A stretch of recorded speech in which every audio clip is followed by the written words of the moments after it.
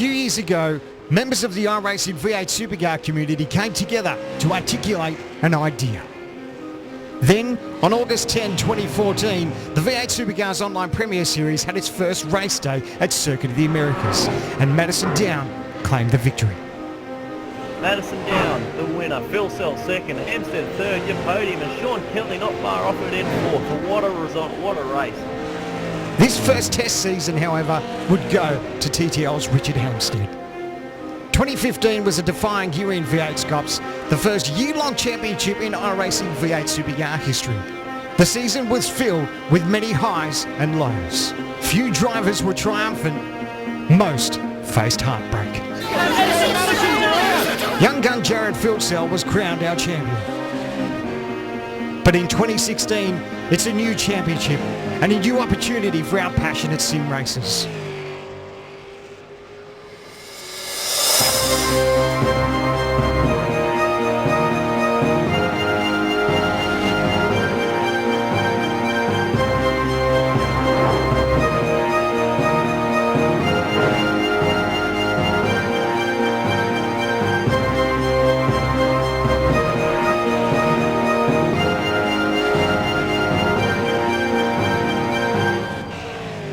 Who will be champion?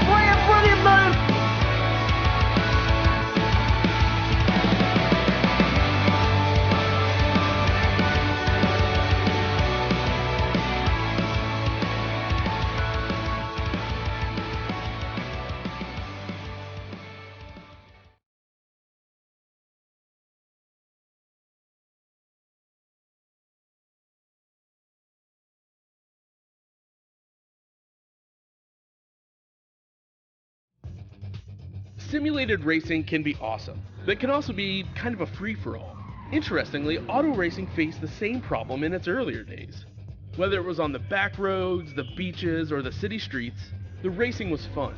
But there was always a certain level of chaos and danger, until some folks came along and put some order to all of this. Stuff like official racetracks, regulations about weight and equipment, and enforcement of standards. That's what gave us high-speed excitement, fast-paced action, and photo finishes. That's when racing became racing. The guys over at iRacing.com have made the same transformation in the world of sim racing. Sure, they've got the most accurate tracks and realistic cars out there, but that's just the start. See, iRacing analyzes the performance and results of each driver in every race, so you can be sure you're always placed in races where the competition will be tight, and that those reckless drivers who ruin it for us all are kept in the pits. Not to mention that with over 45,000 active members already in their vast community, you can find races day and night, so you can always get in on the action. You can even join a league of your favorite series. And since updates are always automatic, you don't have to worry about software and can focus on the track. Zip up your fire suit and check out iRacing.com.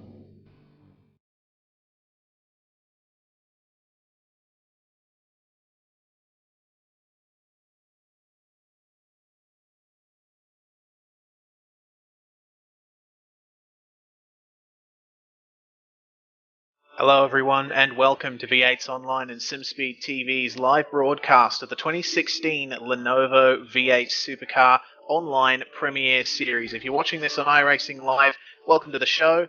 You're watching the Sydney Split Sprint Round 7 at Oran Park. We've got 3 races coming up for you tonight, and we're about to go live for the first one, and taking you through that is going to be Sam Sutton and Jake Burton. Sam, take it away. Yeah, cheers Reese, and welcome all to Round 7 of the V8 Supercars Online Premier Series, brought to you by Lenovo. This week we're at the now sadly defunct Oran Park circuit. Jake, this is a place that's got a bit of V8 Supercars history, and welcome mate. Absolutely, Sam. Awesome racetrack here at Oran Park. We'll hear a bit more about the track itself from our man Reese in his fact file later on. But currently 15 minutes, about halfway through this second split qualifying. And as we've seen quite a lot over the last few weeks, Stephen Sandman Clark currently sitting on the provisional pole. But before we talk more about qualifying, why don't you fill us in a little bit about what happened last round at Spa? Yeah, so last round at Spa was an interesting one. We had Stephen Clark and Joe Burkett taking away from the start. They were the breakaway from the field. Unfortunately, Joe had an issue with his pit stop. The pit crew had too much KFC, the typical TTL diet, which meant he had a very slow pit stop and handed Sandman the win. And I think it was his debut in the second split this year. So Sandman had a good race, and he's looking to back it up this week with about a 3/10 lead in qualifying at the moment. That's it, good to hear, Sam. But something I've just mentioned, and I've seen Sandman have a massive moment through one of the flip-flops. This racetrack at the moment, 24 degrees. It's absolutely freezing out there, so these guys are putting in some incredibly fast lap times.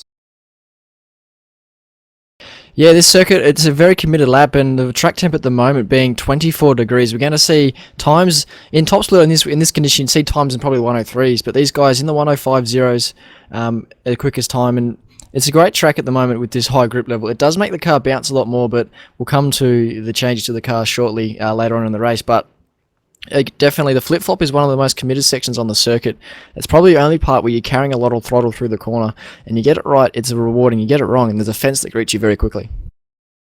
That's right, Sam, and obviously another challenge for these guys in this session. Although it is half an hour, Oran Park Raceway only a minute in length, so these guys are going to actually probably, I would think, on 24 degree track temperature, not be able to get the best out of the car on the first lap. So definitely probably going to be the second lap that we're going to see these guys doing their fastest time, maybe even a third if the guys can push it that far. So definitely a challenging track, nice short track, classic Australian supercar track, a lot like Winton, bit of a race around a clothesline, so definitely tight, twisty and very busy. Yeah, and it puts a lot of demand on those rear tyres as well, especially that that right rear tyre. It's the one that takes a lot of the load in the big attraction zones, especially exiting the final corner and exiting turn 2, which is essentially turn 1, but they count the kink in the entry to that as turn 1. So big demand on tyres in here. The cooler temperatures will help and give these guys a bit more grip out there, which is of course what we love in these V8 supercars.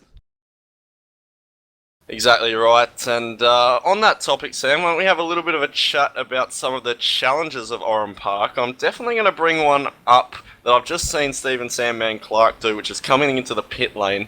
The guys are not going to have to pit tonight in the second split, so that's not too much of a challenge for them, but this track, very tight, very narrow, and very limited margin for error. So run us through some of the challenges, difficulties, and problems the guys are going to face tonight. Yeah, as you've rightly touched on there, Jake, pit lane is going to be an Achilles heel for some guys. Luckily, they don't have to pit, but you'll see it later on in the Split 1 races with guys pitting. But, of course, Turn 1 is probably the trickiest Turn 1 we experience on this calendar. It's a double left-hander, but you get down 2 gears before the first left-hander, but then there's the road falls away, and depending on what the wind's doing, as we saw in pre-qual, it can actually push you quite hard into that corner, and it's very unstable under brakes, watching for that locking of the inside front, which again is a trait around this track because the undulation, locking those inside front tyres, especially coming up over the bridge, another critical corner on the circuit. That's right, another topic I might mention regarding turn 1 is actually lap 1. So that's one of the most hazardous first corners that we head down into. Definitely very difficult to make it too wide at race pace, let alone 2, maybe 3 wide going down there at the very beginning. So these guys are going to have to be very patient, and if we're ever going to see a turn 1 accident, this is a track that's probably going to happen. Yeah, that gravel on the outside creeps up on you very quickly. There's no runoff on this circuit. A lot of the times you hit that gravel and it actually will speed you up towards the fence. But yeah, we remember a few years ago, Jake, we had a Apex Racing League race here together and cars ended up on their roof at turn 1. So I don't think there was too many major issues last year when we raced here in V8SCOPS, but you never know what's going to happen in Split 2. We've seen big crashes in lap 1 before, and I bet it will happen again tonight. That's exactly right, and given the nature of this track and how tight it is, it's actually very difficult to make a pass. So this qualifying session is really crucial for these guys because you don't want to be a fast car probably 6 or 7 places back from where you want to be, because the problem with Oran Park is if you want to make a move, it's got to be very committed, and given the nature of the track, overcommit and you're going to have a pretty big accident. Yeah, the only real overtaking spots are down into turn 1 and 2, and then turn 3. Other than that, it's pretty much line of stone for the whole track. So if you're going to get a car that's good, make it good in those 3 corners, because then you can actually get a pass on and just run the white line for the rest of the lap. But on that note, we have got at the moment the top 16 are all within a second. So Sandman is on a 105.087, and then the 16th place we've got Timothy Faulkner on a 106.093. So this is probably the tightest we've seen Split 2 in a long time, and it's going to bring about some very exciting racing. Absolutely right, and I've actually just having a quick look at the moment at Shay Thompson. We mentioned him a bit over the last few weeks. Pro Force Racing driver. It's actually got up there a bit more in Split 2 this week. It's up in P9 on a 105.7. Another couple tenths is actually going to put him up into the top 4. So definitely very close at the moment, and I know Shay's got a bit more speed under that PFR Commodore, as does his teammate Sean Thompson, who's actually sitting P4 at the moment. Yeah, as we should run through the grid currently at the moment, Jake. So, of course, we've got Stephen Clark on pole with about a 3/10 lead over Blake Neck in second. Our third place goes to Victor Tanaka currently, who's also in the 105.3s with Blake as well. Fourth is Sean Thompson, the team owner of Pro Force Racing we were just talking about before. Fifth is Craig Jones, and then sixth Gary Cooper, very close behind him. Joshua Beecroft, the feature of our last race at Spa, is in seventh. Eighth is Daryl Gale. Ninth is Shay Thompson, and Christian Hinton runs out your top 10. But that top 10 will fluctuate massively with only 300 separating 10th and 11th place at the moment. That's right, and Stephen Sandman Clark at the moment, as we mentioned, has quite a massive gap up the front. We know those TTR Commodores definitely have a good setup this week. Madison down on Thursday night, putting in an absolutely flying qual time, and was actually unassailable throughout the whole week. So I'm not sure if these guys are on the same setup, but Oran Park's always been a track that these TTR guys have been able to manage really well. So Sandman's really proving that tonight, and looks like he's actually maybe going to come out. No, he's still sitting in the pits, so he's pretty confident this time at the moment. And that's another thing as well, Jake, is the traffic around here. It's only just over a minute in length for lap time, so traffic with qualifying is going to be a major factor. Only 24 cars out for qualifying at the moment, but later on we'll see 40 cars on track trying to set a lap. So half an hour, although it seems like a long time on the stopwatch, it's only about 30 laps that you can get in, and every lap matters around this place because hundredths of a second will separate positions rather than tenths. That's right, and I've actually just seen Christian Hinton jump up into P9 just in front of Shay Thompson. He's currently sitting just in front of Stephen Clark at the moment. This lap I think he'll actually abandon because he had a big moment into turn 1, but it's good to see Christian up there, not a name that I can say I've actually heard of up until this week, so really good to see some new guys having a crack here, especially at one of the Aussie Classics in Oran Park. Yeah, Christian was a name we saw back in round 1 at Montreal. He absolutely had a cracker of a race. I haven't seen him around much recently though, but the KRF boys always, when they turn out, present a quality car and have some good racing, so hopefully we see him up there as well tonight, top 5 potentially, but this circuit can always throw up all sorts of curveballs. All it takes is one guy to put a wheel off the road, have the spin in front of the pack, and there's free positions everywhere as he ducks into the pit lane. Actually, just having a look right now at the practice times relative to the quali time. So obviously Stephen Sandman Clark, P1 in practice as well by a significant margin. He did a 105.0 and now has replicated that time in qualifying. But just looking through the next few guys, most of them have done the same excepting Craig Jones, who is actually P2 in practice and has only managed to time 2/10 slower than his practice time. So if Craig Jones can pull one out of the bag, he'll certainly jump a few places on the grid. Yeah, it's often something you see is guys get that lap they want in in practice, and then they can't replicate it in quali, whether that be because of track evolution or they've just used up that one lap speed they had in practice. So I know it happens to me a fair bit. I struggle with quali at the best of times. So maybe Craig's suffering from a bit of the one lap blues and just needs to calm down, have a break. I don't know if he's in the pit lane at the moment. He's in there currently.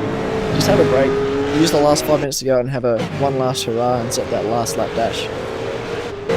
That's right, another one is our well-known Graham Bones Fireland, who was P7 in practice at a 105.4, which is definitely respectable, but he's currently in P12 in qualifying on a 105.8, so he's another guy who'll definitely want to be jumping up the field in that 333, and he's actually out on the lap at the moment.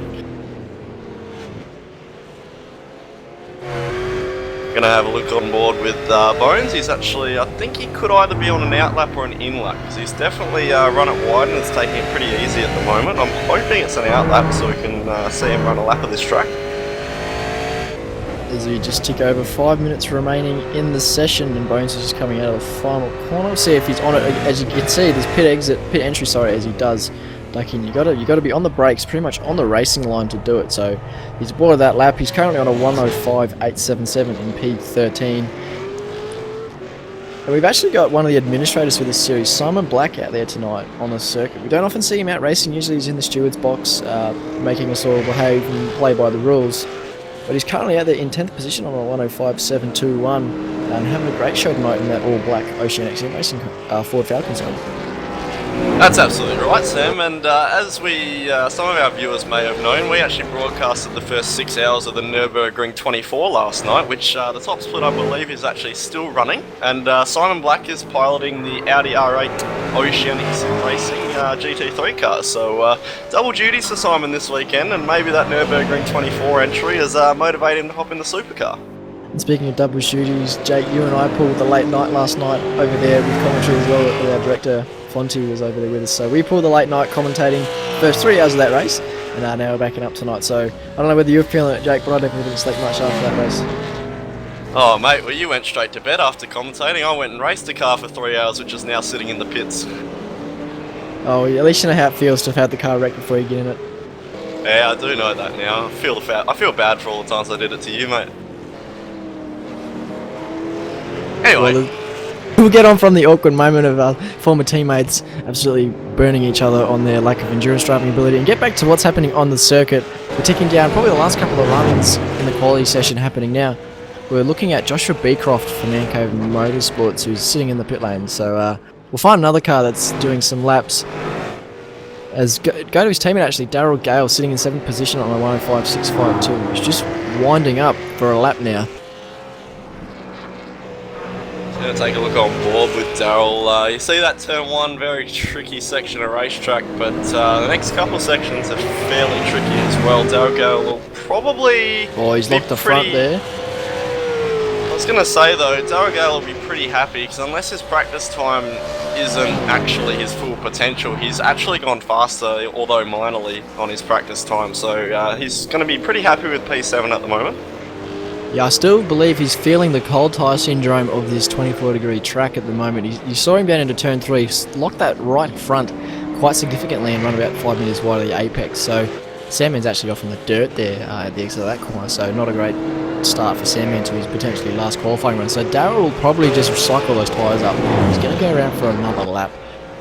See if we can keep riding on board with him. We won't go through a walkthrough, talk through hot lap just yet. We'll probably save that for the race, but either way, just sit back and enjoy this onboard lap with Daryl Gale.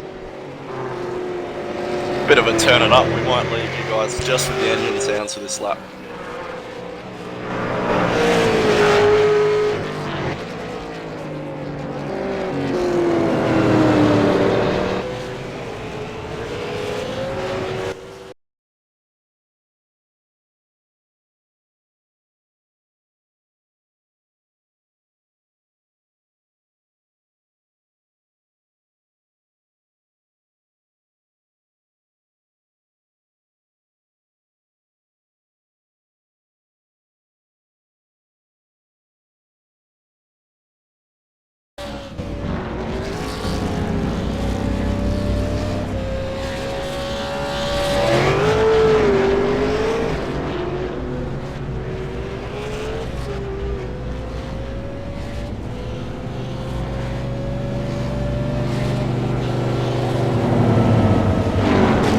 As Daryl actually aborts that lap, so all for nothing in the end there.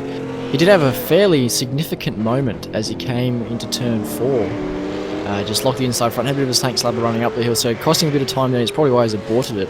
But anyway, we've got 1 minute remaining in the session. Stephen Clark still on pole, followed by Blake Neck, and Sean Thompson's now in the 3rd position, very close behind Blake there, and Victor Tanaka 4th with your top 5 rounded out by Craig Johnson. That's right, Sam. It's something I noticed there just listening to Daryl Gale and his gears he was using and whatnot. He used 4th gear all the way up the hill and through the corner after the bridge and into the following flip-flop. So I think it's pretty fair to say that Daryl Gale is probably on the 375 gear ratio. Obviously, it's a decision. A lot of guys opting to go to the 350 this week, but you can definitely run both and there's definitely benefits of each. Yeah, I think personally, I found 350 works better for qualifying on that lighter fuel load. Just settles the rear of the car down a bit, whereas 375 will work a lot better for the race because you need that punch off the corners. That shorter gear ratio gives you to get past the done around this circuit. You're not even really topping out in 6th gear either. You really only use 3rd and 4th gear a lot around this place. That's right, and obviously another byproduct of running the shorter gear ratios, sometimes you can actually be lowering the revs and get better turning into some of these corners, and really Oran Park is all about finding the balance between having a good amount of turn in and also having that drive that's so crucial that we spoke about. So a lot of guys may be trying to opt for the more oversteery setup and just to get that turn in. Yeah, it's definitely a trade-off between the two evils, you could say. Lots of turn can bring about lots of oversteer, but understeer can bring about lots of drive. So, depends on which you want. But the checker flag is now flying in the session, and looks like the grid is relatively set with Stephen Clark taking out your pole, and he'll be joined on the front row by Blake Neck, a name we haven't seen around very much. I was just seeing someone, I think, coming to the line. I know Simon Black's about to enter the last corner. I'm not sure if he's on a lap, which might bump him up. He's going to finish it. Simon Black is going to come to the line and put in a last minute 105.6, which is just not going to put him any further up the grid. It is a PB, but not quite enough to get him into the top 9 and 8. Yeah, so we'll get a run through the grid before we get ready for racing here. So pole position again goes to Stephen Clark. 2 weeks in a row now for him. Blake Neck rounding out your front row in 2nd. 3rd place goes to Sean Thompson, followed by Victor Tanaka in 4th. 5th place is Craig Jones, and 6th is Gary Cooper. 7th goes to Darryl Gale with 8th going to Christian Hinton. He jumped up a few spots from earlier in the session. 9th is Josh Beecroft, and Simon Black rounds out the top 10. That's exactly right, Sam. And Shay Thompson's going to bring home 11th for Proforce Racing, closely followed by Graham Filan, Jaden Borg, Wayne Taylor, James Bell in 15th, Paul Preston 16th, Timothy Faulkner with no time practice 17th, Simon Pitt 18th, Jamie Kingston 19th, and Mark Fee in the 20th. But I might quickly just mention the significance of that margin that Stephen Clark has. That is a major margin to have at a track this short. 0.3 of a second. If he can replicate that in this race, he is going to have a huge advantage. Yeah, 0.3 of a second around this track is quite a lot. But as we go, we're just jumping on the grid now. Simon Black giving his usual pre-race don't be naughty brief before he goes out there and tries to not be naughty himself. But we've got, so we'll have off pole again. Stephen Clark, can he go 2 from 2 in his starts in split 2, sorry. We're not sure. No pit stop tonight for these guys. 39 laps around this historic piece of road that unfortunately no longer exists. It's now a housing development, so should be a good race. Jake, who are you picking for the win? I think it's pretty hard to go past TTR's Stephen Sandman Clark, whose beautiful voice we'll hear later in the top split commentary. But yeah, I think it's pretty hard to go past Sandman for this one, Sam. Yeah, I'm going to have to go with the same. Unfortunately, no team up for me to pick tonight who will then lose the race. So, Stephen Clark for me, he is a TTR driver, but I've got to put that difference aside and pick him for the win. That's it, and we're going to have about 30 seconds now until these guys get the green light starting to come up. But turn 1 down here, these guys are going to want to be very careful. If you're not Stephen Clark or Blake Neck, it's going to get very hairy down there. So the start's going to be very crucial for these guys, but also just being patient, because 40 laps around Oran Park is a very, very long time when you actually think about it. Maybe not by time, but how busy you are around this place, it feels like forever.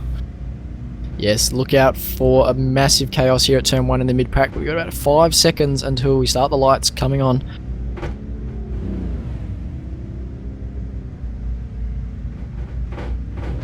I think we're going to hear the revs to build as they are now. We've got a jump starter in the back of the field. And away we go. Looks like a bit of a bog down start there for Stephen Clark. Blake Neck got a good jump off the line there relative to Sandman, but he's covering the inside line. Shay Thompson back there also with an awesome start. Now's when it starts to bottle up. These guys are getting very close. The front 9 or 10 all single file, but beyond that, these guys are going too wide through here. It's a miracle, Jake. No one's gone off at turn 1. Oh, I said that too early. I spoke too early. These guys tried to go too wide through there, and Timothy Faulkner has actually just got in the side of Jaden Borg, causing a bit of a turnaround, which has also collected the 066 car of Simon Pitts. That's a shame that those guys have managed to get straightened out, not too much damage, given that it's such a low-speed corner. So other than my commentator's curse affecting the perfect nature of turn 1, we've had a pretty clean start to the lap as we look back. Darryl Gale down the inside of Graham Flyland in the S section, not going to make the happen. Wayne Taylor just sticking his nose in there as well. Oh, that's not awkward. That's awkward, boys. Graham Flyland running off the road. Darryl Gale as well through there. That all started a little bit with Christian Hinton. I think he might have actually got a slowdown penalty and tried to clear that, and that's caused these guys to bottle up. And now from Shea Thompson forward, there's actually a few seconds gap up to Gary Cooper. So that's Shea Thompson looks to be significantly crabbing. That car is not in the best shape, and they duck into the pit lane. So that looks like it's done. We've also got, who's that behind? Matthew Clote is serving his drive-through penalty for jumping the start, and Jaden Borg with a bit of damage as well entering the pit lane.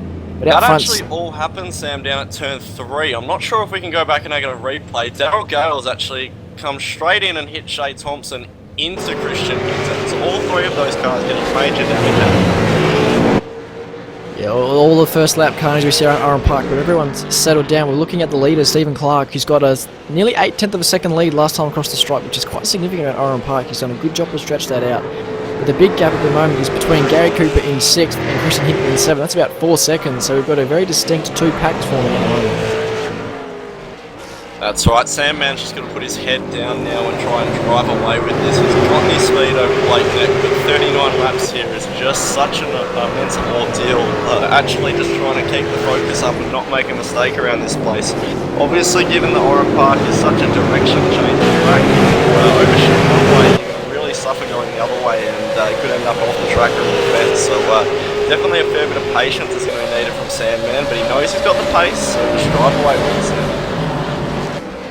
So looking at Joshua Beecroft back in 10th position in this midst of this battle pack, his teammate Darryl Gale makes a move there on James Belt into turn 1. This is where all the action is. This is what you love and you hate to be in at the same time. You love it because it's a massive fight, but you hate it because it's very easy to make a mistake, or you just get lulled into their rhythm and you can just end up rear-ending them at some point on this circuit. But everyone has different braking markers, so around this joint there's lots of lines, especially up in this bridge section. Some guys like it nice and narrow, whereas others is all the road. That's what they're doing. Another guy I have to mention is Craig Jones for ERA. We mentioned he was second fastest in practice, but he's just passed Blake Neck to get into 2nd place from 5th on the grid. So if anyone's going to challenge Sandman, it's going to be Craig Jones, and he's certainly got the pace. Yeah, looks like Blake's struggling a little bit with the race pace as well. Victor Tanaka's latched onto the back end as well, and I expect he'll get a move down into turn 1. He'll have a look at least, I expect. Doesn't appear to be close enough though, so he's just going to sit there for another lap. Behind you got Sean Thompson just dropping back about 2 seconds from his pack, and Gary Cooper just within touching distance there of Sean, but still that massive gap from Gary back to Christian and Co behind him. 105.9 last time by from our international driver Victor Tanaka, so that's awesome pace from Victor, and he's certainly going to want to be having a look at Blake sometime this lap. This track is one of those tracks, Sam, that quite hard to actually convert ball pace into race pace. Yeah, you can find some guys you're just able to fluke a lap, and it's one of these tracks where the fluke lap definitely will come into play, but race pace is just hard to struggle. I know you've been saying over on the other times that you're struggling with to get the race car itself, but it's just a balance thing. This track is all about the balance. If it's slightly off, the car is an absolute dog to drive. I mean, it's a dog at the best of times, but when the balance is right around this track, the ventilation change and the braking zones that are off camber and stuff like that can make it quite difficult. That's right, and this track being so hard on front tyres, Sam, we know the tyres will start to drop away after 2 or 3 laps. So these guys who had understeer setups, as we've seen Tanaka actually go wide gone. here. Oh, he's actually lost it in the dirt. He's had a half spin. He's just run it off the road. Good save there, though. He'll only dropped 1 spot behind Sean. That could have been a lot worse. Could have ended up in that fence quite firmly, but he's dropped behind Sean Thompson, and he's in the clutch to Gary Cooper now as well. We saw many years ago, back when it was the Monday night racing, Mitchell McLeod give a tap to Justin Rugia down into turn 1 down there, and Justin couldn't quite catch it and went head on into those tyre walls. So absolutely a very difficult corner to catch, and Victor's done an awesome job to keep that just sideways enough to slow him down and get that back on the track, and we'll lose 1 position for it, as we said. But good catch, and he'll want to be getting past Sean pretty soon.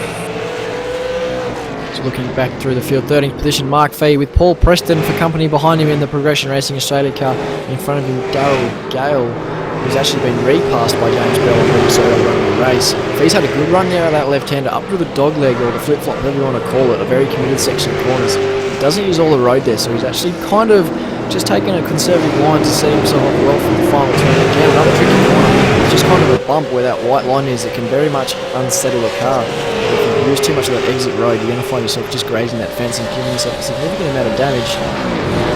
But Paul closed up nice through that last section of track there, but Mark Feast, he just got a nice run through the braking zone, but Paul right there expects him to have a go into turn 3 here. We can just stay with this battle here. If we're not going to see any sideways action, just want to compare the lines that these guys take up the hill here. So there's a little tiny bit of contact there. We would expect to see Mark Fee probably run this corner very narrow, as we see. Yeah, Paul got very close through turn 3 and he's just lost a little time up the hill. And Paul, using all the road up the bridge, nearly put the wheels in the dirt on the entry to the turn there. That bridge corner is actually really tough, as you know, Sam. It's sort of risk and reward. You can take it narrow and shorten your distance and get a very nice run up there, but there's an awful bump, which you know all about from last year's race, and that bump can really bite you, so it's probably better to run the outside line and just maintain a bit of corner speed. Darrell's run deep, but Mark Fees decided to follow him as well. A bit of the old "I'll do what you do," follow you into a mistake trait there, but would have been a nice opening for Mark there, but unfortunately he just couldn't capitalise. Probably got a bit excited and break deeper, try and get on the inside, didn't work. We're looking at Paul Preston behind. He's got a windscreen full of Holden Commodore. He wants to get that clear as quick as possible, but it doesn't look like he looks like he's quicker into turn 3 and 4. But other than that, Mark Fee's looking pretty much on pace. I think throughout the rest of the lap, maybe a bit quicker through the dog leg and the final corner. Going to make a quick mention to our guys at the front. Steven Sandman Clark, our race leader, has been doing consistent 4s and 5s. 05 4s and 05 5s the last few laps, which is only half a second slower than him in qualifying, and Craig Jones has dropped that gap massively as he's in the 6s. So Sandman seemingly running away with this one at this stage. So we're coming on to the lap 8 of 39 now. Stephen Clark with nearly a 4-second lead over Craig Jones, and then Craig's got about 1.5 seconds back to Blake Neck. Victor Tanaka hasn't been able to get past Sean Thompson, so that early race pace he showed, currently behind Blake for that little off, hasn't come to fruition against Sean here. Gary Cooper's just sitting in there patiently waiting, rounding out the top 6. Graham Filand in 7th, a good result for him so far. He's come up from 12th on the grid, so he benefited from that first lap pace. As I stated, he was very deep into turn 3. Gives Christian Hinton a look. We might see a look at this, Mr. Director. This looks like a battle in the waiting. Christian Hinton looking very pacey at the moment. We know he got a big hit in the right rear on that opening lap as Graham Bones Filand has gone wide again. Seemingly really struggling with the front end of that Commodore at the moment. You can see it through the flip-flop from the direction change. Let's see if it happens again up here. Yeah, look at Bones. He's so wide compared to Christian. Don't know whether that's him struggling or with the tyres themselves. It potentially could have overpressured these tyres. That's the main issue at the moment with the way the tyres wear on this car currently is the overpressuring or overheating. So we'll expect that to change with the new build, which is released Tuesday night, Wednesday morning Australian time. And we'll get a bit of a lull, Jake. We might actually have a bit of a chat about what we can expect from that. Absolutely, Sam. This will definitely be the last round of V8SCOPS that we see these cars on the V5 tyre. iRacing deciding to put the V6 and implementing some new chassis torsion and fancy damper stuff for this next build. So it's definitely, and to many drivers in the community, hopefully going to change the handling and way this car behaves. So definitely an exciting build coming up. You seem to know a little bit more about the tension and the suspension side of things, Sam, so why don't you run me through what you actually think is going to come of this build? Yeah, well currently it's like driving a plank with the way the chassis works. So what iRacing have done is just removed a bit of the chassis torsion in the rear of the car, so you don't go from having 100% grip to 0% all of a sudden. It's going to make the car a lot more drivable on the exit of corners. You'll be able to commit more to corners and the rear of the car will stick more. I believe they focused on getting the car to ride curbs better, so hopefully that god-awful pogo will be gone. The big thing I'm looking forward to though is new sounds. We've seen a sample from Aussie Greg Hill on the forums and it sounds absolutely sweet so far. We haven't heard the gear shift sounds or the backfire sounds yet, but just the pure engine sounds sound absolutely amazing. I think you guys watching the broadcast will thoroughly enjoy the next round we see them at, which will be July 3rd, which will be at Indianapolis Road Course. It'll be awesome to hear those new sounds rattling around the Indianapolis Motor Speedway, a track we haven't been to for a very long time, but I'm really looking forward to the tyres, Sam. According to the release notes, the car at the moment will probably be very fast on its first lap. On a hot track, you actually have to do a slow out lap to ensure it's fast on its first lap in qual trim. But now they think it could take up to 3 to 5 laps for the tyres to be at optimal temperature, which is really going to extend and put more pressure on our drivers in qualifying. Yeah, it'll definitely be a change up of the way people drive this car come next season. And it might shake up the running order. I don't think it will too dramatically because the guys up the front have got a good team behind them who can help get their cars right for them. But we'll see how it all shakes out for these smaller teams around the Split 2 region, whether they can get a grip on the new car. And I'm just looking at Sean Thompson, Victor Tanaka. Sean's had a massive moment through Turn 1. Just had to catch the car. It's given Victor a nice run on him. He's going to have a look into Turn 3. Just not quite close enough though. Absolutely. These guys have got to remember that they're only actually a quarter of the way through this race. It will feel like they've been racing for so long. Oran Park is such a busy racetrack. The front straight is pretty much the only break that you get, and this section here that we're seeing Victor and Sean go through is so busy. It feels like you're constantly turning, constantly focused on what you got to do, and 39 laps is certainly an almost enduro for these guys. This is very long. Yeah, it's almost about a 3/4 tank run this race tonight, about 80 to 90 litres depending on how heavy your right foot is. Stephen Clark now starts his 12th lap of the race, has a 5.5 second lead, which is absolutely mammoth around Oran Park, back to Craig Jones. And then third is still Blake Neck, who's done a great job starting second on the grid. He's only dropped that one spot to Craig Jones there. Here comes Tanaka, looks to the inside at Turn 1, but just actually, Sean's on the dirt. He's lost it there. He's kept it out of the fence though. Done a Victor Tanaka and saved it quite nicely. Only dropped in there behind Gary Cooper. That could have been tears there for Sean. Thankfully, he's able to save it back on road with not too many consequences there. What has actually happened there is Sean's covered the track and gone to the middle to cover Victor Tanaka, and he's actually completely outbraked himself and taken it just a little too narrow. And the beneficiary of Victor Tanaka pressuring Sean into a mistake there. So yeah. Bad luck for Sean, but Victor's going to be loving that clear bit of track, so he can now chase down Blake Neck for P3. Yeah, maybe Victor was just bottled up behind in the dirty air of Sean. See if we can actually catch up to Blake Neck here. I'm not sure if he will. He hasn't had the pace quite there behind Sean. Blake's running around about the mid to high 105s, which Victor's been in the 106 as much of the time. Stephen Clark, they're still streaking away. At 105.8 last time, but probably one of his slowest laps in a little while. He's just hit cruise control. He doesn't need to push the car at all, really. Just sitting around cruising. That 6 second lead is quite comfortable around Oran Park. So we might see if we can queue up a hot lap with Stephen Clark. The next time he crosses the stripe, we'll do the typical walkthrough, talk-through, and give you guys a driver's insight into Oran Park. Yeah, we're going to get our director to get on board with Sam Clark, and we're going to let Sam do it. He's got the tiniest margin over me in free qual, so he's the more qualified guy. But to be honest, I think I'll let him have this one. This track is going to be an absolute stressful walkthrough for Sam, so he's going to be speaking very constantly. So see how you go, mate. Yeah, set your ears to receive and prepare to have a belt-fed lap coming your way. We're coming into the final corner, down to third gear in most races. Sounds like it actually goes to second there. Got to watch this roll on the exit, pull it all the way up to 6th gear. This is your one brake you get on the track, crossing the stripe there.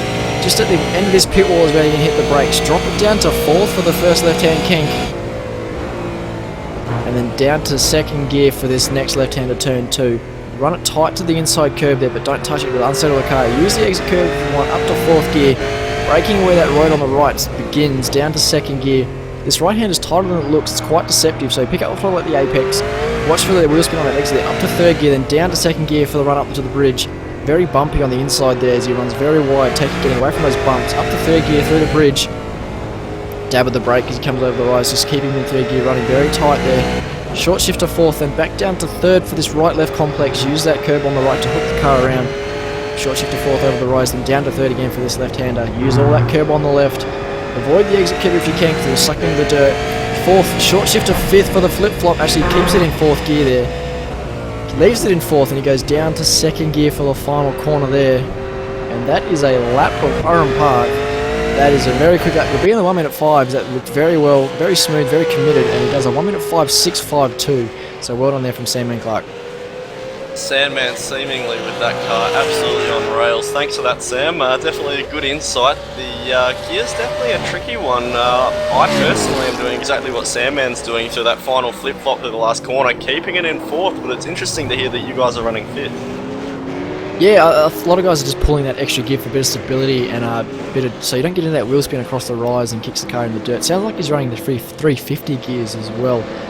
So everyone's got their own preference with the ratios. Some people, I know back in the day in the old car, used to run 325s or anything, so there's a lot of variation with the ratios. It's all up to driver preference and how much you like using that gear shift.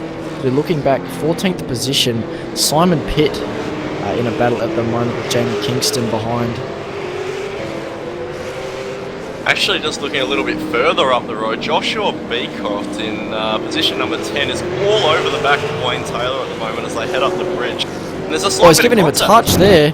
He's locked it up on the entry to the bridge corner, and he's giving him a touch up. Lost the place there to James Bell. That's not gone well for Josh Beecroft at all there. Another thing as we hear Josh apologise over the radio, so Josh acknowledging he was at fault there, but another thing I've just noticed is that Simon Black didn't take the grid for this one, so a lot of good qualifying effort, and just decided he's not going to race, which is a shame. Yeah, maybe he didn't want to break his own rules and have to give himself a penalty, so he stayed out of the trouble tonight, just up in the steward's box, just had a bit of a thing in qualifying. It was a bit of fun just to whirl this car around this track. Exactly right. We're going to take a little look at Paul Preston at the moment, who's currently in a little bit of a gap, stuck between Beecroft and Gale at the moment. So he's got a nice little buffer in front and behind, just running his own race, and I'm sure he's thinking that, you know, we're only about a third through this race, so definitely just playing it smart at the moment and just trying to consolidate P12. Yeah, Paul Preston, he was latched to the back of, I can't remember who it was, so he was latched to the back of someone earlier on, but he's just had a bit of clean air now. He's just by himself. Darryl Gale's about a second back, and Beecroft's about 3 in front, so a lot of guys just separating now. The 2 to 3 car groups are starting to form. The only real battle we're seeing on the circuit is between James Bell and Josh Beecroft. They're probably the closest cars within the second of each other now. Also a little bit further back, Jamie Kingston, car number 169 and 15th, has been all over the back of Simon Pitt. Dropped a little bit of time there in the flip-flop, but Jamie Kingston seemingly with a much tighter car at the moment. Definitely has the pace over Simon Pitt, just doesn't quite have the consistency. Yes, and Jamie Kingston also has got past Mark Fee, who we were looking at earlier on, who's challenging Simon Pitt for that position, I believe. So he's done a good job here, Jamie Kingston, to get past. He's up in the 15th position. He's just putting the pressure on Simon now. It's just about wearing away at the guy in front of you. Often when there's someone in your mirror, you start to focus more on them than on your own racing line. You can just tend to watch where they brake or watching for them to put the nose out, and you just get forced to do a little mistake. As we actually look up ahead, Darryl Gale was looking on the inside of Paul Preston up to the bridge. It's a tricky spot you can do it. You can just get your nose down and just place them off the apex of the bridge, give them a bad run, and you get that position pretty easily because it's very impossible to run the outside around bridge. Paul had a massive lock-up coming into turn 3 just in front of Kingston as I was looking up the track, and Darryl Gale actually able to capitalise. Not quite get the nose in there, but that definitely would have hurt Paul's front tyres, and presume if Paul makes another mistake, Darryl Gale will capitalise. He's actually a little wide again, and he's got a bit of wheel spin as well. He's got a bit loose on the eggs, a bit of fishtailing. Darryl Gale's got to get the run here into turn 1, tucking into the draft. Draft not going to help you much. This is going to be brave if he tries this. Come on, mate, have a dig. He's not going to do it. He's just going to follow him behind. He runs right through turn 1. He sticks in there. Oh, very close there on that gearbox of Paul Preston. I think, Jake, if that was you would have sent it for sure. He's looking around the outside now into 3. He's got the position, but halfway up. Not going to work though. Try the crisscross. Oh, he's hit that curb. Turned a bit too early. That curb absolutely vertical and shoved his car way offline. And he's got Simon Pitt for company now too as well. Let's brought Jamie Kingston as well and Simon Pitt up into the fold. This is now a 4-car battle very quickly. That shows how when you get battling you can lose time very quickly. You've got to be careful down there at turn 1, Sam. I had a crack last year on Josh Muggleton and hit a curb on the inside of the track. There's a little bit of a ditch on the inside if you take a little narrow, and that shoved me right out into him, and we both ends in turn 2 backwards. So definitely got to be careful when you're making a move down into turn 1, given it's so narrow and high speed. So good work by Darryl probably to pull out of that one. Yes, Paul Preston has had a much better exit now for final corners. We've got a car going into the pit lane. Kingston. That's Wayne Taylor here entering the pit lane. Kingston has a run here. As well. Kingston has a massive run. Simon's going to let him go. Smart play by these boys. Simon obviously not brave enough to try the 2 wide through turn 1, and that's going to put Kingston up into P14. You're so, Jake, for stepping on your toes there, but we had Wayne Taylor ducking into the pit lane. Looks like he's got a bit of damage to that rear of that car, so a few positions for those guys now. That's put Paul Preston up on into 11th. So these guys just on the fringe of the top 10.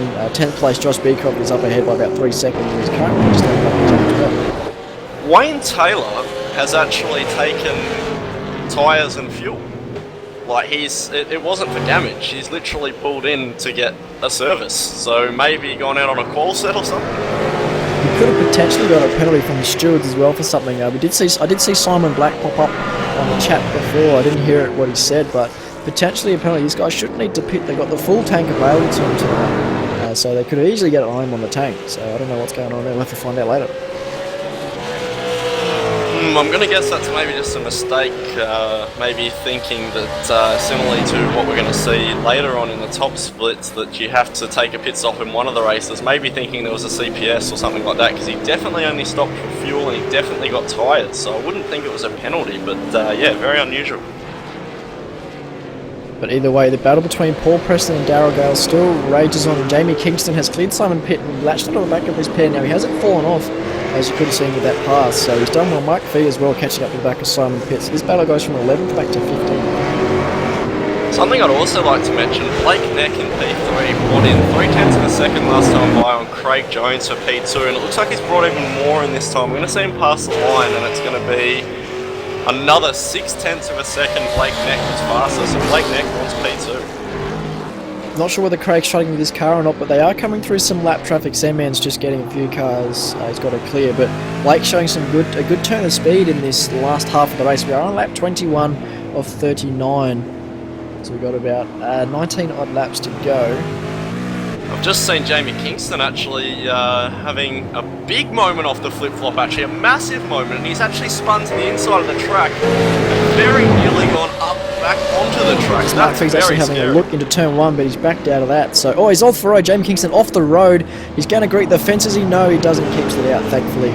So Jamie Kingston, not a great end of his that lap there, and beginning to it as well. So he's dropped from behind his teammate in 13th all the way back to 15th now. Yeah, that's 2 massive offs for Jamie Kingston in 2 laps, 2 corners. So yeah, that's certainly going to unsettle his rhythm, but beneficial for Mark Fee. He's going to jump up a position. Another battle between James Bell and Josh Beecroft, KRF and Man Cave Motorsports. There's a lot of these Man Cave Motorsports cars out here tonight. A good strong showing from them, all on the fringe of the top 10. This is for 9th and 10th on track. Beecroft's just been kind of shadowing Bell at the moment. He's running a lot of line in the final corner. He can get the run straight. Nearly clips the wall. They're using all that exit road. Joshua Beecroft really demonstrating the sort of driving style that you need around Oran Park, going for those late apexes and trying to get that traction. He's taking it nice and easy into all these corners and focusing on getting the run, not hurting his front tyres too badly, because we've got to remember, Sam, these guys still have 17 laps of racing left, so a long way to go here at Oran Park. Yeah, Beecroft doesn't look as committed in turn 1, but look at Sandman out front. He's just coming across a lap car in front. That looks like Jonathan Ben, it is, yes. And he's just about to start lap 23. His last lap at 105.8. Sandman has been the image of consistency tonight. His fastest lap is a 105.4, and his slowest lap is a 105.9. So he's been well and truly within the ballpark in consistency. He's done a great job tonight. It's a good, strong sign for TTR. If this is the setup they're going to use tonight, expect them to be strong in the split line races tonight. Sandman definitely in a league of his own at the moment, pulling more than a 10-second lead as he's actually had a massive moment. I'm not sure if we caught that. That was huge entering turn 4. He's caught the grass on the left, very easy to do. That's a heart stopper for Sandman. He will definitely have his rhythm upset by that one. That's major. Luckily, he's got 11.5 seconds to play with, but he would have just been following the lap car, expecting him to just take his normal line and just follow him through. Jono's tried to jump out of the way, and Sandman's just had his eyes on the car and followed him in. And nearly come very much undone there for Sandman. He's got a lot of space to play with, so no real damage done. As Craig Jones and Blake Neck now just clearing Wayne Taylor. Victor Tanaka as well is going to get stuck in behind him. No, he gets him clear before the flip-flop. Sandman still doing a 107.3 with that massive moment, which would have cost him at least a second. So Sandman still Gonna now take this next couple laps pretty easy and hopefully let those tyres cool down, because that would have heated them up a little bit. It was a fair, massive lockup. We'll have a lap on board with Sean Thompson, but Gary Cooper in front has been changed position there. Gary was been just a few laps ago. So you can see sort of what it's like to be stuck behind a car. He's not right up in under the rear wing, so not a lot of his view is blocked, but Gary just runs a bit wide there, locks the inside front of turn 2. That's one thing, as we're going to ride on board with Sean, as we said, you'll see the bumps in this racetrack through this section. The car hopping and hopping here, bang, bang, bang over those bumps, and it's very hard to put the power down up this hill. The bumps at Oran Park are definitely, without a doubt, its most distinguishing feature, as Sean gets a bit sideways there. Yeah, and the colder weather as well, and the colder track temp doesn't help with the bumps. This car is known to, in cooler conditions, when there's more grip available, when it hits a bump, it tends to grip up and try to roll the car. So we actually saw it actually flip itself in the curve. So, if we had a hotter temp, the guys might be finding these bumps a bit easier. I know before we were having a bit of a fun session with the F1 car around here in the V8 as well, and Mason Dan was saying the car does a lot better in the warmer temps with regards to bumps. The grip level is terrible, so hopefully come next season we'll get this fixed. Exactly right, and obviously I think for all of the sessions, Sean running very close to the outside of the track there, but as I was saying, all the sessions in the V8SCOPS racing tonight is going to be under the morning configuration, which means we should see some fairly cool track temps, which means we're going to see plenty of bumps affecting people, but it also means that these guys should be able to hold onto the tyres a lot longer than on the hot track. Yeah, we should see some cool things. We actually need to look at Blake Neck and Victor Tanaka. These guys have closed up well. Victor was within about half a car length coming into the right left side after the bridge, but he's just had a bit of a moment. He's run wide, so he's lost a bit of air gap. But no broadcast. Victor last time did a 106 dead, while Blake did a 106 too. So there's not much between these guys. Victor looks to have a better car. Craig Jones is not currently leading his queue at a 106 too, so him and Blake matching each other there.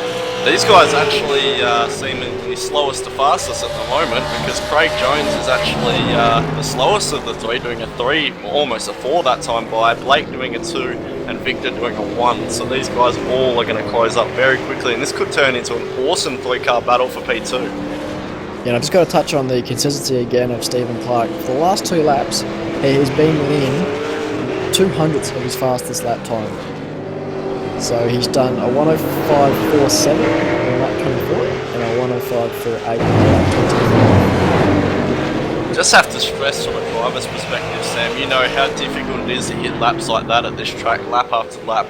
The top split guys, a lot of them will struggle to manage stuff like that. So for Sam Man to be doing that's extremely impressive, and demonstrates his level of patience as well as the comfort that he's clearly showing on that Trans-Tasman racing setup at the moment. We're just going to watch Tanaka crest the final corner, still chasing down Blake and Craig, but seemingly having a little bit of a slower lap.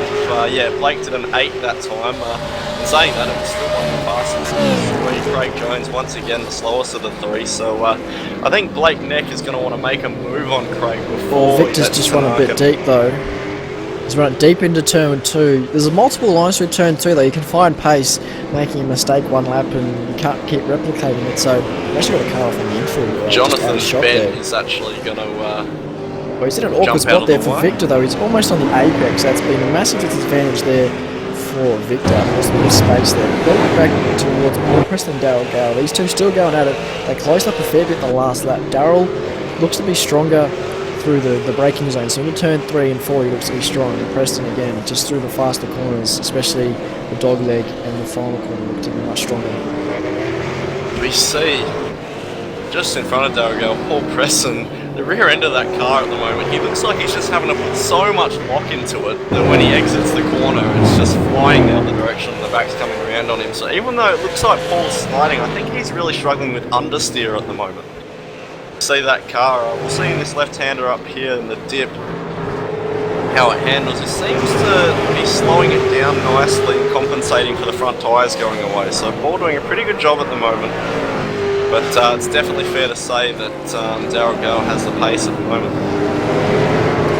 Yeah, it's Paul, you can see that he's probably going for the more of a drive style car to get this car off the corners, and it's compromising his entries in mid-corner. So even though he's in front, so it's alright, he's got track position, he's behind, it's hard to get the pass done. And the car I saw off in the weeds before was actually Simon Pitt. He's had a pretty major issue. He's in the pit lane now, and he's just gone a lap down. So we've only got 14 cars left on the lead lap streak, the last which is Jamie Kingston. And also just having a little look back to our battle at the front, Craig Jones has pulled it back out the last 2 laps, doing 2:105.9s, which is somewhat comparable to the times that we're seeing Sandman doing. So Craig Jones definitely found his feet again as these tyres have come back to him. But no matter how good Craig Jones' laps are, he's still losing time to Sandman. 13 seconds is the gap now. Last time by for Craig, a 106 dead. Sandman, a 105.8. Sandman again in this league of his own. We saw it last round, with Joe Burkett, those two in a league of their own.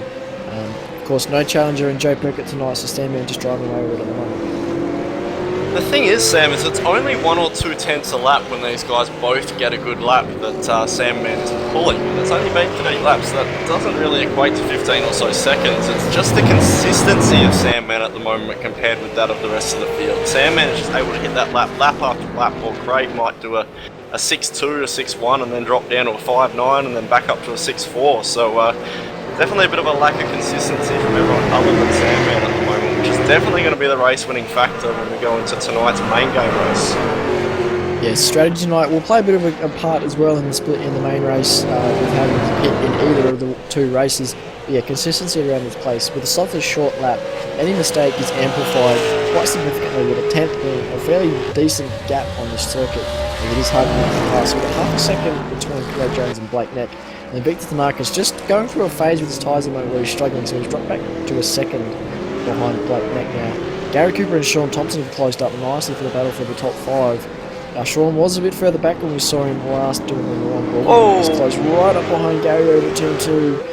I've just seen Blake Neck have a huge moment. Sorry, I was watching back up there. Blake Neck had a massive moment into 3, and must also mention 10 laps to go for these guys now. Back to the battle behind. Yeah, back to Gary Cooper, Sean Thompson. Sean had a look into turn 3, just pushing Gary off the apex.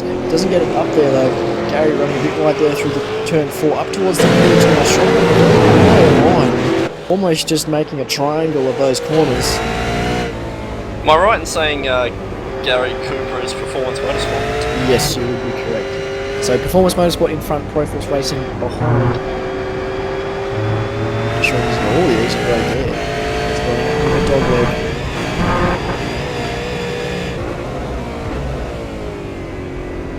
So we're just saying Sean Thompson is going to get a run and not quite be able to put the power down. I think tensions have been high between these two for most of this race. If you've got any questions or anything you want to ask our directors, just remind us, check out the V8 Supercars online Premier Series / V8SCOPS on Twitter. It's trying to go around the outside. What a move. Do that? That is Richard Hampstead spec, making a gap when there is no gap, using the dirt to get it done. Doesn't quite pay off though, got a bit of wheel spin on the exit. That would have been something special. I haven't seen that before. Had he pulled that off, that would go down as move of the year. I would have been buying a lottery ticket because there's a lot of luck going around tonight if that happened.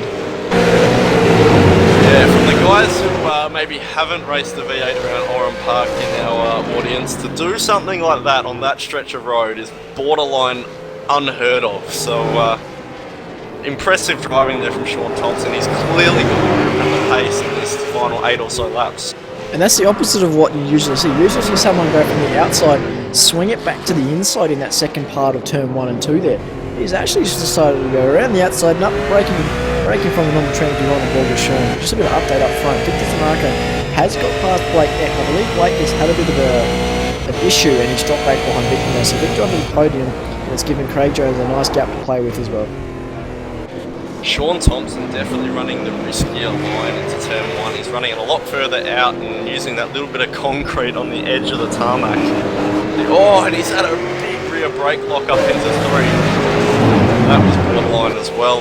A lot of cars this week running brake bias much further back to actually get the car pointed in for a lot of these corners. So a lot of the corners here you're braking while turning. So the further back that you can have the brake bias, the better you're going to be able to turn these cars. So Sean clearly struggling with rear locking at the moment. Yeah, and again, the trade of this car is you've got to get that entry speed right for it to work well into the corners. Which is what Sean's doing, is backing up the corners, going inside front there. to that left hand up through the dog leg now. Sean Could he have a move? He's having a look into the final corner. Oh, he's very deep there. Gary's giving him the space. He's done it well. He's been very nice there, but Gary's going to have to run. It's almost like an oval there. Running the outside gives you a bit better run. As we see, Sean's having to drop in behind. Sean looking very racy behind Gary Cooper at the moment. It is actually possible, as we're going to have a car coming out of the pits at the worst Oh no, that's time. the worst time for a car to come out of the pit lane. That's a Tryhards racing car. We'll find out who that was in a second. Gary Cooper looks to have... as we're hearing, Gary Cooper's got wheel damage because of that. That is some of the most average driving I've seen since last Sunday in AEC. That was next level special there from Nathan Connor. I'm sorry to say that, but that was atrocious.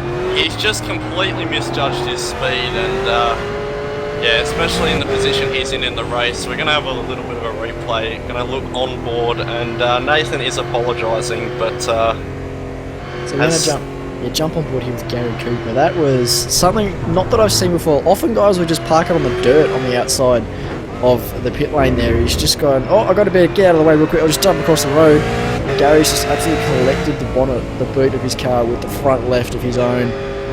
Gary, the significant amount of left hand down because of it, and that's his race done. Very unfortunate for Gary. Sean, though, benefits from that. He's up in the top 5. Yeah, Nathan seemingly in the chat dumping the responsibility over to Gary there, which is a bit rich. That wasn't too good. We're definitely not expecting guys to stop at the end of the pit lane, especially if they need to get out in a hurry. Like in the main race tonight, we're going to see guys come out of the pits into traffic, but definitely be way more predictable than that. Jumping across the road there was definitely not the right thing to do, and that's hurt Gary Cooper's race massively. So big shame there. Yeah, so Gary's trundling down the pit lane, the long, slow, sad trundle down this 50km/h pit lane to his box to probably retire this car. As we're on lap 35, Sam managed to stay his 35th lap of 39, so 5 to go. Sam Man 15.5 second lead at the moment over Craig Jones. Victor Tanaka 2 seconds back. Lightning still very much in his battle for third position. Sean Thompson maybe with a little bit of front damage. I've actually seen that Christian Hinton has actually managed to take P5. Sean's actually quite loose under brakes coming into the final corner. I don't know whether Sean's just been so overwhelmed with what occurred. He's had a bit of a brain fart, and he's lost that place now to Christian Hinton. So Christian into the top 5, coming from P8 on the grid. We're gonna grab a replay of that whole exchange, but very weird turn of events there. Yeah, I'm guessing, so I'm just going back through my own replay myself, and it looks like into turn 1, Christian Hinton's had just a dive into turn 2 and not pulled it off. Sean's gone wide because of it. And then down into turn 3, Christian has just... Oh no, Sean's actually backed it into turn 3 and Christian's benefited entirely and just taken the position from him. That's it. We must also mention 4 laps to go now. Blake Neck all over the back of Tanaka. It looks like, unless some mistakes happen, that Sandman's got this one pretty sealed up, and as does Craig Jones for P2. P3 still being decided, however. Blake Neck managed to get the tyres back onto that Commodore and chase down Victor Tanaka. There's definitely going to be a dive bomb here. I'm feeling it. Yeah, I'm feeling it, Jake. I don't know whether he's been watching you recently, but he needs to, because he needs to put this in a parcel, Australia Post it, and get this done, because time is quickly running out. We've only got, 3 or so minutes left in racing. As Sandman is halfway through his 36th lap. So we're across the line, 3 to go, and this race very quickly won again. We're just going to take out the V8SCOPS social medias, reminding that you guys can connect with us via Twitter and Facebook. Check us out, ask us some questions, especially for our main game crew later on, Sandman and the crew. I actually believe that Sandman has some duty straight after this race, and I believe Lee Ellis will be filling in for the first few minutes of commentary. But Blake Neck's actually just had a moment with Victor Tanaka to get away a little bit, so that could be all that he needs. Yeah, that's just a little breather Victor might need. So yeah, at V8SCOPS on Twitter and V8 Supercars online series on Facebook. Be sure to check it out. Give it a like and a follow, and send any questions you have for the comms team that way. And I'm sure the guys will be happy to answer. Looking pretty comfy in third now. Got about a second over Blake, but with 3 to go, you never know what's going to happen. I'm actually a little worried, Sam. I don't want to trigger anything, but Sandman has 3 to go, and look what he's got coming up in front of him. Yeah, well, this is where Sandman's just got to put the I'm winning by 17 seconds hat on, and just cruise behind them. There's no rush for him to get through this traffic. Craig Jones is not setting blistering fast lap times. Last time by was a 1 minute 6.5. Sandman can just afford to cruise. He doesn't even need to pass these guys. I mean, I'm sure the blue flags are out there, but the way the blue flags are racing, there's no repair attached to them. He's just got to clear them when he can, be smart about it as he comes across now for 2 to go. I also think that last time by, Daryl Gale has actually had a bit of a moment, and Paul Preston's managed to move up into P9, so good work by Paul Preston there. So yeah, top 10. Actually a big moment for Sandman coming into turn 1. He's just braked way too deep and it nearly thrown it off the road, locked the fronts, then locked the rears, and had to just slide the car around. Luckily he's kept it on the road. Jonathan's hopped over. Sandman's very appreciative of that, but this is scary for Sandman. He will be sweating in his man cave at the moment. Just wants to avoid these 4 cars in front because he's going to be coming around to get the white flag this next time by. So now on board with Stephen Sandman Clark. This is the dog leg sort of section that we keep mentioning up here. Little flip flop right and then left and then down this big hill. It's actually a lot steeper than what it looks. It's very similar to oh, there's a crash Griffin's in front. Bend. There's 3 cars piled up in front. It's 2 Manco Motorsports cars. Mark Fee, Sandman Clark got the white flag now. He's just like, please settle down. I can't watch this. Josh Beecroft, Mark Fee, Daryl Gale and Jamie Kingston all in this battle, and they've got blue flags being waved at them. Sandman's like, boys, please don't crash. Great work by Beecroft to hop out of the way there. That's very sportsmanlike at this page. Or at this point in the race. This is hard to watch. If only Sandman was calling this, it'd be a lot more excitable and probably a lot more shouting going on. But we're on the last lap. He's coming up through turn 4 into turn 5. Just moves out of the way, doesn't he? That's very brave, Sandman. Luckily, he's got 17 seconds to play with, but that was risky for the last lap. Looks like he's cleared this traffic now, but Mark Fee is now vulnerable to Josh Beecroft, but just doesn't going to make a move. That's Beecroft going to run. Don't know. We'll stay with. Actually, no, we'll stay with Beecroft just for the second. There's not much is going to occur. No, there's no move being made into the final corner. So Sandman Clark heads into the final corner to claim victory in round 7 of Split 2 V8 Supercars Online Premier Series. Congratulations, Stephen Clark. That's 2 from 2 for him, taking the victory here at Oran Park. And now the wait for Craig Jones and Victor Tanaka. They just enter the final corner. Tanaka actually made a fair few gains in the last couple of laps on Jones there. So well done Craig Jones, P2, Victor Tanaka rounding out your podium in P3, Blake Neck from second on the grid to 4th, good effort for him, so I think this is his debut in V8SCOPS. Christian Hinton, as we mentioned, up from 8th on the grid, is going to crest the final corner as well and bring home P5. Great work from Christian and Sean Thompson also for Proforce Racing in P6. What a great result for these two. And Jake, we finally got one right. We finally picked a winner in Stephen Clark. And I also said earlier on I think Christian can make a top 5, and he did, so I think I'll claim that 2 from 2 in my predictions tonight.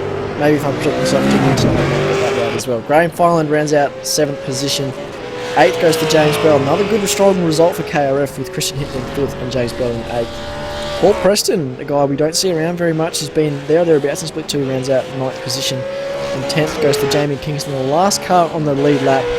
So that's your top 10 for round 7 of V8SCOPS Split 2 here on Park.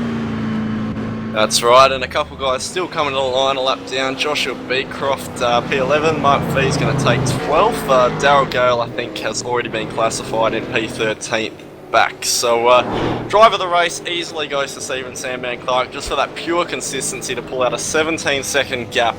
That's just incredible around this track and to take the win. But also, we must give a massive shout out to Craig Jones to come from 5th on the grid. I know it's only 3 places, but to get past Victor and Blake, those two guys, very tough competition. So great drive from Craig Jones for ERA as well. Yeah, Craig shows some great early rate pace there.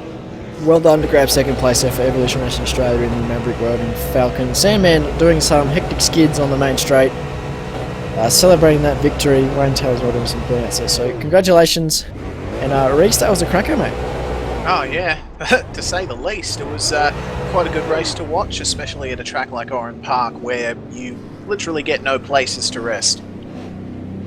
So yeah, Jake and I now, we're going to head out, put on our race suits, get our helmets ready and jump into some V8 supercars because we've got qualifying in about half an hour's time. So I'll hand over to Reese as he'll take you away for the rest of the broadcast. Thanks guys. And thank you very much, Sam and Jake, for your commentary as usual. We are going to take a very quick break after that, and we'll be back very soon to bring you Split 1 qualifying and then the Sydney Split Sprint here at Oran Park. You're watching the V8 Supercar Online Premiere Series presented by Lenovo. We'll see you very soon. A few years ago, members of the iRacing V8 Supercar community came together to articulate an idea. Then, on August 10, 2014, the V8 Supercars Online Premiere Series had its first race day at Circuit of the Americas, and Madison Down claimed the victory.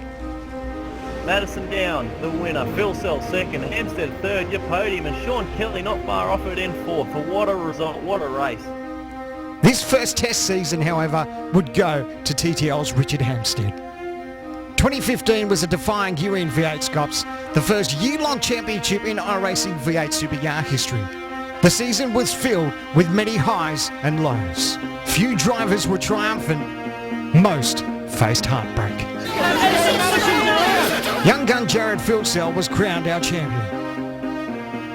But in 2016, it's a new championship and a new opportunity for our passionate sim racers.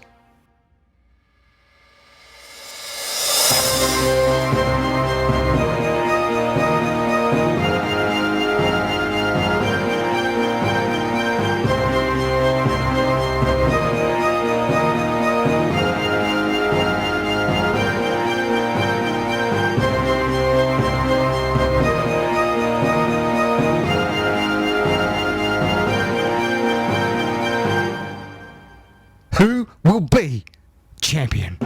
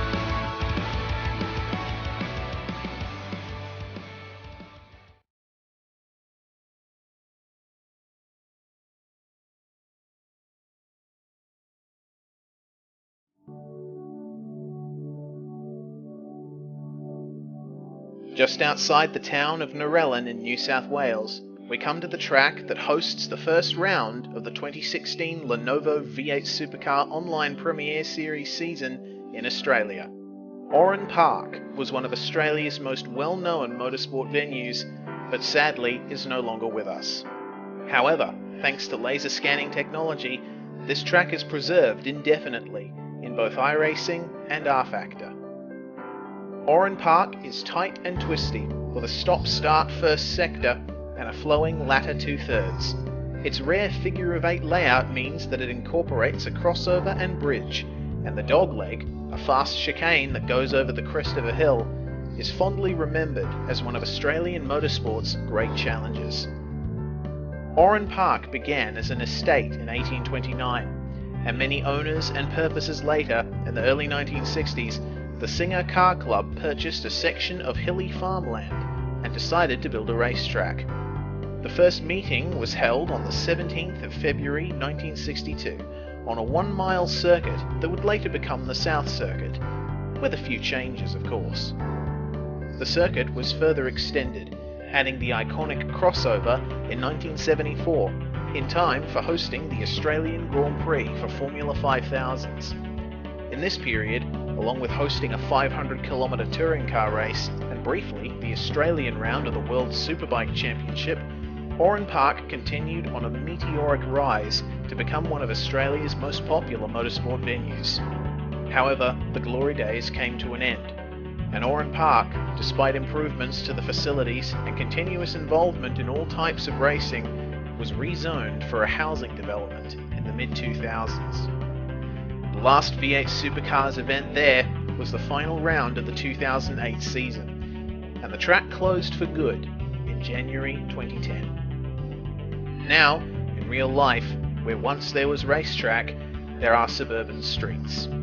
But in sim racing, there are no housing developments in sight. Oran Park continues to provide good racing here in the V8 Supercar Online Premier Series, owing to its tightness and big elevation changes that are a bit small for the overpowered, under-tired cars we race. But honestly, as viewers, would we have it any other way? Join us for the Sydney Split Sprint at Oran Park for the 2016 Lenovo V8 Supercar Online Premier Series.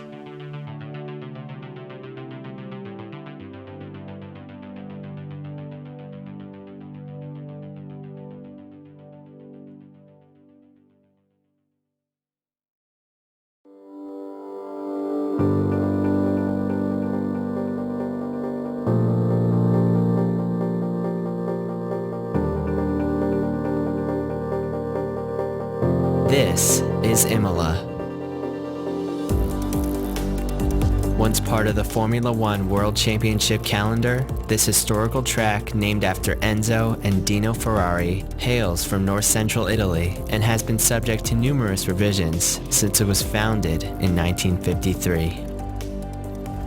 From 1953 to 1972, the track went uninterrupted from Ravazza all the way to the infamous Tamburello corner, notorious for its bumpy surface and having a dangerously small amount of room between the track and the concrete wall, as the Santerno River runs directly behind it.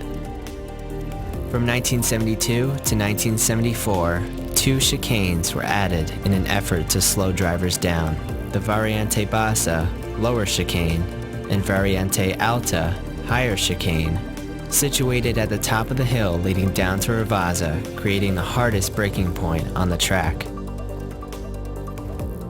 In 1980, Imola made its debut in the Formula One Grand Prix, after organizers were engaged in a dispute with Monza.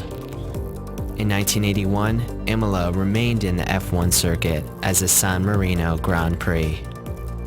The circuit was subject to constant safety concerns even after adding numerous chicanes. Tamburello Corner was especially dangerous, where a car crashed into the wall in 1987 and another in 1989. The tragic weekend of the 1994 San Marino Grand Prix shocked the motor racing world. Rubens Barrichello would survive a serious crash at Variante Bassa, but sadly, both Roland Ratzenberger and Ayrton Senna lost their lives that weekend. So in 1995, major revisions were made to the track layout. Tamburello Corner, previously taken flat out, was converted into a 4th gear left-right sweeper, and a gravel trap was added outside the corner. Villeneuve Corner was also made a 4th gear sweeper with a gravel trap. In an attempt to retain some of the quickness and character of the old circuit, the chicane at Acqua Minerale was eliminated. Variante Bassa was also eventually removed to make way for a more modernized, longer pit lane. After 2006, Imola was dropped from the Formula One World Championship due to lack of funds. Whether Imola will once again be a part of the Formula One World Championship is unknown. Today, Imola is home to the annual 4 Hours of Imola, part of the European Le Mans series. It remains a popular bike racing circuit and has implemented minor changes over the years to be used solely for motorbike events.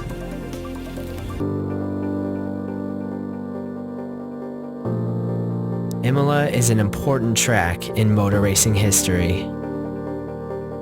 It's a track that yearns to be back in the spotlight.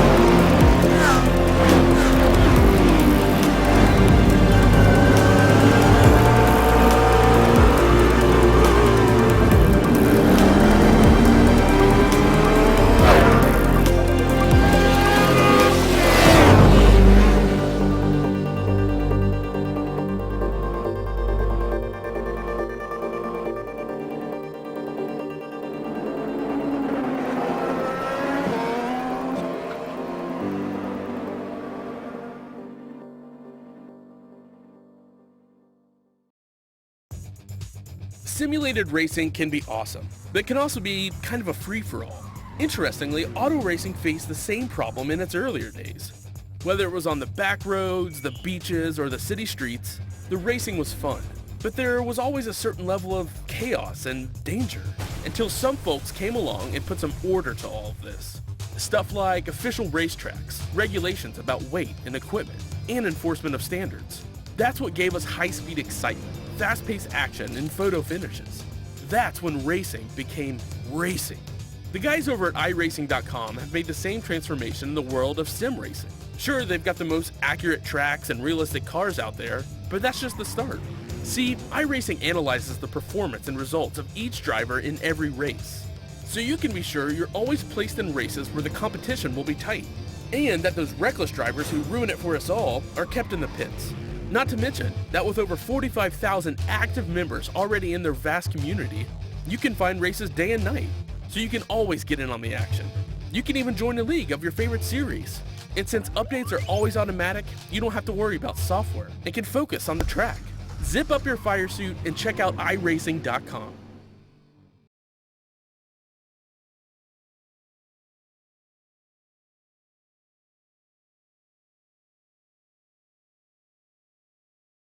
Hello everyone, welcome back once again to V8sonline and Sim Speed TV's broadcast of the Lenovo V8 Supercar Online Premiere Series. You're watching Round 7. This is the Sydney Split Sprint from Oran Park. I'm joined in the commentary box currently by Lee Ellis. Lee, how you going? How's it going, Race? Yeah, not too bad. We're getting ready for the qualifying session for Split 1 of this race, and yeah, it's at the fantastic but unfortunately gone Oran Park circuit.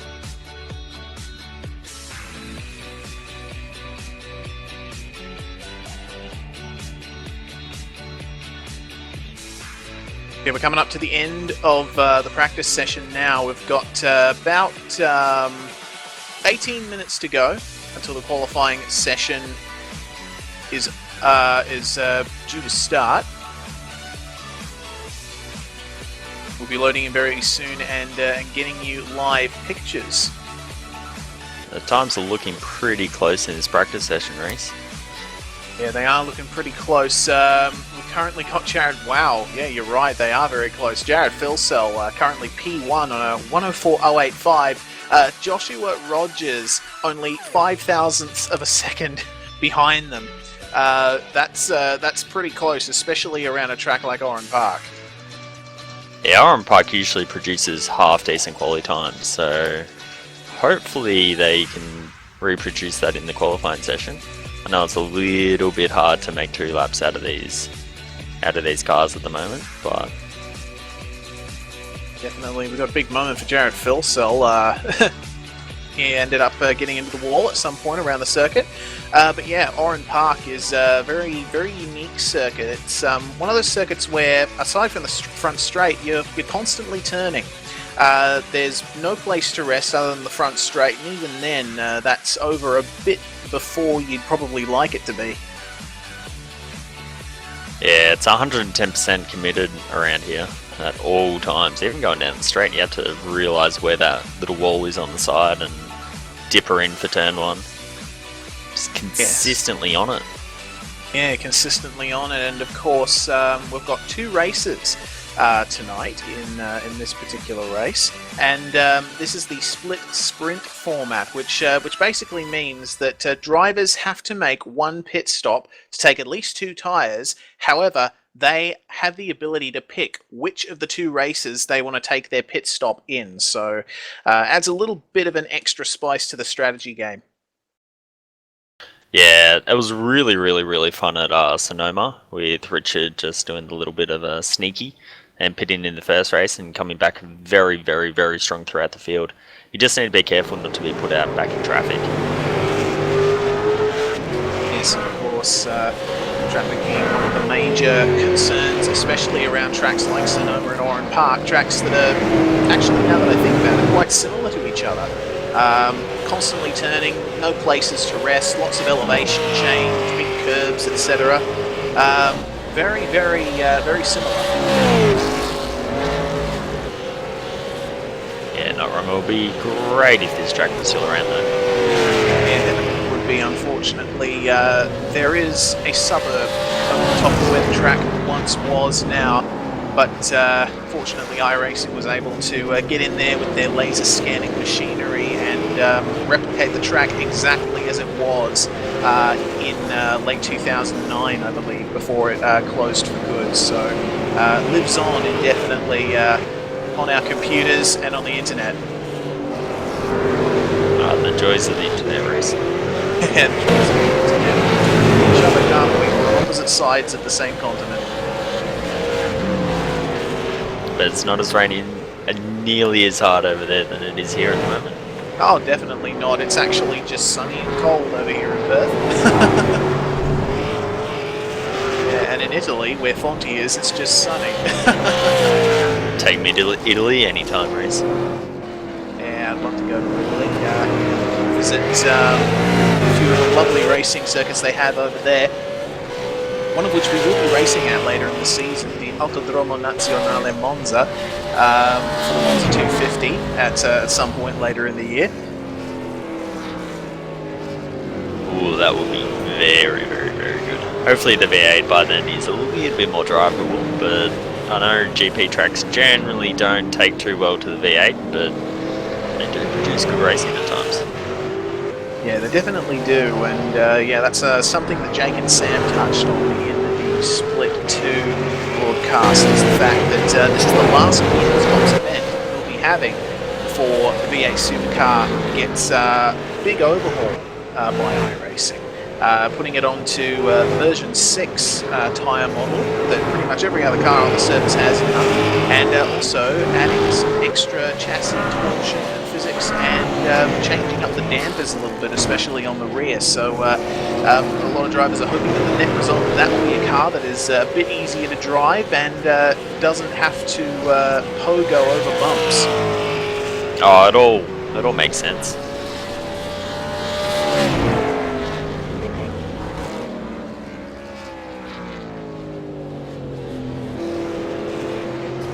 So make sure you jump on the Facebooks and have a look at our good old V8 SuperCops Facebook link and the new Twitter that's out there as well.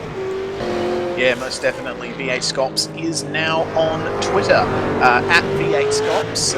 Check us out, follow us, and we'll update you live from the racetrack as stuff is happening. And if you have any questions, be sure to send them in. We're very responsive to questions, and we'll try and answer them as best we can. Yeah, with the new update with the V8, it sort of all makes sense what they're doing to it. So hopefully that translates to a better race car. Yeah, most definitely. While still maintaining all that quality racing. Yeah, quality racing is one of those things that that we definitely want to maintain for something like V8SCOPS. Oh, the talent around this field is just insanely high with the fuel cells, the Rogers, the Madisons, the Hampsteads, and the list you can go on all the way down to 20th or 30th. It's still fun. Very competitive names down there. So. Yeah, definitely. That's something that we've been touching on all season, is the fact that just to get into top split alone is a crowning achievement, because this field is one of the strongest in organised sim racing. Oh, without a doubt. Besides looking at Bez, but this is definitely the biggest field in, I would say, the world of sim racing at least. Yeah, definitely in Australian sim racing. I don't think you'll find competition this high in many other places. We've got quite a decorated field as well. Jared Philsell was last year's champion. Josh Rogers in P2 has won the last few races on the trot. Richard Hampstead, another successful driver, in third place in the practice session at the moment, won the first V8SCOPS season, the test season that we ran in, I believe, 2014. And Madison Down, who is currently down in 13th, but will definitely be looking to go faster than that, has won the official V8 Supercar Championship on iRacing 9 times since it became a thing on the service. That's absolutely incredible, that stat. Yeah, that Ultimate Car in Sydney car has got a fair bit of talent behind the wheel. Pity the other car doesn't, but... Well, hopefully the new car will fix some of that leak. Oh, I can only I'm sure hope. you're hoping. Yeah, interesting to note about Madison Down is just under 10 minutes to go in this practice session before qualifying. Madison Down has not won a race yet this season. However, thanks to the misfortunes of the people who have won races, Madison is actually leading the championship. I'm not sure we've ever had that happen before. Consistency wins championships racing. It definitely does, 9 of them as a matter of fact. Yeah. If you win 1 or 2 races throughout the year but finish down the order in the rest of them, there is no way you're going to win a championship. Madison just needs to keep his head up and hit those seconds and thirds, or hopefully first this race, but just consistently hit those finishes, and hopefully he can end up winning this championship. Sure, Richard Hampstead, we're currently focusing on screen, was 4th in pre-qualifying on a 104.287. Richard Hampstead in the Hyper Stimulator Team TTL car. Down to the dog leg now, the flip-flop, as some people call it. Go all the way over that left-hand curve. That's one of the places where the car is the most unstable, and looks like he's taking a very wide entry in the last turn. Looks like this is a practice qualifying run from Richard Hampstead. I can't wait to see what time he can do from this. Yeah, Richard will want to get one up on Rogers.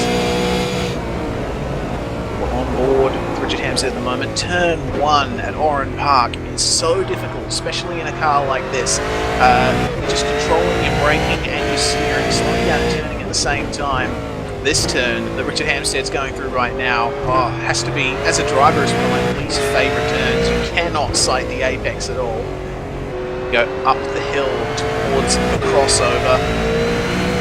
Lift off on the brakes before that bump, so you get a nice line through that right-hander, and then you get in the part of the track where the car is just constantly turning. There's no rest in this part of the track. Through the dip, down into 3rd, put the car up over the curve, down this little short blast, and then through the dogleg once again, and then you just go on the final turn, and that is a lap of Oran Park. An incredibly twisty, incredibly eventful, but really, really short circuit. See what time he does here. 1:43. 4:3:03 from Richard Hampstead. So not quite as quick as the 1:69 that he set earlier, but still a very good time regardless. And we've just gotten word of penalties from Split 2, just for the benefit of the viewers. Looks like there was a incident on lap 1 between Tim Faulkner and Jaden Borg. Deemed to be Tim's fault. He got a drive-through and a 25-point penalty. Lap 1 incident between Shay, Chris and Daryl Gale was a racing incident. Lap 23, that very unfortunate incident between Nathan Connor and Gary Cooper. Nathan coming out of the pits and going across the front of Gary Cooper. That was deemed to be Nathan's fault, and he's been given looks like a 35-point penalty, unfortunately. So that's that. Yeah, that will hurt him there, and he also got a no escape permission penalty as well, another 10 points. So that brings up to 45 points. Very, very unfortunate, but hopefully Nathan can bounce back from that and continue the results that I'm sure he's hoping he'll get.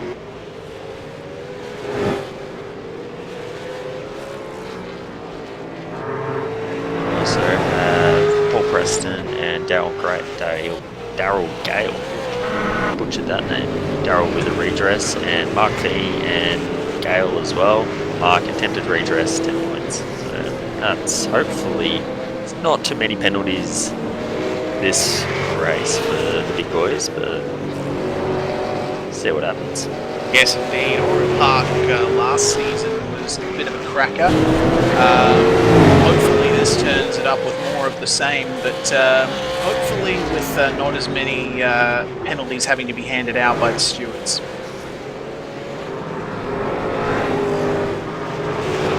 Exactly. It's a tight, twisty track. There's bound to be a few crashes, but we'll see what happens. Most definitely will, and Richard Hampstead is touring down the left-hand side of the straight and coming to a stop. Practice start? Oh yeah, looks like it. Let's see what Richard Hampstead can do. Nice, clean getaway from there. Always pays to do a bit of a practice start before the race, especially when you're handling a car that not only has a locked differential, but in excess of 650 horsepower driving those rear wheels. Yeah, it just fries tyres, this thing. It also depends what gear ratio you're running. If you're running the 7.5s, it just spins up instantly, and it's really hard to get a really good start. But if you're on, you can run pretty much every gear ratio around this track. The 1.5s bogs down. Yeah, it's a really just depends on what sort of style you like. Makes it hard to get off the line though. Yeah, of course. That's one thing that I don't think we've mentioned all too much in races past, is the fact that unlike the real V8 Supercar series, drivers can actually choose all of the gear ratios. We have all the gear ratios at our disposal for these tracks, whereas in real life, gear ratios are restricted, so only certain tracks will get certain gear ratios and the teams have to use them. Because we don't have more choice in iRacing, and so that allows us to the drivers' different emerging styles as we take a look at Josh Rogers on screen. With 2 minutes and 50 seconds left in the session, Rogers has been the success story of the season so far. He won both races at Sebring, one Road Atlanta, one Spa, and he's looking in a very good position to challenge for the win here as well. He's looking quick, Mr. Rogers. TTL car is definitely hooked up. Yeah, most definitely. We've seen it. Yep. Trundling into the pit lane. What a pit entry, though. That's incredibly scary. I've only raced at Oran Park once or twice, but I still jump a little whenever that pit entry comes up. Yeah, it takes a little bit of respect, probably the word I'm looking for around here, just to sort of make sure you don't just slam on the brakes and dump it into pit lane and get absolutely rammed up the rear. Yeah, of course. I think respect is a word that can be applied to pretty much the whole Oran Park circuit, really. For such a short track, it's it's been around. It was around for a very, very long time. Lots of bumps, lots of very rough curbs as well. Oh yeah, they just grab you, and there's a few nasty ones around here that if you don't hit perfectly right, you just lose time. Definitely do. Coming up almost to a minute to go now. Then we'll see these guys go all out and see how this qualifying session pans out. Who's your tip for qualifying race? Oh, goodness me.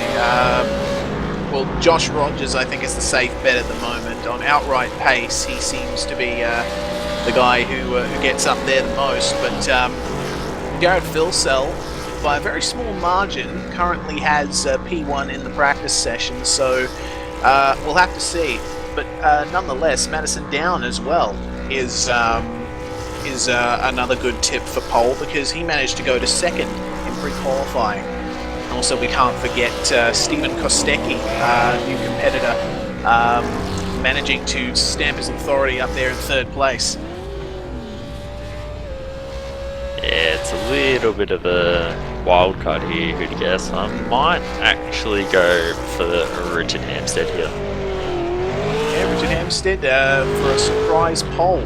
There we go. Surprise pole with maybe Madison, and then Filsell bringing up third place.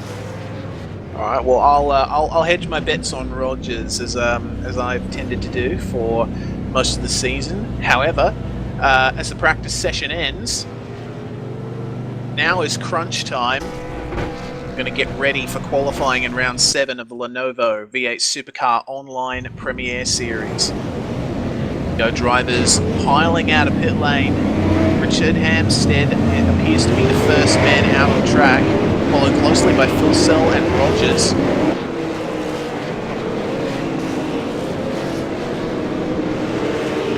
Following them close behind. Sam Sutton as well, one of our Split 2 commentators, up there at the front of the pack. Now it's going to be just a case of people trying to find a space on this track. Draft doesn't mean anything at Oran Park. It's all about your car grip, it's all about the balance and the way you attack the corners, because this track is pretty much one we, especially in the last sector. Still, it is nice to have a little bit of a gap to the cars in front so that you don't have your run ruined. I think I figured it out one day. It's about 100 meters per car, which isn't a lot in racing. Yeah, definitely not, but at a short track like Oran Park, a few meters can make all the difference, really. As they come out onto the front straight, they're going to start their laps. Richard Hampstead is the first of the runners diving into the turn 1-2 complex. They'll be looking to get a banker in first off, try and utilise the cool temperature of the track. With a short track, it will heat up quickly, and then the track just goes away. That's what we found over the past few months doing this. Yes, of course. As the track heats up, it does get a bit greasier. A little bit less grip available to the drivers. Hampstead will be sitting pretty for the best position in regards to that.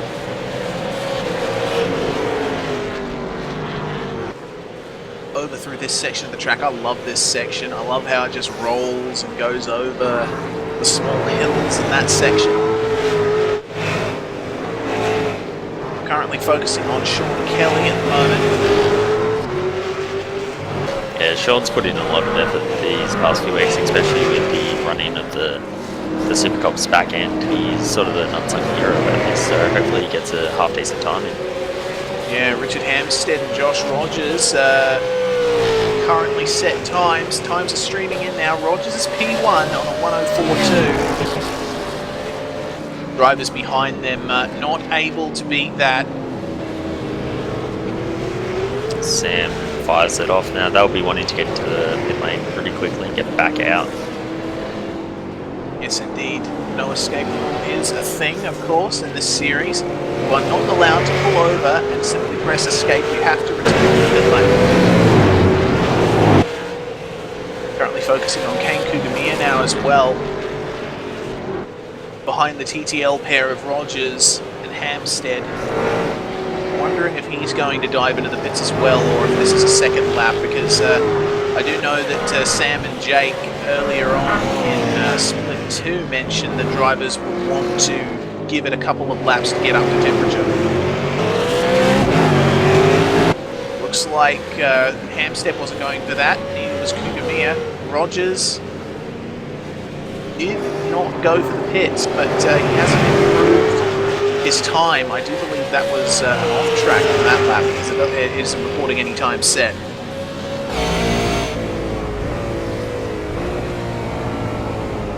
Right along now with Jake Burton. He's got a little bit of traffic. I think that's Forzan El Nabi.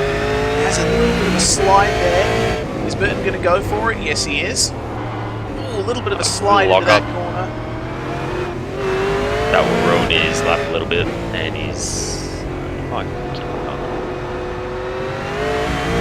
he'll be a little bit angry there, but there's not too much you can do with track. Just have to sort of just suck it up and deal with it sometimes. It is what it is. Yes, definitely is. Or depending on how confident you are on your brakes, just a little dive up the inside will take care of it. It's FedEx it. Off you go. Yeah. FedEx Australia Post Royal Mail, whatever you please.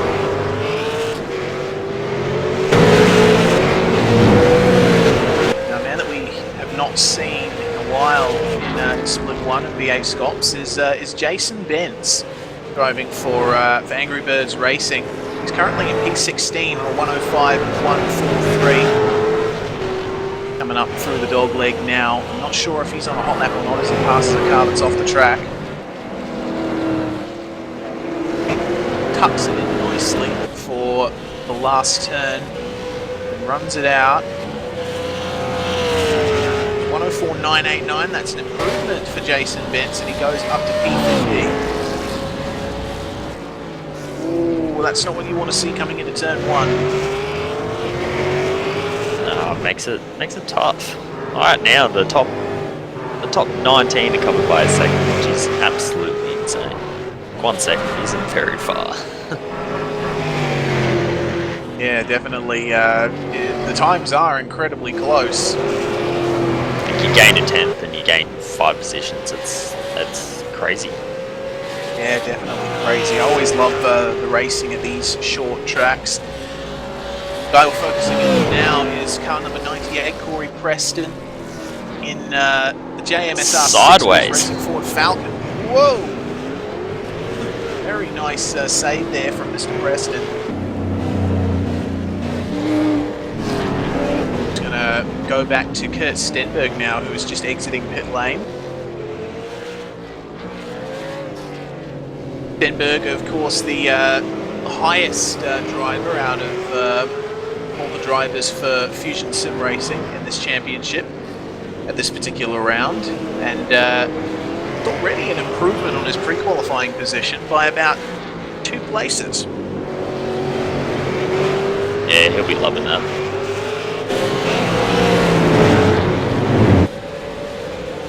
Definitely will, and currently on an outlap at the moment. Another thing that I love about these tracks is you don't have very long to wait to see a driver take a lap. This lap is only about a minute long. It will take a few seconds. So laps happen fast, they happen rapidly. Stenberg late apex as the final turn. Smashes the throttle. Now we'll see what he can do. Currently down to P17 at the moment. Car coming out of pits in front of him, but they take care of that very nicely.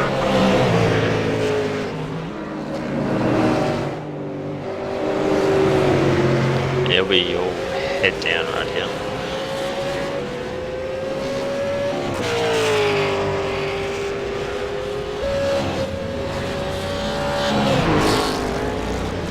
Del Nabi goes E20 on a 105 flat. Very good job from him. Focusing back on Stenberg now, though. He's coming up to the end of the lap. Seems to be on a good one.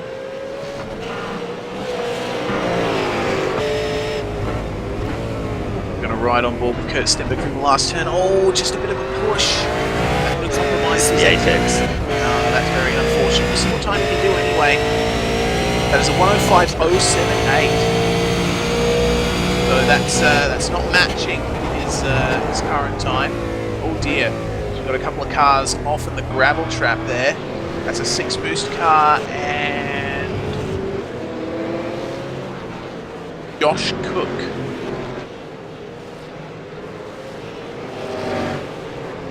So we focus now on Michael Schreier as well, P17. Schreier for Synergy Sim Racing. This car looks a little bit damaged. Looks like he's had a bit of a bingle. Well, he's carrying on with his lap regardless. There's 21 minutes left in the session. They've got half an hour to try and set a time, which, when you think about a track like Oran Park, is actually quite a long time to be able to set a lap. Yeah, that's a very, very long time. We didn't even have 20 minutes for Spa. No, we only had 20 minutes for Spa. Well, plenty of opportunities to get a short track like Oran Park right. Schreier goes over the bridge and into the ladder section.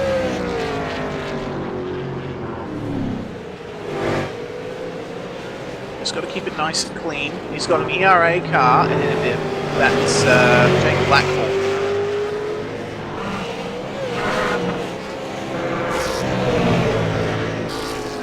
just slowed up. I'm not too sure. Yeah, he looks like it's going fairly slowly.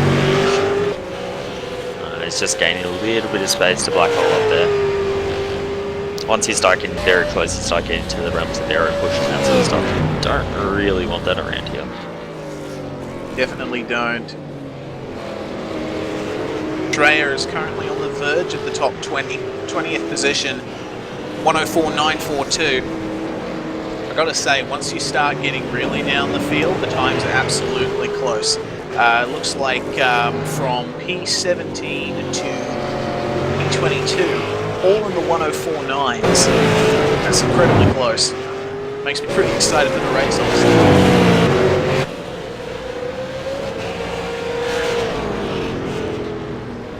John Latham on screen at the moment. He's just coming around to the back of the track here. He'll be hoping to get to the top 10 for quali. Definitely will. John Latham was 8th Very in sideways. qualifying. That would be an off track. Yeah, oh, and he's going to smack the ball, almost, maybe no. Just avoids it. That was very fortunate. That will ruin his lap there. We've got someone off in the distance, but he'll be firing it straight into pit lane. Alright, well, now we're going to focus on Mitchell Cielak, who is currently in P10. Same position he was in pre-qualifying. He seems to be currently on a lap, taking all that curb and then some. Yeah, he can get away with a lot of curb around here, it's awesome. He's going into a bit of traffic, a car off in the grass. That would compromise his entry into the dog leg there. Not crucial, but not quite. Looks like he's actually setting up for a lap. Yeah, you get that, start out wide and then you fire it in and get good straight line speed through here. Gained quite a bit there. You probably gained about. Oh, as he locks up just slightly. Oh no, that's understeer. That's lap ruined again.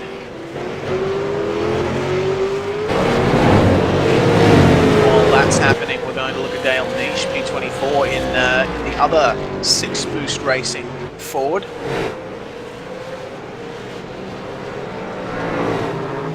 He's currently one of the people in the low 105s, looking to improve. Yeah, it looks like he hasn't pitted yet, so it's just keeping going out and out and out, which is a bold strategy. As he crosses the line, start another lap.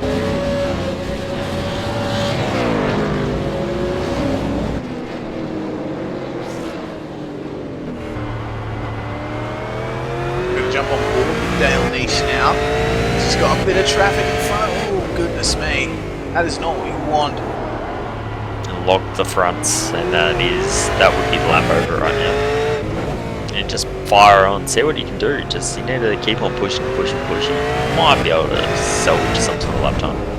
Yeah, we're not even halfway into the session at the moment, so there's still plenty of time for drivers to set a proper lap time.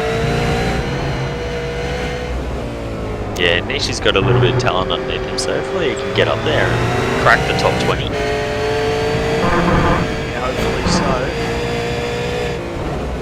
so. Even Kostecki now on screen.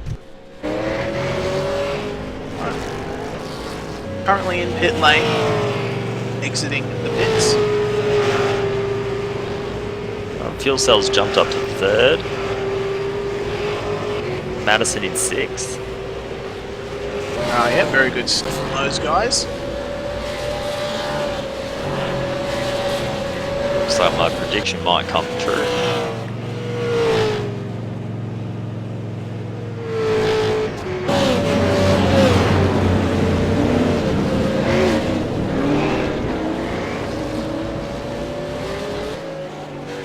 As we see now Jake Maloney exiting the pits. Jake Maloney is in P19 at the moment. Yeah, Jack's been doing really well lately. He's really stepped up his game and he's proving what sort of talent he does have in this V8 Supercar. He definitely is. In pre-qualifying, he was 11th. So, not quite where he can be. He has currently got exactly 15 minutes to set a time, as we've just ticked over the 15-minute mark. Someone who uses the $10 Golds headset, he does pretty well for himself.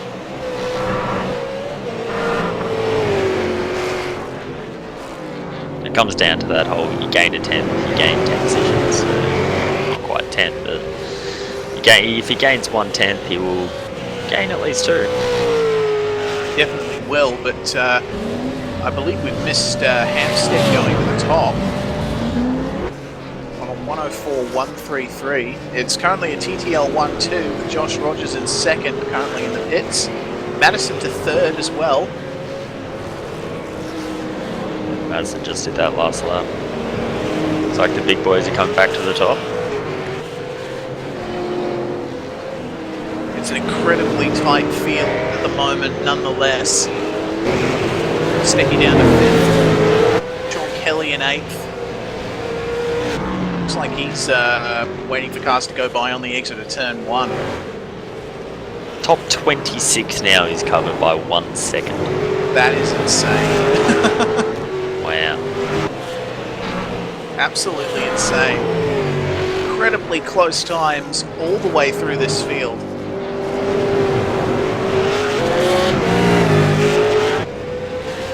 Richard is quite strong around here, so he'll be hoping to get on pole just to sort of jump Rogers down. It'll be interesting to see what he does with the race strategy. That's where it all comes down to in these split sprints. Yeah, it definitely is. He'll probably be looking to do a Sonoma and repeat that, or people may have wised up to his tactics and maybe trying the same thing themselves. Did Hampstead just passes some lap traffic? A little bit of traffic coming up here with his teammate as well. Getting out of the way sharpish, which is good.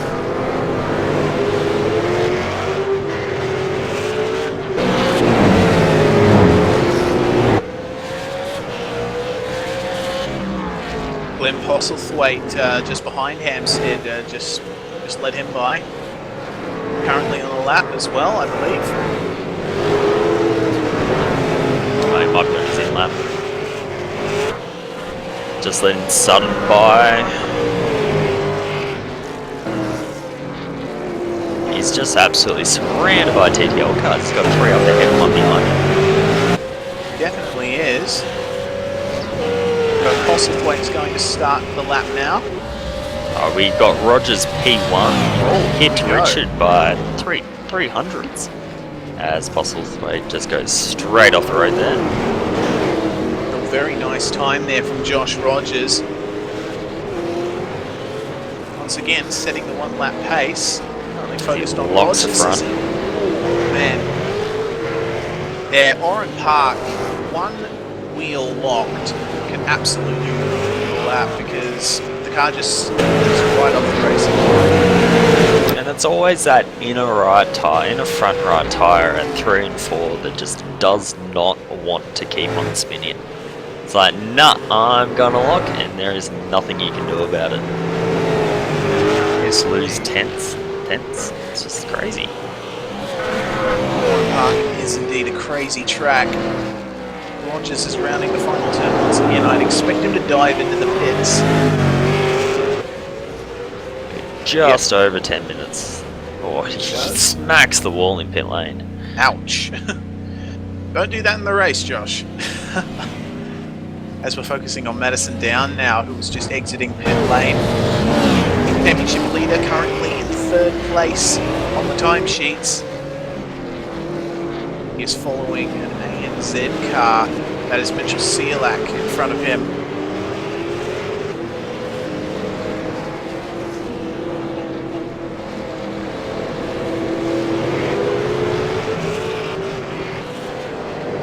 And Madison's looking pretty good here. He does need to gain a 10, but you know he's got a bit of talent behind him. Maybe I'm not saying that because he's my teammate, my boss, but he hopefully he can fire it up there. Well, We'll see what happens as Down is now coming up to the last few turns. He's going to slow down and let, I believe that's in for Dale Niche there in front of him. Trayer as well. Yeah. And Burden. And he's got a bit of gap now, so he'll sit back and start this lap. Getting out wide and then firing it in through that extra little speed boost down the straight. Yep, use a bit of the pit entry on his way down the straight. Use all the road down here into turn 1. Just at the end of that concrete wall, you've turned it in and try and get the car stopped. He's locking fronts there. Yeah. Or very wide, that will be an off track surely. Oh dear, that is bad. Oh, he locks again. It's I do like that it's a lot easier to tell when drivers are locking up now. Oh yeah. No off track for Down, we're just hearing from the director, so he's going to continue on with this lap. Just goes slightly offline. Yeah, it still sounds like he's feathering the throttle a bit. He's missed a few apexes. He might be just backing off, letting the tyres cool down that extra little bit and then trying for a second lap. Yep, rounding the dog leg. Yeah, he's taking that last turn wide entry as Phil Sill starts a lap as well. He's got aim forward ahead of him, just went off the track. May have put him off a little bit. This car's very loose. Very loose. You know, that's the car that you kind of need if you're driving a V8 supercar at Oran Park. Got to have that good turn in, but at the same time, you also don't want it too oversteery because having these turns in sequence really unsettled the car.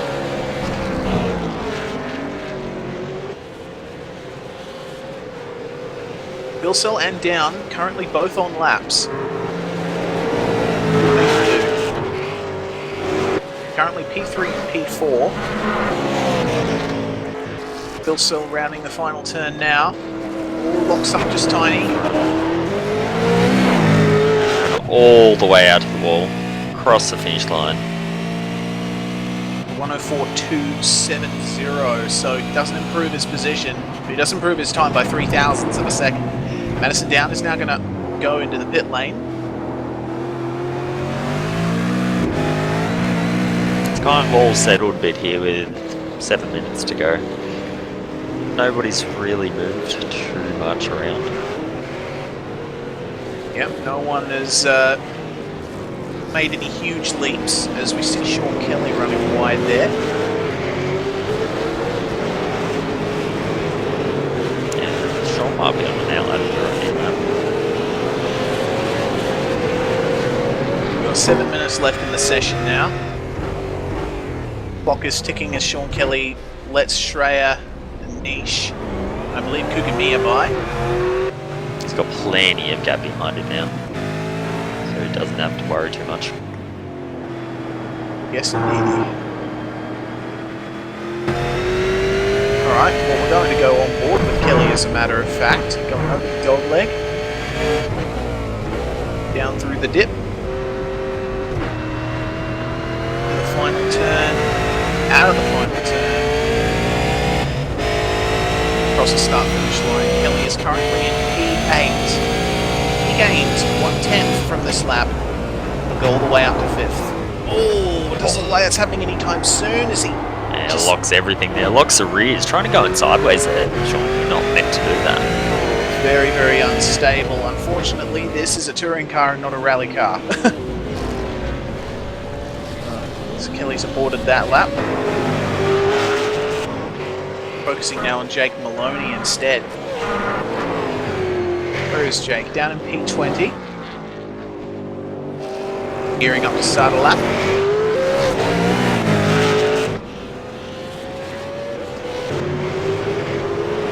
Oh, the cars look so good around here, don't they? Yeah, it's good to see V8 supercars in their natural habitat. Yeah, it's not often we go to tracks we actually go to. We've only got, what, 3 on the calendar? Yeah, only 3. We follow Jeff Gauci in P33. Yes, Oran Park, Phillip Island and Bathurst are the only Australian tracks currently on iRacing, but hopefully we get some more in the future.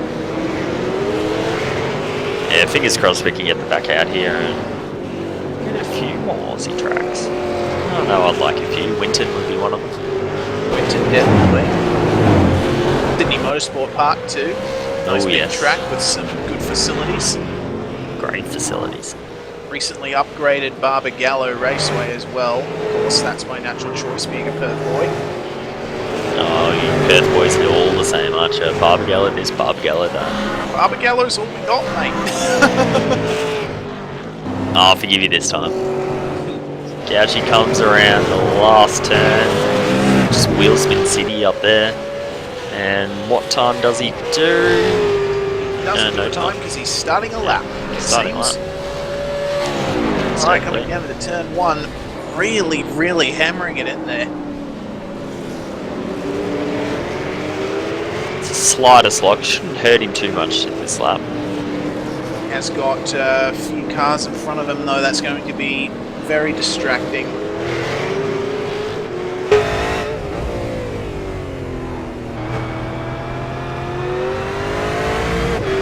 Power down up the hill, over the bridge.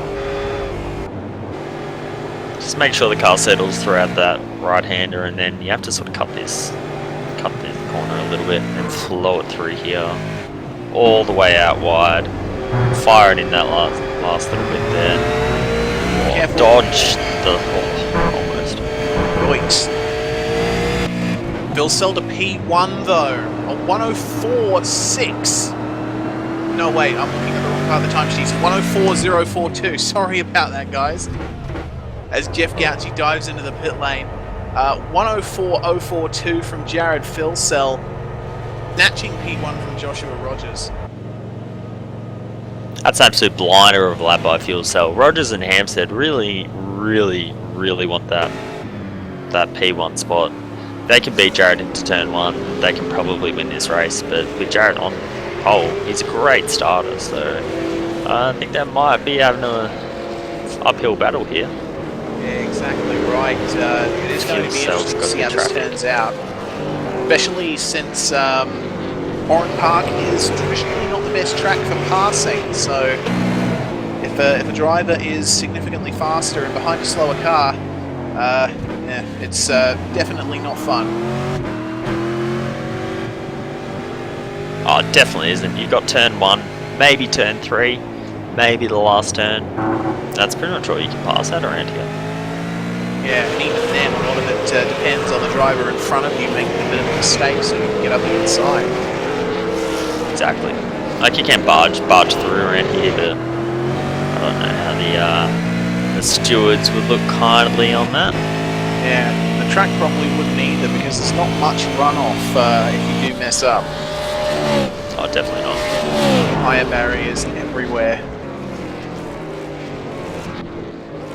We're coming up to the last minute of the session. We're looking at David Moore in P17. Car number 6. The other CSR Fabrications Synergy Sim Racing car. 6/10 off pole at the moment.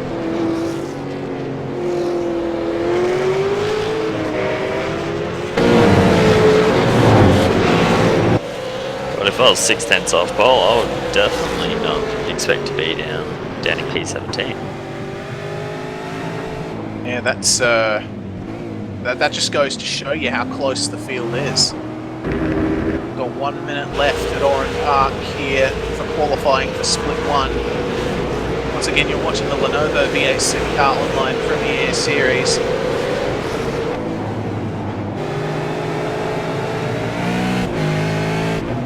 Yeah, a lot of cars will be able to finish lap and even maybe have another one if they're lucky.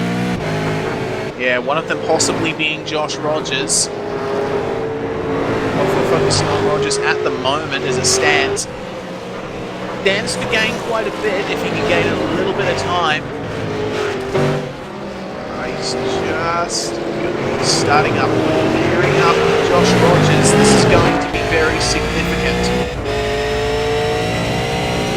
Going to ride on board with Josh Rogers for this lap. Can he beat Jared Philsell to P1. 15 seconds left in the session, guys. Have to be crossing the start finish Huge line lock up now. into turn 1. Man, I don't know how much time that's going to cost Rogers Lee. Oh, I reckon a little bit. I reckon that's probably what ruined his lap, and then he's locked up again. He's got Stratty in front of him locking up. I reckon his qualifying session's done. Yeah, the checkered flag is flying. Have to wait. You have about a minute where drivers finish up. He's definitely catching Stratty a bit there.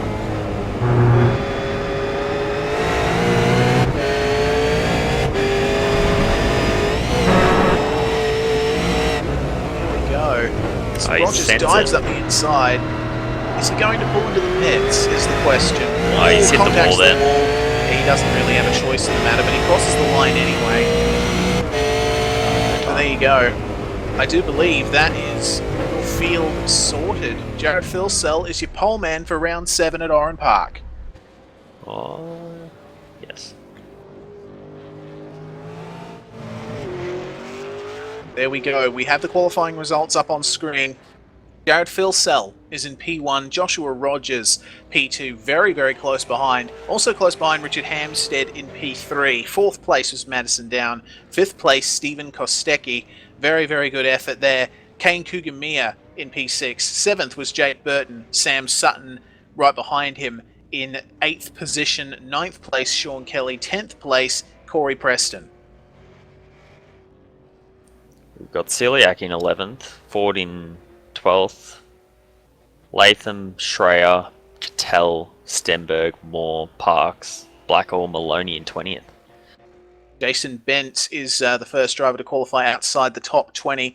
Forzan El Nabi in P22, Dale Niche, and then Glenn Postlethwaite and Tony Klusterman behind him. 26th, Michael Ford. Michael Healy, 27th. 28th, Damian Butler. Jason Hyde in 29th. And Joshua Burden is going to round out your top 30.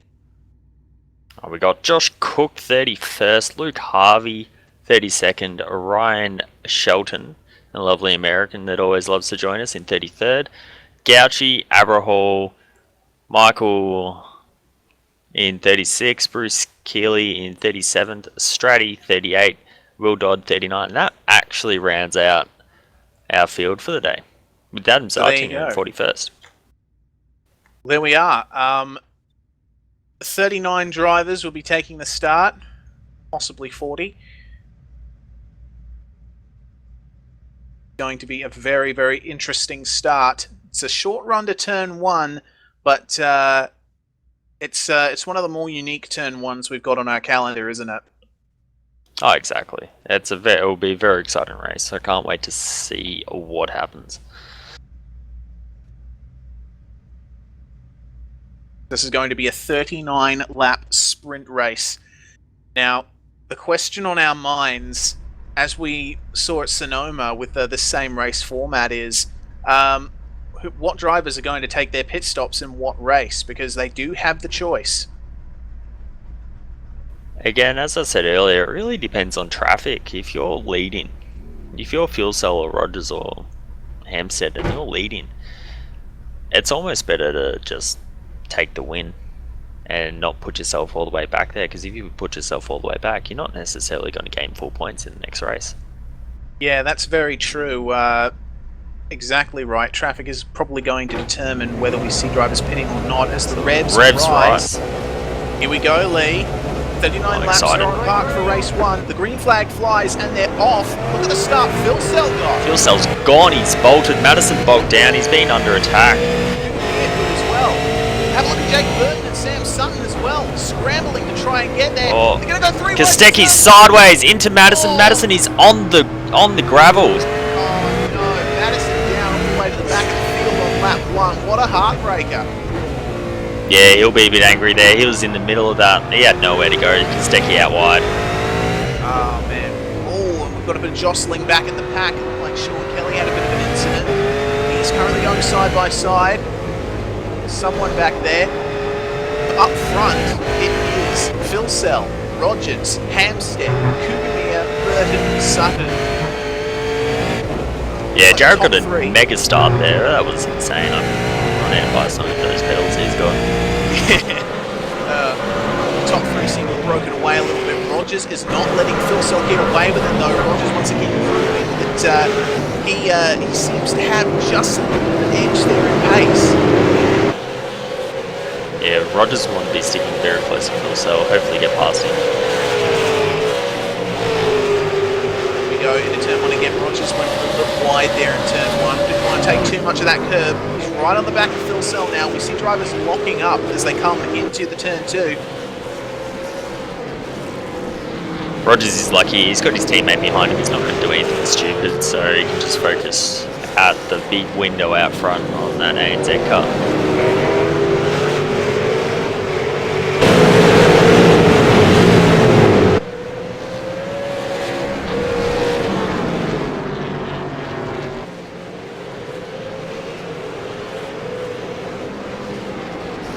We're focusing on Josh Rogers once again at the moment. On the back of Phil Cell. Away from Hampstead ever so slightly. It looks like they gapped him a little bit, so the draft might be coming back to here soon. And we'll have to wait and see.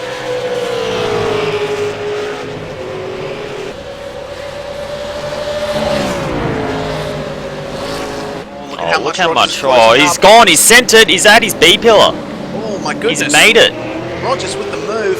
But Phil Cell's going to have the inside line for turn three. How's this going to turn out? Rogers is pulling out of that like a smart boy. Gives him a little bit of a love tap. Just go, hey, I'm still here. Had a little bit extra mid-corner grip there thanks to the wider entry. And that's brought Hampstead right back at it. Well, here we go. Hampstead's going to be liking this. So he can pass it over Park. Almost. Try and pass it. Yeah, of course. Trying and succeeding, though, are two very different things. Oh, As yeah. we see Rogers. Jared just doesn't seem like he's got any pace here, Reese. Yeah, Jared just seems to have a little bit less of that mid-corner grip that Rogers has. I did see Joe Burkett mentioning in the broadcast chat that the TTL setup is very suited to these tight, twisty tracks. Anytime they want to share it to me, I'm more than welcome to get my hands on it. Certainly. Getting very close up to Hampstead now as well. Yeah, Rogers just needs to bide his time here, and I think Madison Down may have pitted. Yeah, well, I don't blame him. With Yep, that, Madison Down has pitted. He's got himself out of traffic, and he's now all alone. Yeah, I don't blame him at all for doing that. If I was in his position, starting at the front, getting taken back to the back of the field, what other choice do you have? Just take the pit stop and hope things go better in race two. Yeah, exactly. Oh, he'll be loving this. He'll be having clear air, just head down. He's a solid runner, so good luck. Yes, of course. Having a look back through the field, however. Oh, that TTL car is just that mid-corner exit, doesn't it? Yeah. Well, Rogers He's got a run on him. Very close. Rogers going for the move at turn one. Dive on the inside. Ooh, Jared just positions his car in the middle of the road. He knows what Rogers is trying to do as we see Hampstead with a bit of a slide. Rogers censored. He's well up that door. Gives him a little bit of a tap. That's fair game there. Yeah, fair game. Jared will tuck in behind Rogers. Josh Rogers now assumes the lead of this motor race as they come up over the bridge. Rogers has been good. Once he's in clear air, he just sort of bolts. It's something that we wonder how he does it, considering the amount of things he's said on Teamspeak. But he's looking very good in this motor race right now. Most definitely is. The question is, will Jared Philsell be able to hold on? Because he is now the filling in a TTL sandwich. He has got Rogers in front of him, Hampstead behind him. Can he hold on? It's hard to know right now. Give him a few laps, see how it all plans out. Focusing on Sutton right now. Down in 6th place. Chasing down Jake Burton. Of course, these two guys were your split 2 commentators, and now they are on track together in split 1.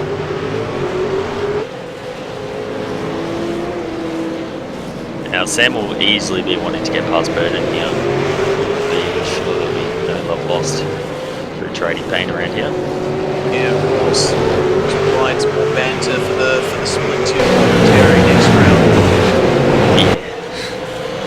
Love a little bit of sick bands as they come down through the last half of the circuit. Sutton seems to have the better line than Jake there at the moment. That's that TTL car. It's just that, again, that mid corner grip, that the damper settings on that car must be so fun. It's just handles so well. Yeah, you can definitely see there's a distinct difference in the way drivers handle their cars with respect to TTL versus the other teams. In fact, when Sutton goes for the move at turn 1, goodness me. Take care, guys. Yeah, he'll try and be psyching Jake out here, just sending it up there, getting it in his mirrors, going, hey, I'm here, and I might send it one of these times. Yeah, well, they've got an Driving a ANZ little car bit in deep. front of them, though. That's Kane Gugumir, I believe. Kane also seems to be struggling with where his fuel cell is. Must be an ANZ thing. Confirmation from our director that ANZ have been having trouble with their setup all week. So I think this is majorly just damage control by them at the moment.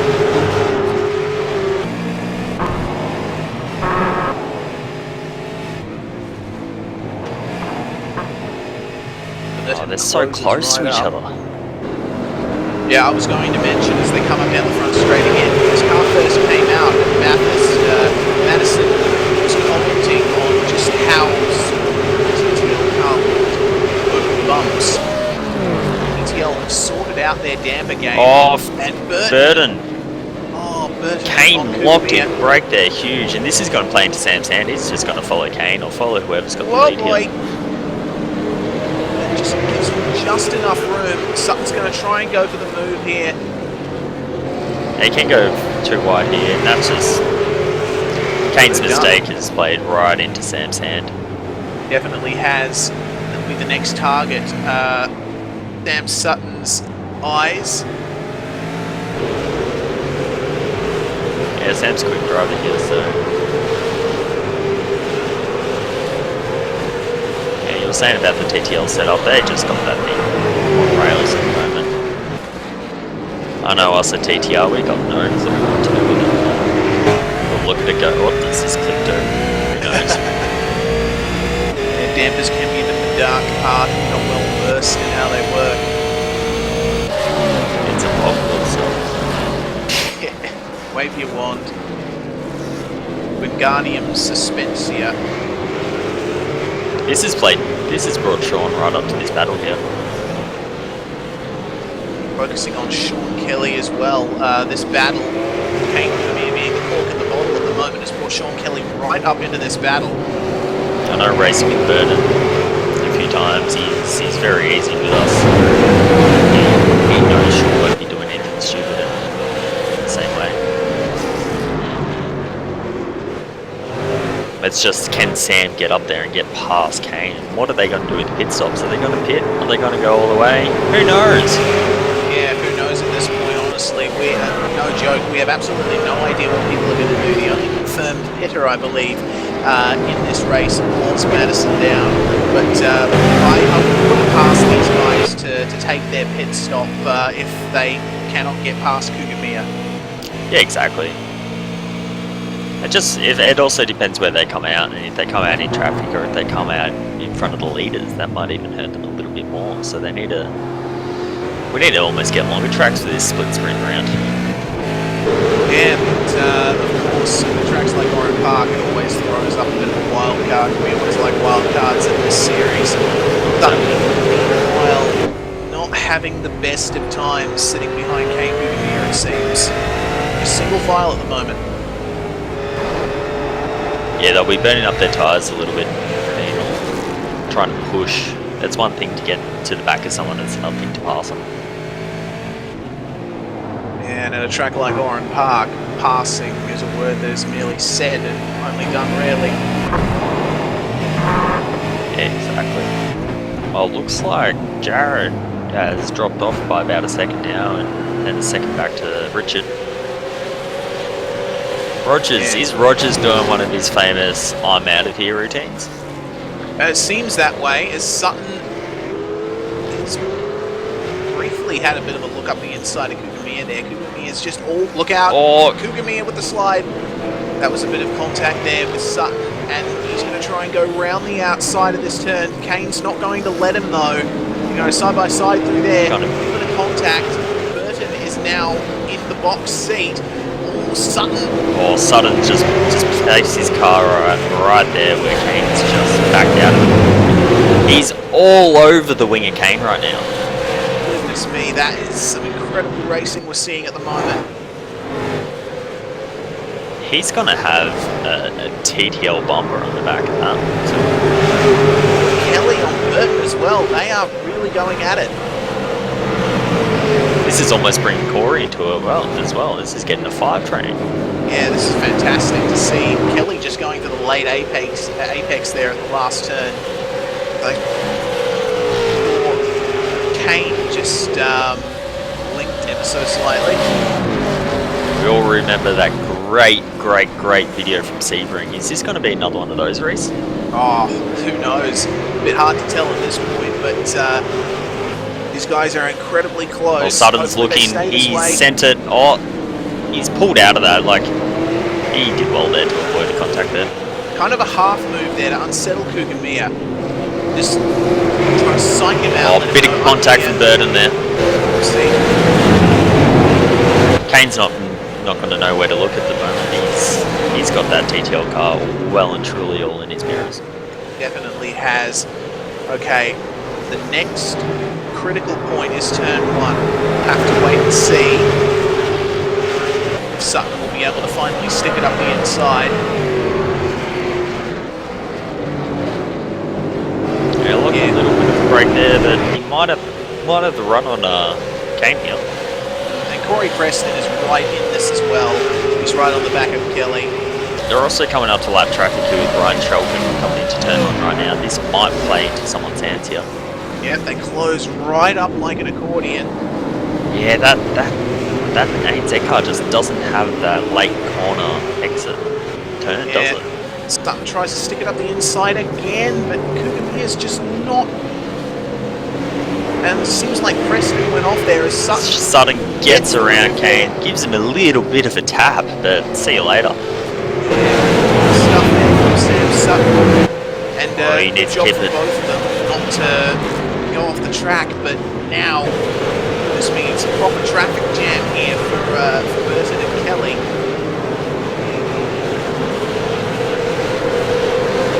Yeah, just before we had Corey lock break into turn 1 and then just lose it a little bit, lose a bit of time there to that gap. That is a shame for him, but that has brought, I believe, Mitchell Searlack right up to the back of the train now as well. So now Sutton's got Shelton to deal with in terms of lap traffic. Of course, shout out to Ryan Shelton, who's one of our international drivers. Good old US of A. Good stuff to see him getting up there and competing in this series. It's got to be very early in the morning for like to see him in the US. Definitely, it's great to see more people come from all around the world and race this series.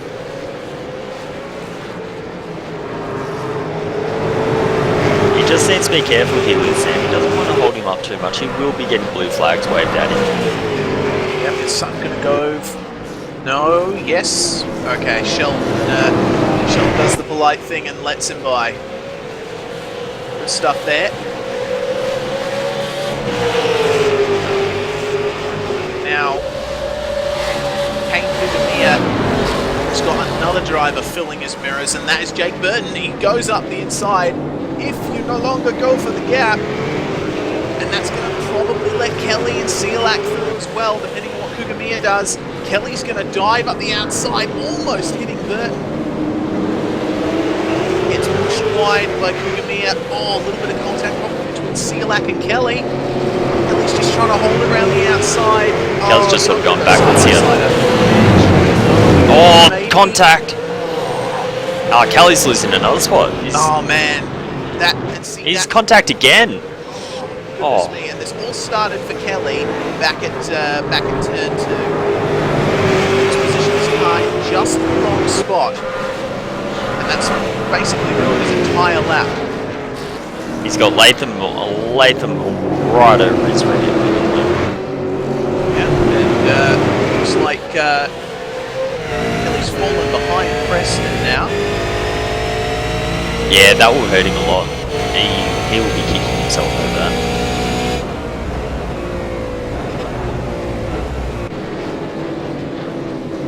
It's one of those things, someone else makes a mistake and you lose a few spots.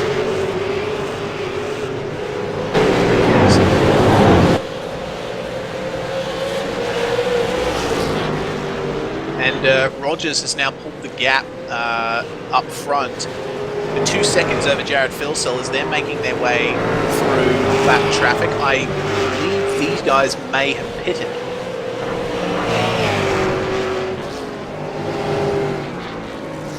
Yeah, lap traffic is definitely going to be a big thing in this race.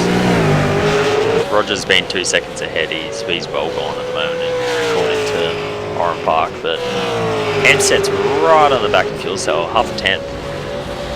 Half a second. Yeah, very, very close between these two. But it seems like Filsell is managing to hold his own against Hampstead, but only just. Yeah, that left front tyre of Fuel Cells is going to be crying soon. He's locking up most laps now. Yeah, Richard's right over the tail of Fuel Cell. Another lock.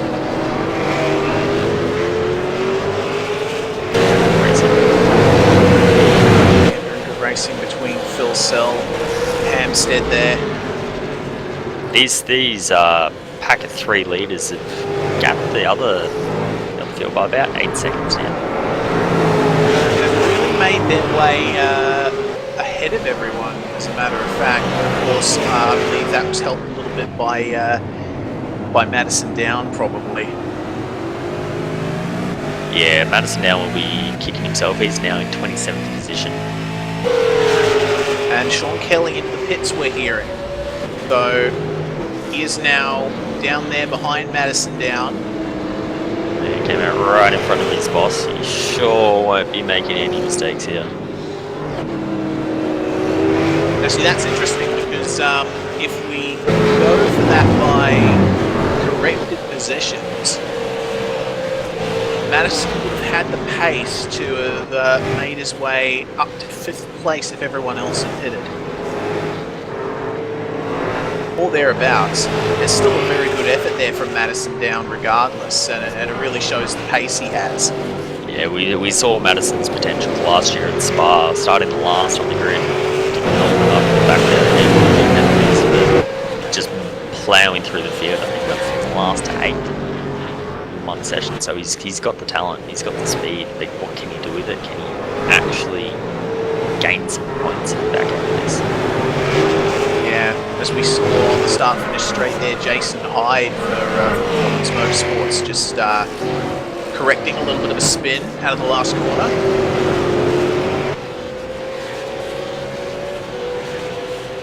Filsell and Hampstead still trying their best to negotiate this traffic as best they can.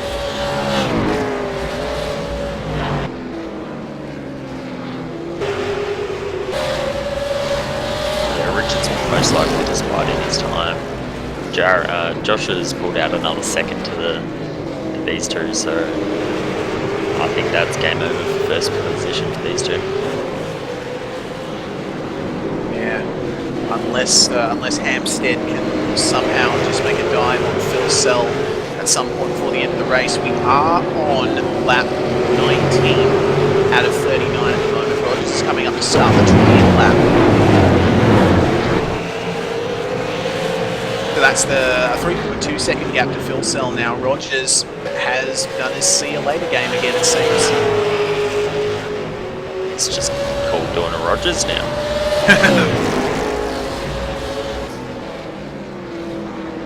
Oh, Richard just on the rear tyres there. They're not going to be liking him for a bit. That was incredibly close. I'll be seeing that too much. Chucked his KFC bucket in the rear and just went sideways. gotta keep that balance of the car right? Oh, exactly. He needs to keep it strapped in the middle of his leg so he can grab it easily. Hey, he'll be hurting for a bit for these next few corners. He just needs to settle down. The slide, he almost went off the track there. Dipped a wheel off the curb. Oh, it's so easy to do around here. Yeah, these curves seem pretty big, but actually driving the track, they're actually quite narrow. So be very, very careful with how you place your car. There's no real forgiveness on the outside of the track either. There's walls, there's gravel traps, there's tyre barriers, there's other cars.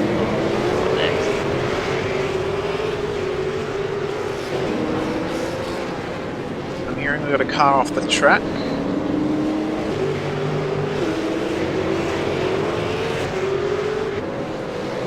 Not too sure who that was, but it looks like we've got another battle here. Oh, goodness me, Dale Niche and David Moore just had contact. If we can get a replay of that, Dale Niche was right behind Moore coming out of the last turn, and then Moore went to go and take his pit stop. But since Niche was right behind him, he had no time to pull out and gave Moore a bit of a smack on the rear. That's just unlucky there for both of them, really. I don't think there's any penalty in that. There's not much anyone could have done. Yeah, it's just the nature of the track, really. Nature of the track. Yeah, hopefully the stewards see that.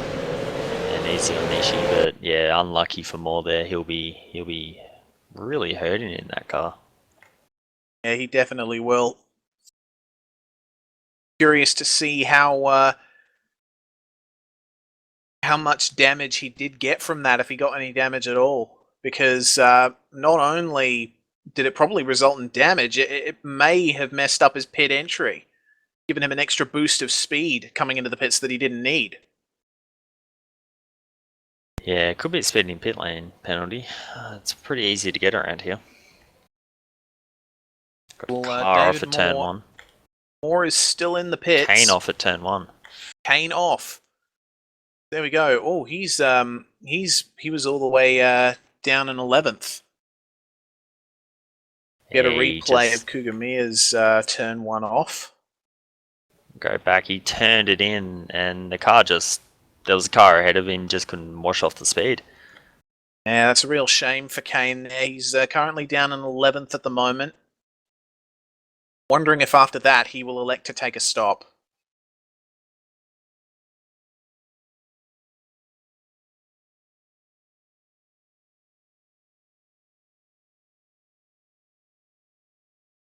Gap between Rogers and Phil Sell is now up to 4.1 seconds.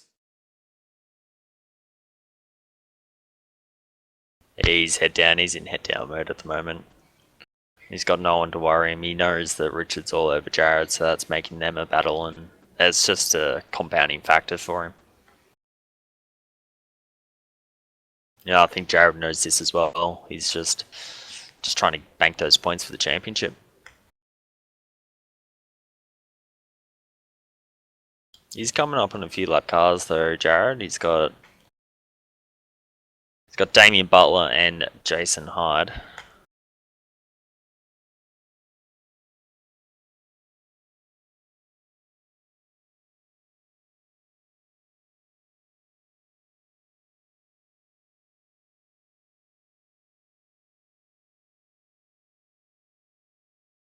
Alright, seems to be a bit of a lull in the race at the moment. Yeah, it seems that way.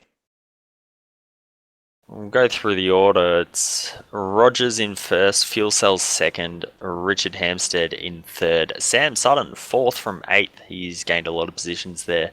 Jake Burden's 5th position, Celiac 11th to 6th. He's definitely going up the order. John Latham 10th, Shreya 8th, Maloney 9th, and Bentz 10th. So that is your top 10. All right, that's your top 10, and looks like Mitch Abrahall was given a black flag. Not quite sure what, but I'm sure we'll get a steward's report after the race. Kane Kugamiya is in 11th at the moment, Dale Niche in 12th, Jake Blackhall 13th, Joshua Burden up to 14th from a 30th place start. An incredibly good effort from him.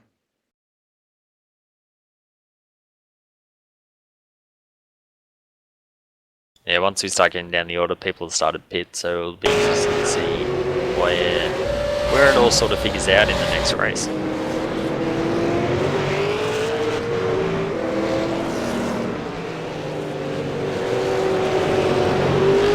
Richard and Jared are coming up on a lot of traffic here, but that's how he knows it's alright. He knows what he's doing.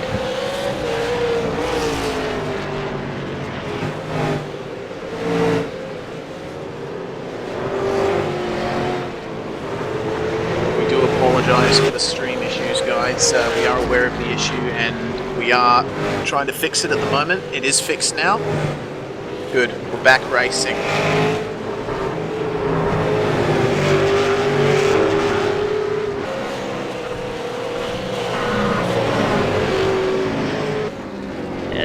The issues of streaming from Italy.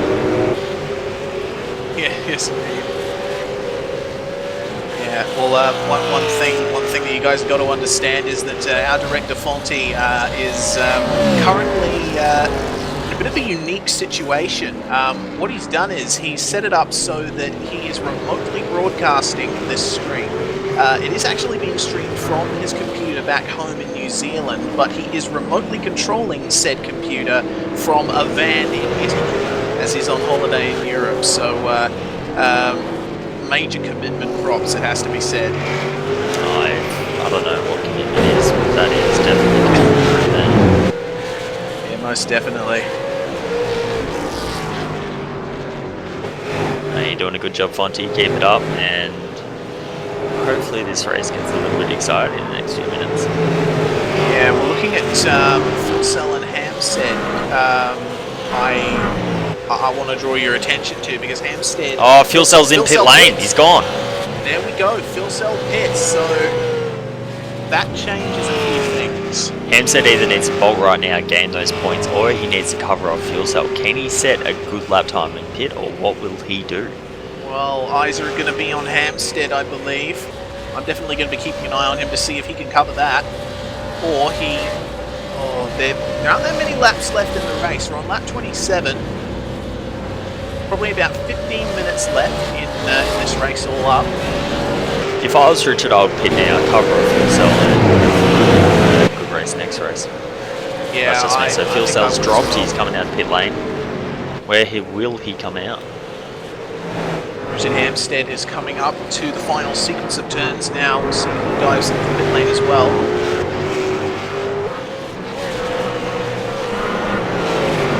Following Richard Hampstead as he comes into the last turn. Now if I was Richard, I would pit, but Richard's got a mind of his own, so... Oh no, he doesn't, he's just going to keep powering on.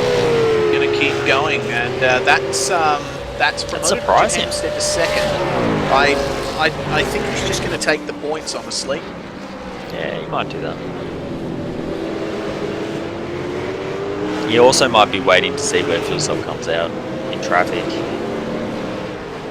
Fuel Cell, 21.2 seconds stop. Fuel Cell's right in traffic here, he's got shelter. Was that a good decision, I wonder, for Fuel Cell? It's hard to know. Well, he crosses the line down in position 12. And we're looking now, so we've got a bit of an incident report for the penalties so far. The reason that Jabrahal got a black flag was for contact on lap 2, I think, with Luke Harvey. He got a drive through, but it was upgraded to a black flag plus 30 seconds for ignoring race control. Oh, we all want to ignore race control sometimes, but sometimes you just got to just cop it on the chin and do it. lead. Looks like the lap 1 incident between Madison and Steven that took Madison out of the running was deemed a racing incident. Yeah, as it looked like to me as well. Yeah, it's just a very unfortunate incident, it seems. Yeah, it's just Very not much on the like track. Lap 1, Jason Hyde and Tony Klusterman. Deemed to be Jason's fault, he got a drive-through. Contact on lap 1 between Jake Blackhole and Forzan El Nabi. Forzan got a 20-point penalty from that. And on lap 3, an incident between Josh Burden and Glenn Postlethwaite got a redress. I'm not sure what driver though. So, currently on lap 29 of this race. Currently focused on Mitchell Sealack.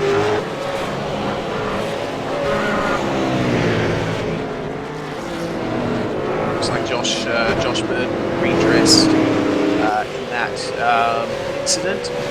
Mitchell Sealack up to position 4 from 11th. Phil back down in position 12 once again. See, 40 seconds behind the lead. That's actually worked pretty well for yourself. Yeah, it seems to almost be you pit late in the race, you're not too bad. I think what hurt Madison was he had that incident, but this could actually work really well for Fuel Cell. This might have handed in the race 2 win, as it did with Richard Sonoma. Yeah, true. Remember, qualifying, the starting grid, for race 2 is determined by the finishing order in race 1. So Phil Cell's going to have a little bit of a hard time of it at the start, but once all the people in front of him pit, he may just run away with it. Yeah, it really just depends if it's a 40-second stop and there's a bit of traffic. Rogers might be able to do it here again, but it's actually a TTL 1, 2, 3 with Latham in 5 and Maloney in 7. Yeah, TTL's... So did TTL have a driver? Currently riding on board with Michael Schreier. With his new sim racing teammate Moore behind him, of course. Moore is a lap down.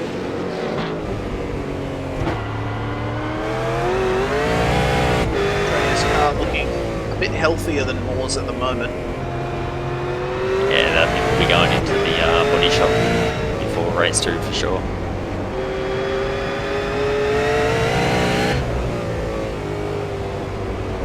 I see Schreier is currently in position 6th after starting 14th. That's what I love about this split sprint race, because almost undoubtedly you're going to see people who aren't usually, you know, as far up the field as they would like to, getting some really good points hauls in one race or another.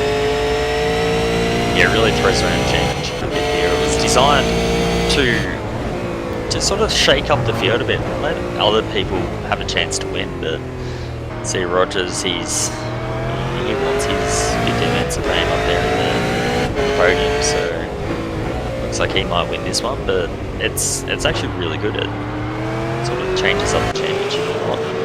I like it. I really like it. Yeah, certainly as a viewer, it's an incredibly good format. I know some drivers don't like it, as we saw at Sonoma, but in terms of viewing, it really shakes things up. Oh, definitely, and big shout out to all our spectators around here. They tune in, week out, and really support V8 SuperCops as a whole. Yes, of course, we've got 70 people watching the broadcast now as it stands. Hello to you, and massive shout out to you guys for sticking with us. Really do appreciate your patronage to these broadcasts. Yeah, a lot of work and effort goes into the scenes here, so it is really good to get some support behind it. And big things are coming for the series, so just can't wait to see how this all plans out. Most definitely. Going up and up and up. Much like Josh Rogers is at the moment, currently 6.1 seconds ahead of Hampstead. I want to know what sort of fuel they've got there. Can't be 85. That thing's just a rocket. Absolute methanol. I want a steward's inquiry about that. That's crazy.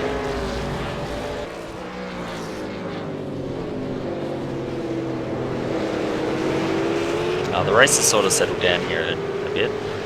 Not too long left.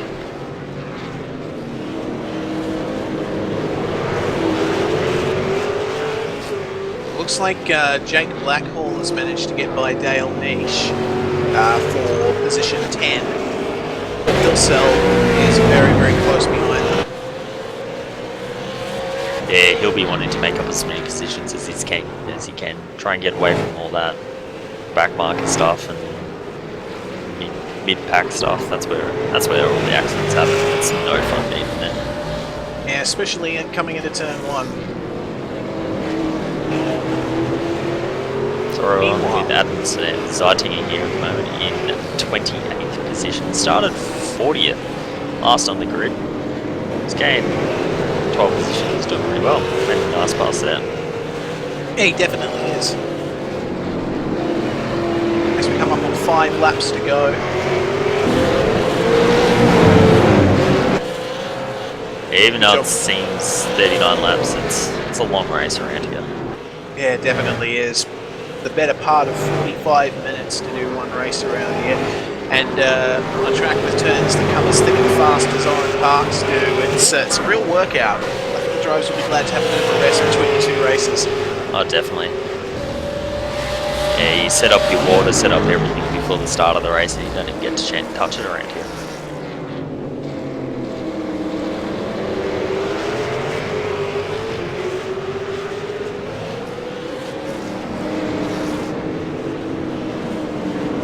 Benz and Maloney seem to be some of the biggest movers in this field. They're currently running V7 and V8 at the moment, having started 20th and 21st. So, very good job from them to avoid all that's happened and take advantage of other people's pit stops. Exactly. It sort of comes down to the point of the 24-hour race, the Nürburgring race. I know we had an absolute shocker in the Good Australian Young Stars entry, but you just need to buy a ticket to the end. That's what these guys have done. If you go all out into the crash, you're shooting yourself in the foot there. Exactly. That term is usually used in reference to endurance racing, but it does count in sprint racing as well, because regardless of how long the race is, you do have to be there at the end for your result to count, as Vince is now coming under pressure from Phil Sell.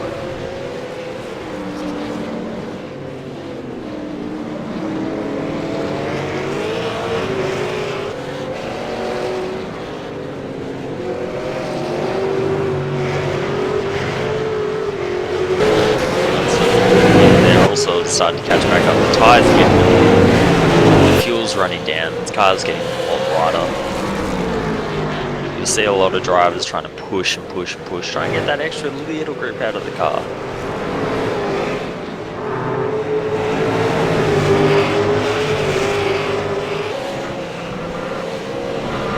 Wilson has managed to gain 2 seconds on Rogers since the last time we checked up on the time sheets. Just past Michael to the last turn.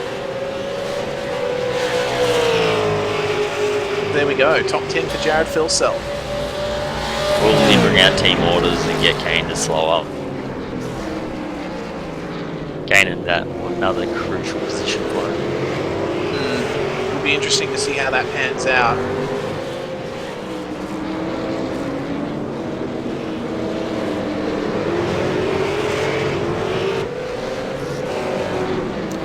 Laps left in this race.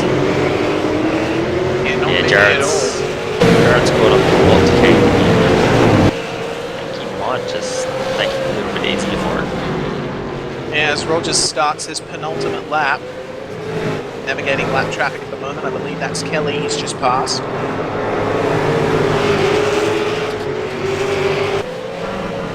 Yeah, the Kane's struggling here. Yeah, fuel cells sent it into the last turn. Give a wide berth to your teammates. That's another position for him. He's going to be loving life at the moment. He definitely would. But of course, he has got a bit of a hard slog coming up. So in race 2, he will have to pit for at least 2 tyres. Yeah, it makes it hard.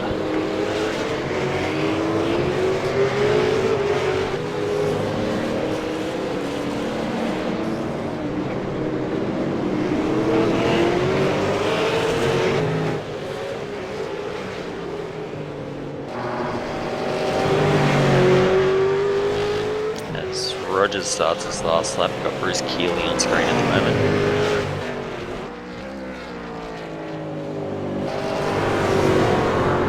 Very nice delivery on Keeley's car.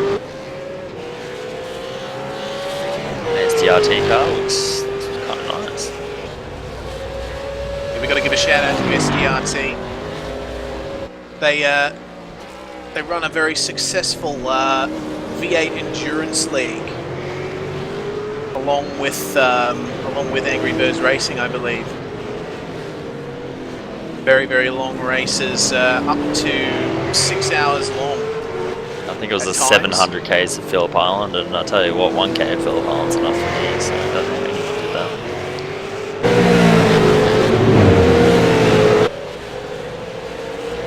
Yeah, well, make sure to check Sudden Death Racing team out. They do a very, very good series. Rogers comes across the final corner and wins round 7 of the first race, actually. There's 2 races.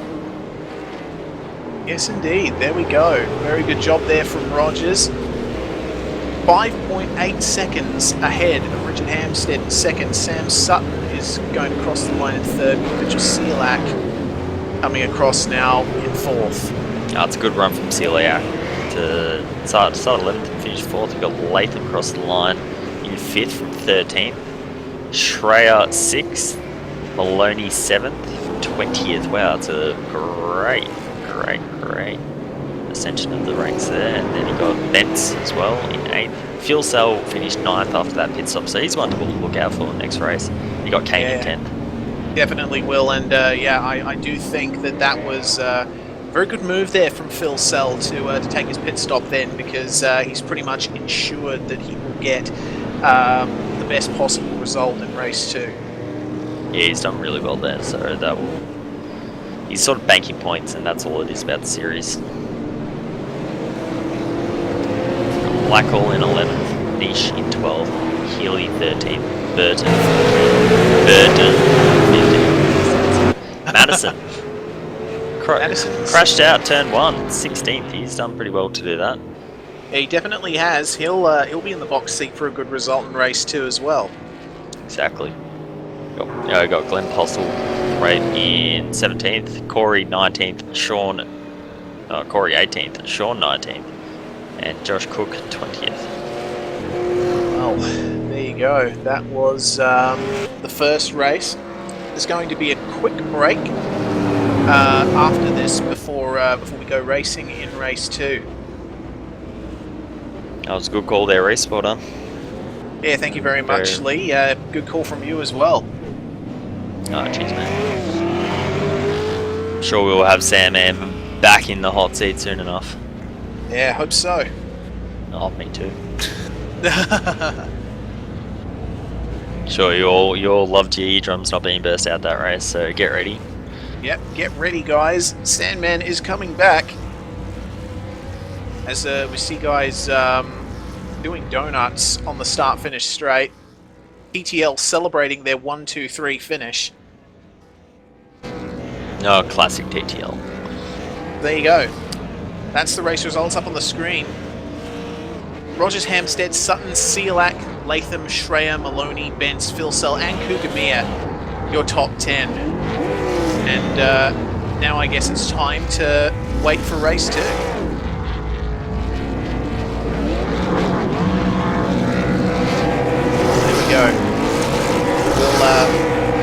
We'll go on a quick break now, and we'll be back with you guys for race 2 very shortly. You're watching the Lenovo V8 Supercar Online Premier Series. This is the Sydney Split Sprint from Oran Park. A few years ago, members of the iRacing V8 Supercar community came together to articulate an idea. Then, on August 10, 2014, the V8 Supercars Online Premier Series had its first race day at Circuit of the Americas, and Madison Down claimed the victory. Madison Down, the winner. Phil Sells second, Hampstead third, your podium, and Sean Kelly not far off it in fourth. For what a result, what a race. This first test season, however, would go to TTL's Richard Hampstead. 2015 was a defying year in V8SCOPS, the first year-long championship in iRacing V8 Supercar history. The season was filled with many highs and lows. Few drivers were triumphant, most faced heartbreak. Young gun Jared Filsell was crowned our champion. But in 2016, it's a new championship and a new opportunity for our passionate sim racers.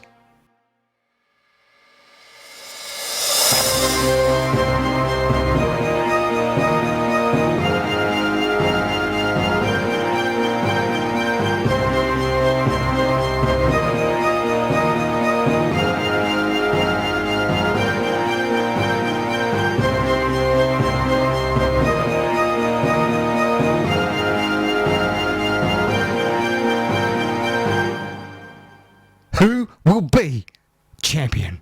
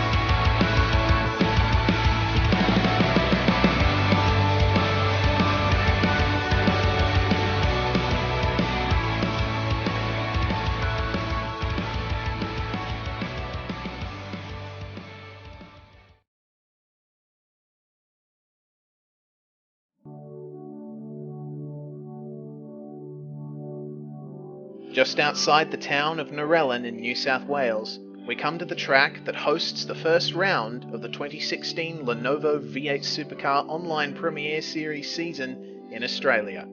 Oran Park was one of Australia's most well-known motorsport venues, but sadly is no longer with us. However, thanks to laser scanning technology, this track is preserved indefinitely in both iRacing and R-Factor. Oran Park is tight and twisty, with a stop-start first sector and a flowing latter two-thirds. Its rare figure-of-8 layout means that it incorporates a crossover and bridge, and the dogleg, a fast chicane that goes over the crest of a hill, is fondly remembered as one of Australian motorsport's great challenges. Oran Park began as an estate in 1829, and many owners and purposes later, in the early 1960s, the Singer Car Club purchased a section of hilly farmland and decided to build a racetrack. The first meeting was held on the 17th of February 1962 on a 1-mile circuit that would later become the South Circuit, with a few changes of course. The circuit was further extended, adding the iconic crossover in 1974, in time for hosting the Australian Grand Prix for Formula 5000s. In this period, along with hosting a 500-kilometre touring car race and briefly the Australian round of the World Superbike Championship, Oran Park continued on a meteoric rise to become one of Australia's most popular motorsport venues. However, the glory days came to an end, and Oran Park, despite improvements to the facilities and continuous involvement in all types of racing, was rezoned for a housing development in the mid-2000s.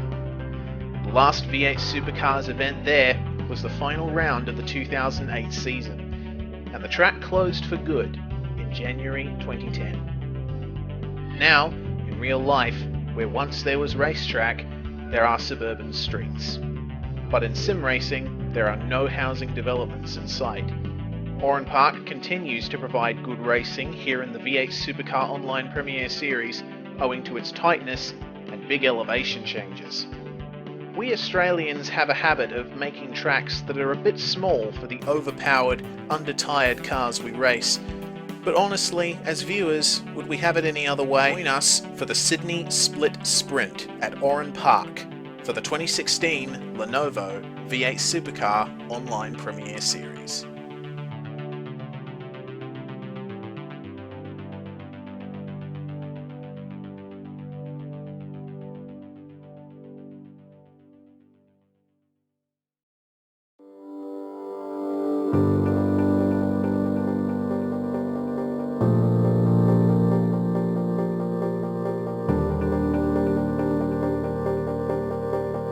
This is Imola.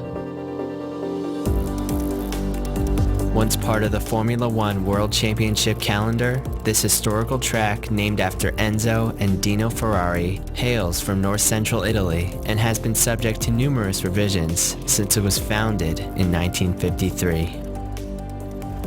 From 1953 to 1972, the track went uninterrupted from Ravazza all the way to the infamous Tamburello corner, notorious for its bumpy surface and having a dangerously small amount of room between the track and the concrete wall, as the Santerno River runs directly behind it. From 1972 to 1974, 2 chicanes were added in an effort to slow drivers down: the Variante Bassa, lower chicane, and Variante Alta, higher chicane, situated at the top of the hill leading down to Ravazza, creating the hardest braking point on the track. In 1980, Imola made its debut in the Formula One Grand Prix, after organizers were engaged in a dispute with Monza. In 1981, Imola remained in the F1 circuit as the San Marino Grand Prix. The circuit was subject to constant safety concerns even after adding numerous chicanes. Tamburello Corner was especially dangerous, where a car crashed into the wall in 1987 and another in 1989. The tragic weekend of the 1994 San Marino Grand Prix shocked the motor racing world. Rubens Barrichello would survive a serious crash at Variante Bassa, but sadly, both Roland Ratzenberger and Ayrton Senna lost their lives that weekend. So in 1995, major revisions were made to the track layout. Tamburello Corner, previously taken flat out, was converted into a 4th gear left-right sweeper, and a gravel trap was added outside the corner. Villeneuve Corner was also made a 4th gear sweeper with a gravel trap. In an attempt to retain some of the quickness and character of the old circuit, the chicane at Acqua Minerale was eliminated. Variante Bassa was also eventually removed to make way for a more modernized, longer pit lane. After 2006, Imola was dropped from the Formula One World Championship due to lack of funds. Whether Imola will once again be a part of the Formula One World Championship is unknown.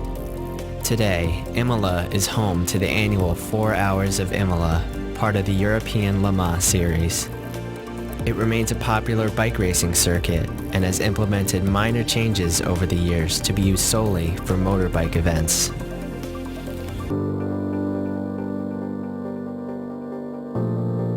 Imola is an important track in motor racing history.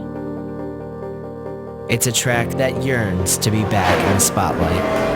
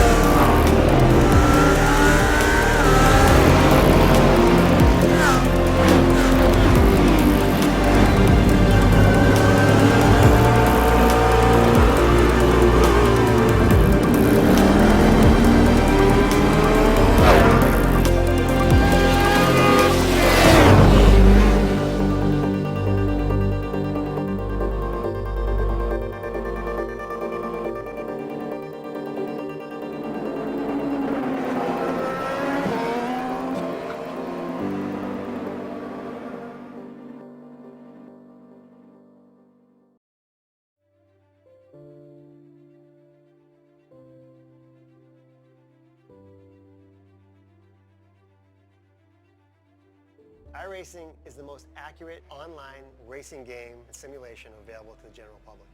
The iRacing service allows you, the race fan, the real-world racer, the race enthusiast, the gamer, to race virtual replicas of real-world cars and at real-world, world-class racetracks.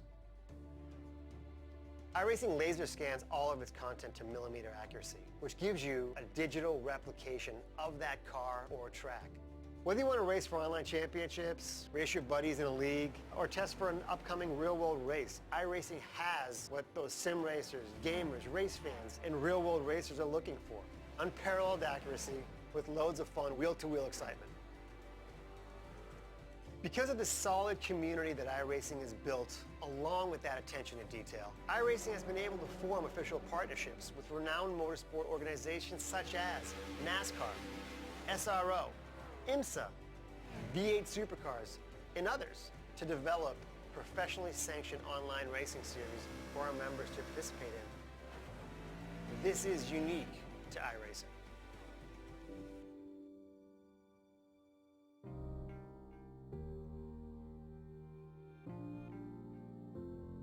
When we started iRacing, we kind of fundamentally wanted to take a different approach with licensing and treat them more like partnerships. You know, for instance, NASCAR was one of our first big partners that we brought in, and it's a great way to market your product.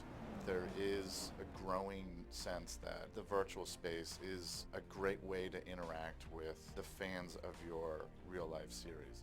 Simulation in itself is just becoming more and more popular in the real racing world, and it's natural to think that to be successful in the real world in these racing series, you're going to have to be up to speed with simulation at this point, because it's the only way that you can actually get any testing done. One of the things that we've realized in partnering with iRacing is that it allows us to expose the sport to a much broader audience than we've ever had the ability to reach out to. Not many people have the opportunity to drive a race car. iRacing breaks down those barriers and lets you do that. So for us, we're able to expose racing in general and the sport of NASCAR to a much broader audience from that standpoint. It engages people in NASCAR in general, so they like iRacing. If they don't want to become a professional race car driver, they get a feel for what the sport's all about. They're more apt to either go to a race or watch on TV. iRacing's ever-growing global online community is very appealing to IMSA and what we're trying to do and grow our product as well. Clearly, iRacing is a leader in sim racing and logical and attractive partner for us to be with. For sim racers who have not been exposed to IMSA before, this is a great way to entice them to come check our product out on television or attend our events in person. At this point now, we're actually getting contacted by racing series and tracks and manufacturers because they want to be involved in iRacing, because they see the value of having that sustained exposure to key demographics for them. Over the last few months, we've done partnerships with the SRO, who is the sanctioning body for the Blancpain GT series in Europe. IMSA, which is obviously the sports car series here in the US. They're two of the newest partners that have gotten on board with this idea that there is a way to kind of bring their brands into iRacing and create these virtual series that have real meaning to consumers of our product and fans of their series. Next to the traditional ways of promoting the championships through TV, through media, through all forms of internet, we appreciate the growing importance of gaming. iRacing offered a very realistic platform where high-level players can get the nearest to the specificity of our type of racing. Companies like NASCAR or Blancpain Series or IMSA don't just partner up with everybody. They see how authentic we are, how realistic the racing is, how much effort we put into making things real and fun and exciting for our members, and that's how we get to work with these companies. It helps us both engage our existing customers. It's more exciting to race when you're racing an actual NASCAR series versus just a stock car. And it also helps us reach new people, because new people, they follow these series in the real world and they want to get as close to them as they possibly can. One of the things we love about iRacing and what they've created there is that it really emulates what we do in real life in NASCAR. You have to work your way up. You have to train. You have to become better at every single level in order to make it to the very top. iRacing was the perfect partner with the technology that they had to offer, really the best of anything that was out there, and they created the most authentic racing experience that anybody could find. Short of getting in an actual race car, you're not going to find anything closer to real life than what you'll find in iRacing.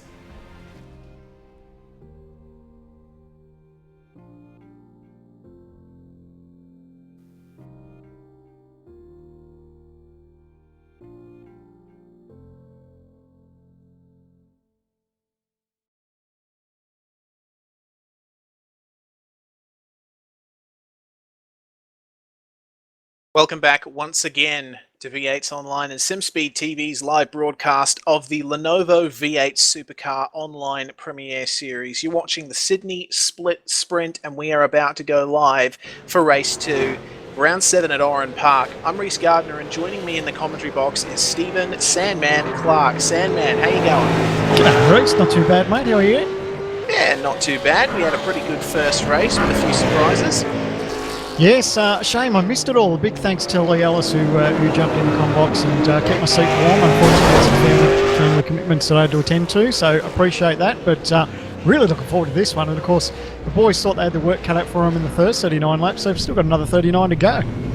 Yeah, and we've still got about half the field who haven't yet to pit, so it's pretty much a repeat of Sonoma.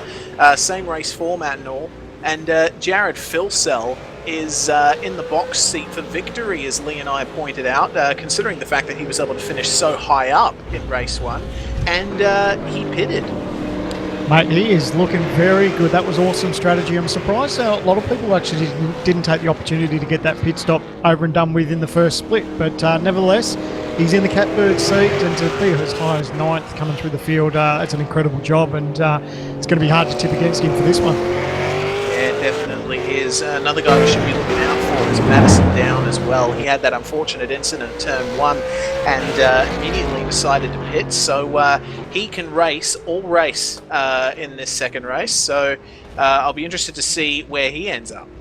Yeah, that's right. He was lucky to stay on the lead lap, but nevertheless, like you said, he's got that pit stop over and done with now. Now he just needs to be eyes forward. He knows he's got a good car. The car's straight now, so eyes forward and pick him off, especially as they pit. Yes, of course, as the guys are lining up on the grid now for race 2. Don't forget, V8SCOPS is now on Twitter, at V8SCOPS. You can check us out on there. Make sure to send us any questions too, if you're curious about anything we do here at V8sonline. And be sure to like us on Facebook as well, both at V8sonline and at the V8 Supercar Online Premiere Series Facebook page. Sim Speed TV as well, helping out with these broadcasts. But we're getting ready to go racing, Sandman. Joshua Rogers on pole. Yeah, he's been the man to beat over the last couple of months, hasn't he? He's really found his groove. He's really got a rhythm with his car, and very quick in the last one. But of course, pit stops are going to play a massive key. It'll be interesting to see when they decide to do that, whether they do it early or do it late. It's going to be a good one to see. Yeah, the revs are rising. The green flag flies. Away they go. Brad Filson wasn't given a very good start. Looks like Richard Hampstead lost out though. Oh, have a look, Sam Sutton. He's going to try around the outside. It's tricky. It's hard to go too wide there, side by side. They need to get through the first couple of turns. Everyone's doing a nice job so far. Madison Down got through turn 1 that time. But down the inside of Sealac. It's Filsell. Is he in 5th? Yeah, oh my goodness, he is too. Wow. He is not mucking about. Well done, Joe Filsell. Take back in the field, Sean Kelly. Oh no, Sean Kelly played the engine. We've got our first retirement, I think. He has got one damage to the back of that Private Racing Simulations Commodore as well. That's a real shame for them.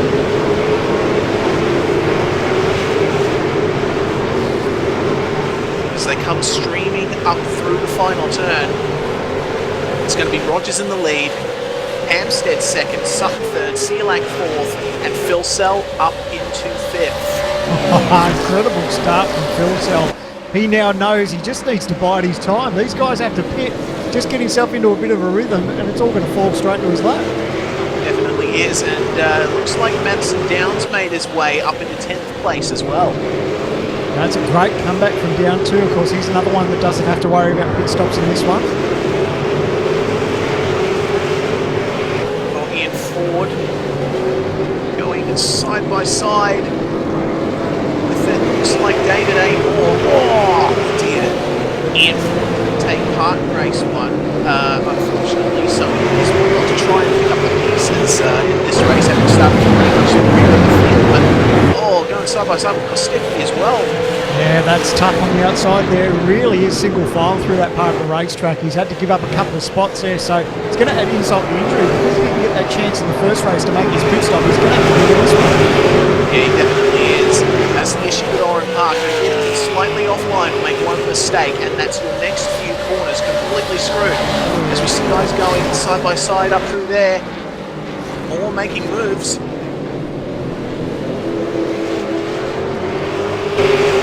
Car in the pits already. I think that's Healy.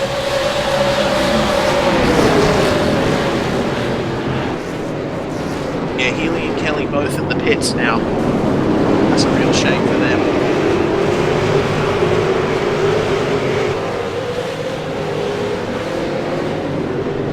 Oh, Ian Ford off track now too. Oh, he's on the outside too. Oh, he's going to lose it. Oh, that's it. Daco car, that's Kurt Stenberg. Crossed up there. He's running wide again too. That Butler made up on the inside. Again, he's stuck on the outside again on the exit of the bridge, and everyone just eats him up for dinner because that inside run, it's just so much grip, so much speed through that you carry through the bridge. So he's managed to get single file again. He just needs to gather it up. Looks like he may have an engine seat, Sam, and he's struggling to turn it. I notice he's missing a panel, perhaps. Some panel damage. Yeah, looks like on the left rear. Yeah. That's a shame for Ian Ford there. Yeah, he's going into the pits. Alright, he's elected to take that stop. Is that Schreier? Schreier may be in the pits as well. We have a look at Madison Down. He's in 10th. Madison Down's got a train behind him. Oh my goodness, this is what happened last race. We had a train headed up like 8 people here with Sutton and Burton behind him looking to get past. And I think that's Corey Preston there at the back of that train too. It's painful, this part of the racetrack, because although there's all that room, you can't use it. It's almost single file around this racetrack. So many different bumps and undulations. You've got to really set your car up for the next couple of turns. So these guys racing, there's a good chance to make a move up the inside. You can see that's Jake Burton up the inside there. Jake Maloney now side by side off the final turn. It's a drag race down the front straight. Definitely is, and looks like Damien Butler has had a few issues. Contact with another car. Not sure what happened there. Oh, has a wiggle. And Down will take advantage. Yep, he'll just position the older mechanic Sydney Commodore on the inside. Oh, a little bit sweary. It's sideways on the throttle. It's going to be a drag race into the next turn. Doesn't have the traction. He's got track position as well. So Down on the outside too. It's going to be tricky. Oh, goodness. Phil Cell now up to 4th. Oh. And Preston's going to go right for it too. Yeah, again, he's on the outside. It's so tricky. It's a bit of a sucker hole almost on the outside there, on the exit of the bridge, but it's almost an easy spot. They go side by side. Corey Preston, oh, they touch. Oh, Corey off.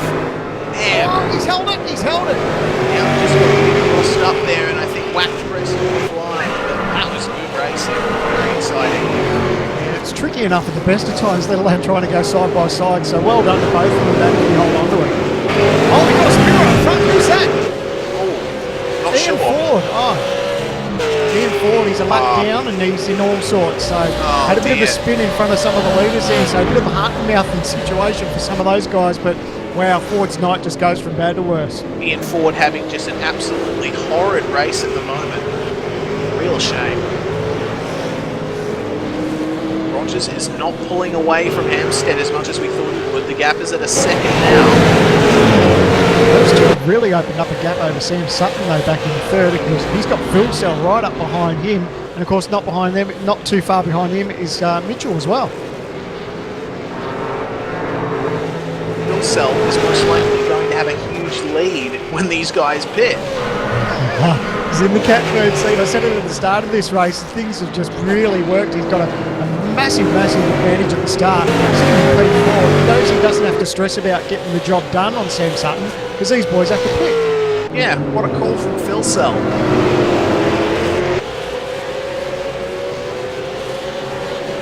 While Down and Preston still locked together in terms of times. Now chasing down Jake Maloney. Look at how much they close up coming into turn 2.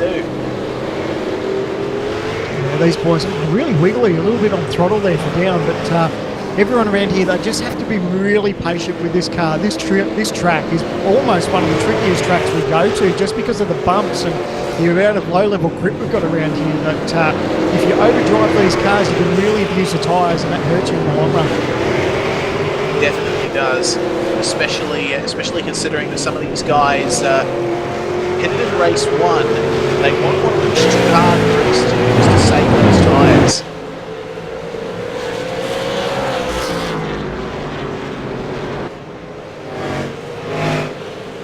Meanwhile, Stephen Kostecki up to P17 from P36. Good job from him. Also focusing now on Forzan Navi, locked in a very good fight here between Bruce Keeley and David Acorn.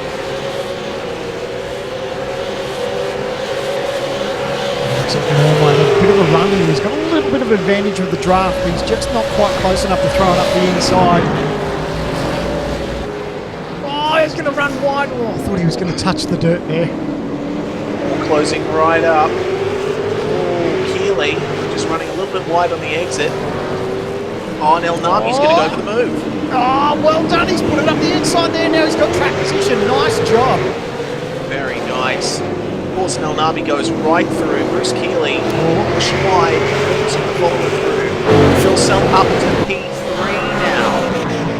Oh, a little bit more nose to tail contact, Bruce Keeley. They held it together. Adam Zeidinger and Kurt Stenberg, meanwhile, getting together. Denny wanting to get by Adam. Quick, sharp. A little bit. Oh, Steady's gone wide. Oh, slow it up. Careful. You did a good job. That's so easy to fire off into the tyre barrier there on the exit.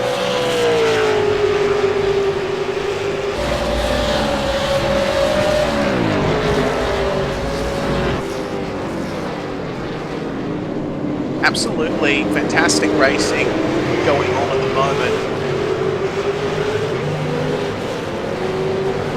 I'm interested to see when these guys decide to make the pit stops, because I would have thought probably in the early stages they probably wanted to get it over and done with and have all those laps under their belt to make the charge at the end.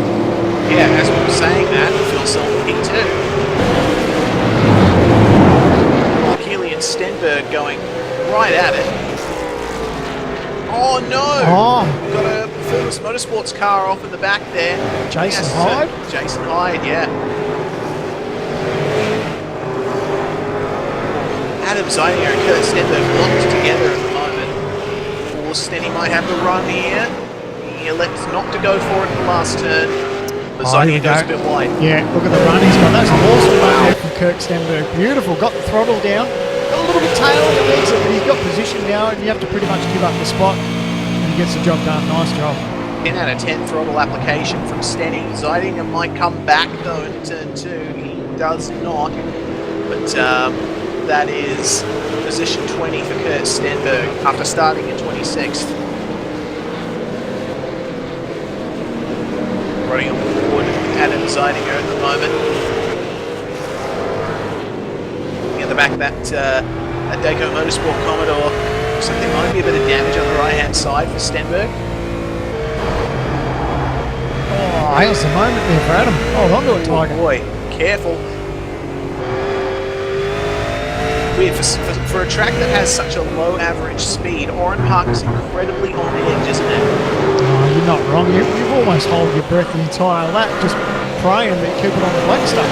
It's an incredibly tricky racetrack, and like I said, I think it's probably almost as one of the trickiest tracks we go to. Yeah, of course. Stenberg's pulled out a gap on Zeidinger over that lap. Stenberg with pace. Now he's looking to chase down Moore, who is at 19th, having started 32nd, and we've got a car off him. That's Kelly's he was a lap down, so he's just moving out of the way, I think. Yeah. Some drivers really not having a very good night.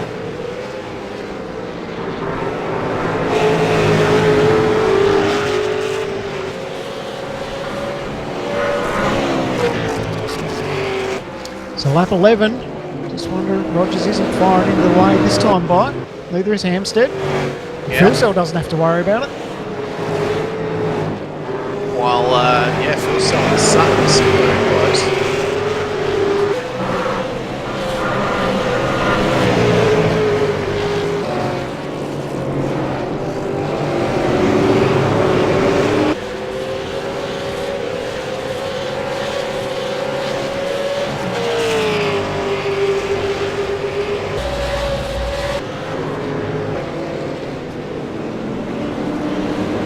Focusing on another battle now, Kane Kugamiya and Madison down. Along with Jake Burton. Kugamiya with a slide there.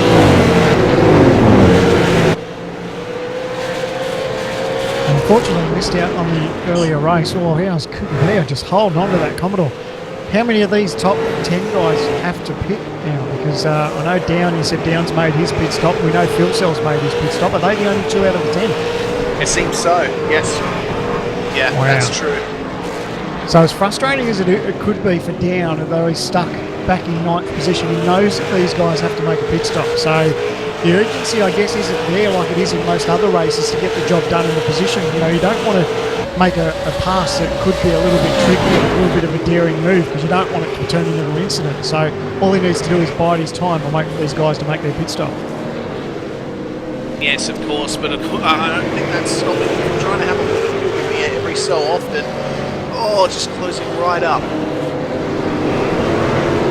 But yeah, Lee and I were discussing earlier on in the first race, Sam, and that the ANZ guys were having trouble with their car setup all week, and it's definitely not to their liking. They are really struggling with mid-corner grip, especially compared to TTL. Yeah, I can sympathise with them. I struggled too through the week through qualifying, and I was fortunate enough that the track temperature was just a little bit different for my race, and the car came to me a little bit. Thinking down might here at some point on the front stretch. See if he can get some kind of inkling of a He's got a toe. He's got a bit of a toe. I don't know if he's close enough. He'll think about a move up the inside. Hopefully, if he wants really to put the pressure on Kane, and if he outbrakes himself, he'll just stick the nose up the inside, but didn't quite get the job done there. And of course, Burton is sitting pretty there at the head of that.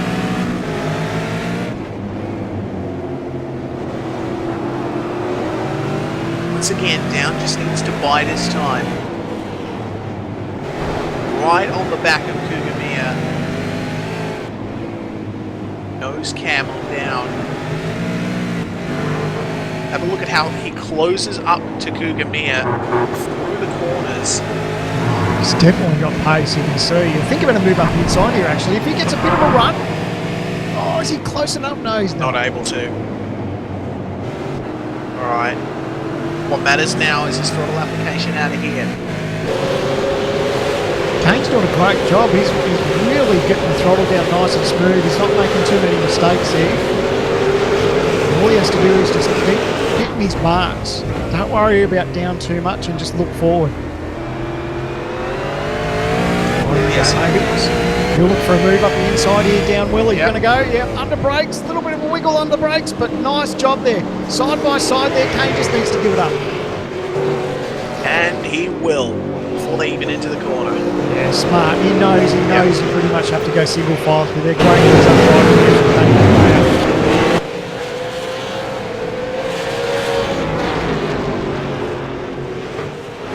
Meanwhile, up the front, we're still waiting for Rogers and Hampstead to make their way into the pits. very late in the race to do this. Yeah, I'm surprised. I actually thought they would have done it early, but nevertheless, see how it all pans out as they start lap 16. Indeed.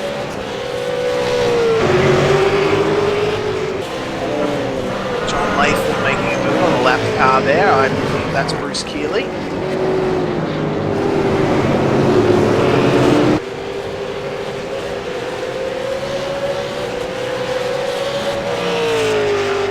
Got a penalties update from the stewards.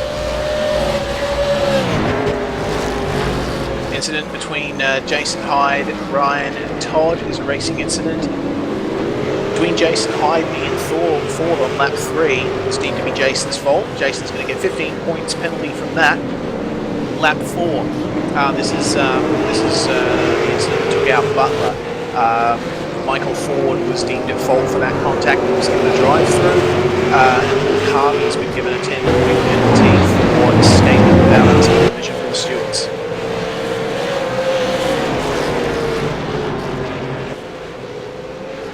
Now, I have a question.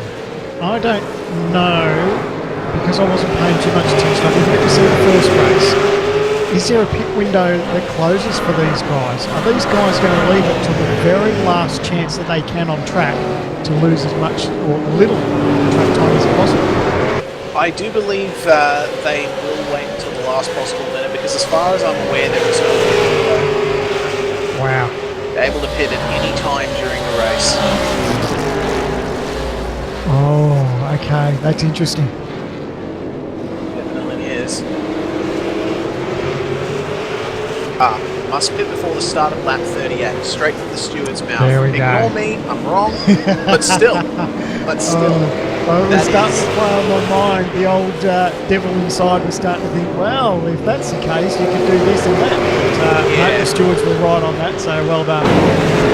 Yes, indeed. Reminds me of an old NASCAR move I saw in the All-Star race where the teams had to do a compulsory pit, and their pit box was before the start-finish line. They actually pitted on the last lap coming to the checker. They went down pit lane and exited their pit box and crossed the start-finish line, and that's how they got the win. So it reminded me of something like that these boys may have had up their sleeve, but the officials were quick on that, so well done. Yes, thank you very much for the clarification, Simon Black. As we see a car coming into the pit lane, not sure who that is. That is Glenn Postlethwaite. Or SDRT, I believe.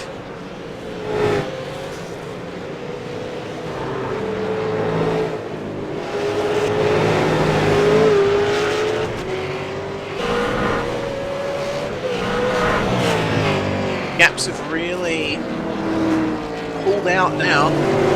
It's funny, I was looking at that just as you said that. 2 seconds between Rogers and Hampstead, and then 5 seconds further down the track is Jared Philsell. So you can see they have gapped up a little bit. They can come in a pit lane there just in front of Rogers. Is that Glenn Postlethwaite? Got the gains and the losses up on screen. Jake Burt up 6 positions.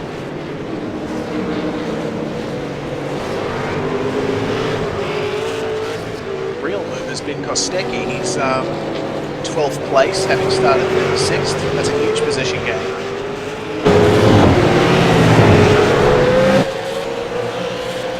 So a lot of guys have made huge gains in this race so far.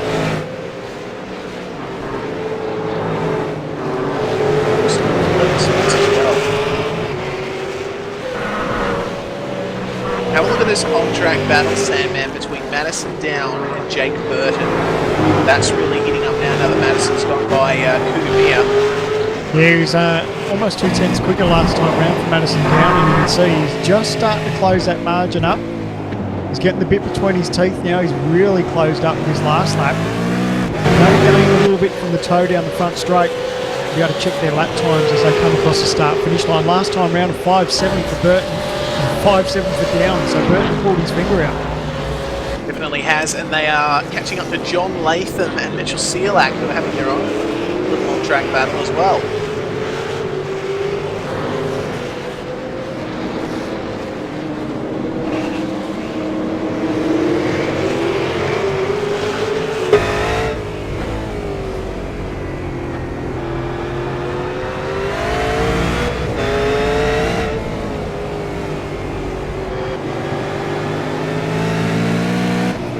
It's almost like these boys are just pretty much going through the motions at the moment. They know where they're at. These teams will have some sort of idea of when they're going to pit, and we obviously think they're going to leave it till the very last minute. But it's lap 20 of 39, and these guys know that the way the strategy is going to play out, they're either going to lose a lot of ground or make up a lot of ground as it is for down. Because he knows, even though he's back in 8th position, all these cars, bar one, have to pit. Yeah, most definitely.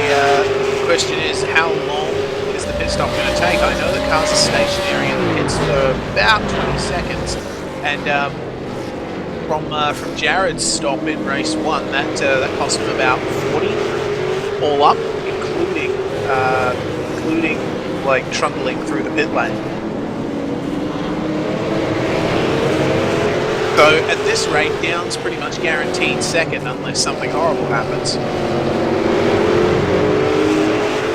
And that, ladies and gentlemen, may have been the commentator's voice. We'll have to wait and see.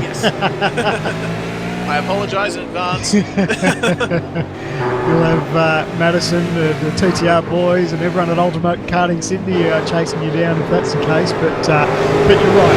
He's not a good joke about it too. He knows he just needs to hit his marks, and everything being equal, he should come home in P2. But you never know. Yeah, you never know.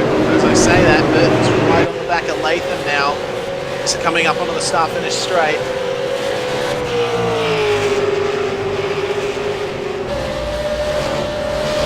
As they come into turn 1.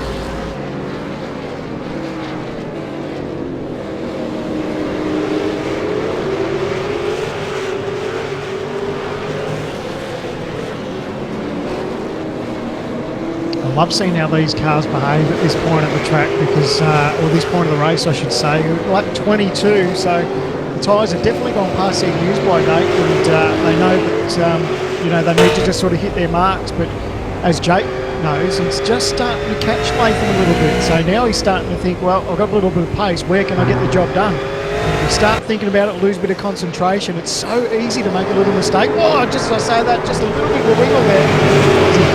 Oh, you've got the right rear just on the grass a little bit there. Yeah, it seems so. Coming back up onto the straight now. Jake, nail that throttle application.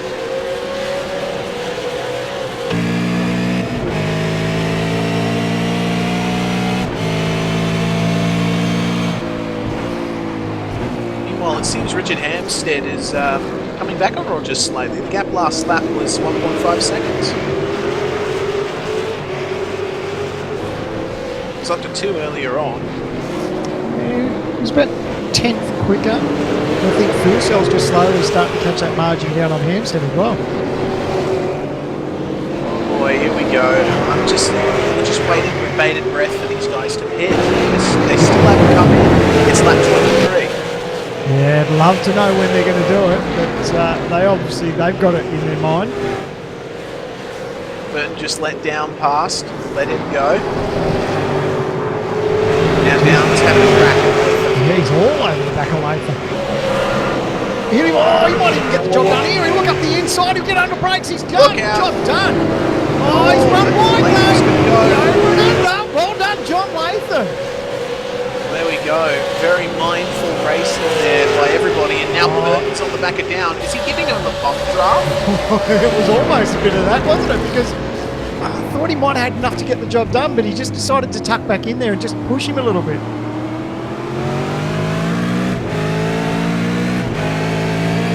Now we've got a few lap cars in the mix. They're trying to make their way through. Yeah, that's Healy and Ford. They're battling for 28 and 29, but they also need to look in the mirrors because they've got a good little battle with 6th, 7th, 8th.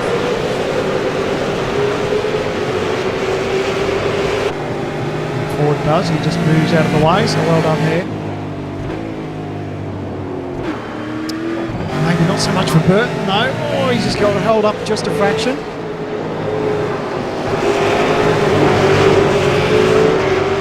There we go, well, Down, think about it again. Quite close enough, it's a big dive from back there.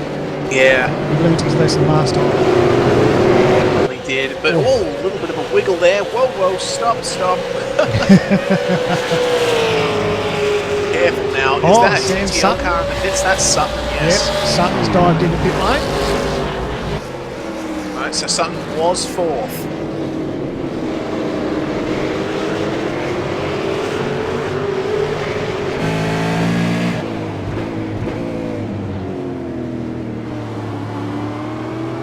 This train, Latham down and Burton. Very, very close. Yeah, it's one of those battles you love to watch it. You love to be in it, but it's one of those things too, those battles, because you know how easy it is just to make a little mistake around here, but they're all doing a great job. Kurt Stenberg and Adam Zeidinger are at it again, though. Have a look at this. As Rogers and Hampstead pit. Rogers and Hampstead are in the pits. Jared Felsell's going to assume the lead of the race. There you go, lap 25 at 39. They've dived into pit lane. They left it very late. Minimal time loss. Actually, the way it was playing out, I was waiting to think maybe towards lap 30, 35. I was thinking maybe they'd think about doing it. But nevertheless, it'll give them a charge now. Hopefully they don't get too much traffic. Yeah, hope so. Meanwhile, that battle between Zeidinger and Stenberg is heated off a little bit. They've separated a tad.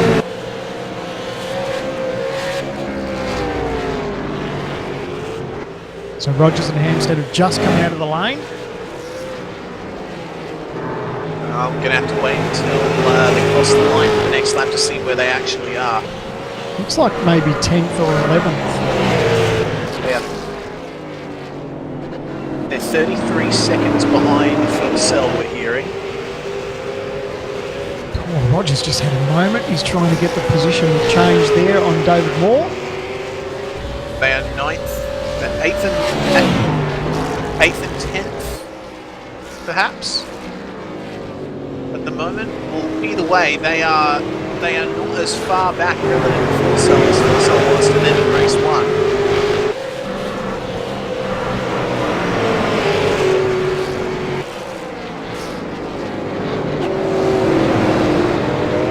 Mitchell Sirak is in the pits as well.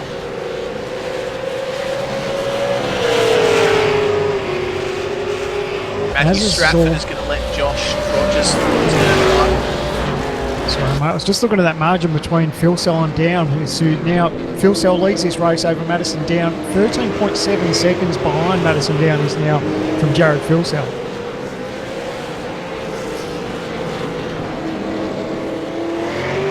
Well, that's pretty good from Down, I have to say.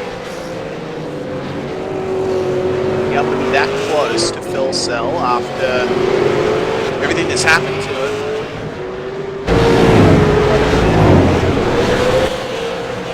Let's have a look at lap times. Jared Felsell's last lap was a 105.907. What's Madison Down's lap going to be? 105.7. So Sialak is going to come out of pit lane in P15, but Madison Down is a bit faster than Felsell at the moment, it seems. Yeah. He may be a little bit, couple of tenths here or there, but lap 28, it's a massive margin, 13 seconds. It's over if these boys hit their marks for the rest of the night. We'll have to wait and see. Anything can happen.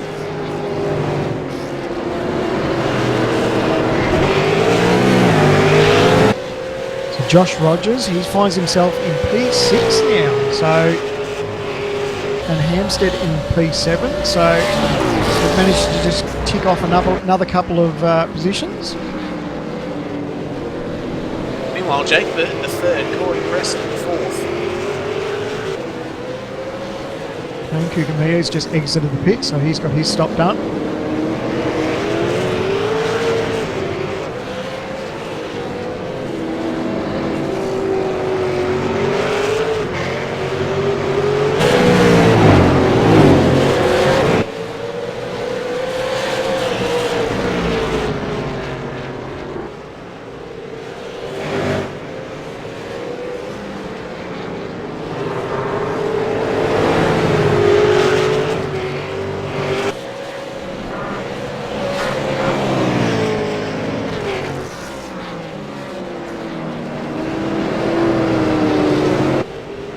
So still a little bit to play out with pit stops and everything else, but they're top 5 for the moment. Jared Filsell leads over Madison Down. Jake Burton's in 3rd place. Corey Preston in 4th, and Josh Rogers has now made himself up to 5th position. So nice little fight back here from Rogers with still about 10 laps to go. Yeah, it definitely is. I'm quite impressed with the lack of time loss from TTL in that stop.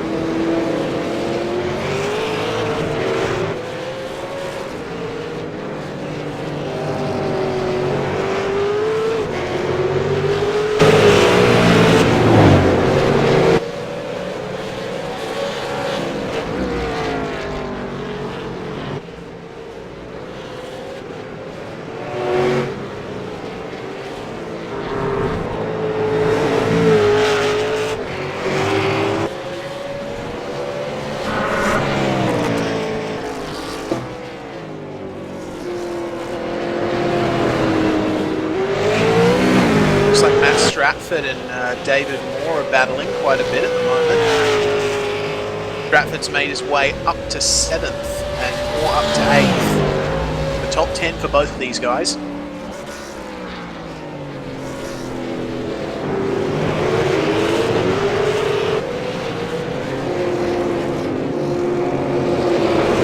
As we see behind him, Maloney trying to make his way through on... no, that's Sutton trying to make his way through on Filson and Navi.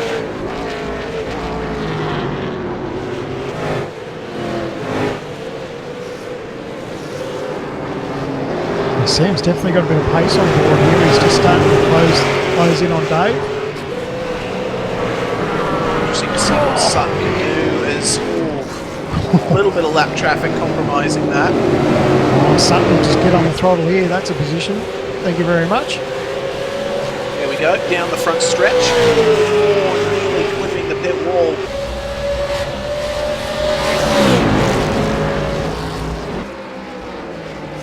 We go down into turn 1 once again. Oh, El Navi on Moore. Goodness me. That was pretty daring. He came from a long way back. I think he was just holding his breath, but he managed to pull it up. That was unreal. Wow, incredible stuff from El Navi there. But Moore's not letting him have it. He's still on the back. The rear of that Falcon is probably moving around a little bit more than what Moore would like at the moment, I think, just because it's just every time he's sort of on the throttle, it gets a little bit sideways from him. He's just giving up a bit of speed. So far so good though at this part of the racetrack. Indeed. While Sutton and Stratford up front.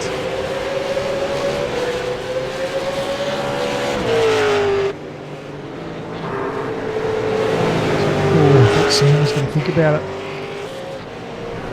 It's a bit of a sucker hole, that one, because you think you can carry more speed through it, and then before you know it, you're off into the boondocks. So, but look at him now, he'll get the crossover move here on Stratford. Thank you very much. Stratford breaks a little earlier. Nice little dive up the inside, well done. Very good stuff. So that goes Sutton up to 7th overall.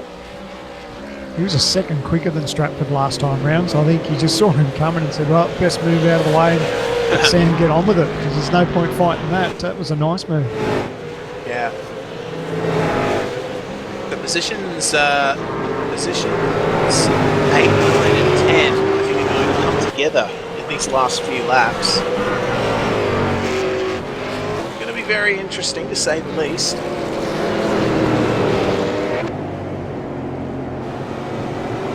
Meanwhile, Madison Downs' gap to Jared Filsell's down to about 12.5 seconds as Jared Filsell's right in the middle of lap traffic. Yeah, he'll be. He won't be as stressed as probably what you may be is if you're in lap traffic and you got second place right behind you. That margin that he's got, he knows he can just sort of bide his time and not worry too much. I mean, lap traffic's been pretty good tonight. Everyone's been very respectful of the leaders and everything else, so I don't think he's too worried at this stage. Yeah. Meanwhile, just behind Filsell, we were having a pretty good battle. Brian Shelton, Michael Taliancic, Jake Blackmore, all really close close together. Black hole on Taliesin. Thought he's going to put the nose in there. Oh, Michael might look for a move up the inside. Yes, he will. Oh, he hasn't got a done contact. Oh, There he Shelton. goes. Ryan Shelton. Oh, he's managed to gather it back up, but just a little bit of a touch there, and that got him sideways. And that 6-boost car, I'm not sure who that was. It was Dal Niche. He had to take that access road, and that's cost him so much time. Having to wait at the entry to that corner for the field to go by.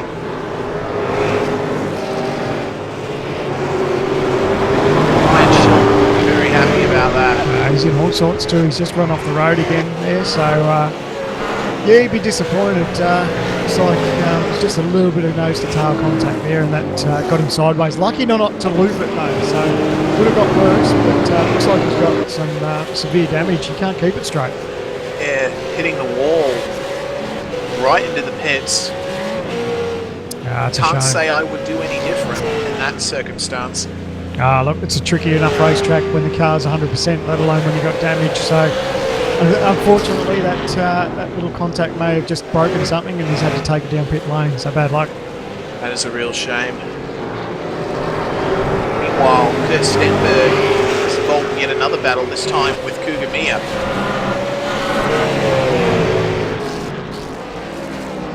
They've got Todd Parks just in front of them. Going to be another interesting battle that goes to the end.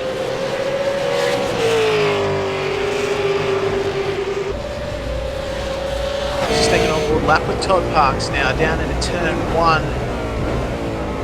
Oh, a little bit of a lock-up. Stenberg right behind him now. I would not be surprised if Stenberg maybe got by him by the end of this lap. Parks' car is in pretty bad shape. He's locking up again.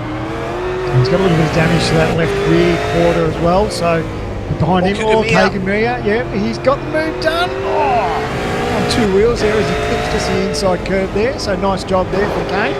Okay, well that lets Kane through to pursue Todd Parks. Now as they come through this latter half of the circuit where the car is constantly turning, doesn't have the chance to take a bit of a rest on the straight.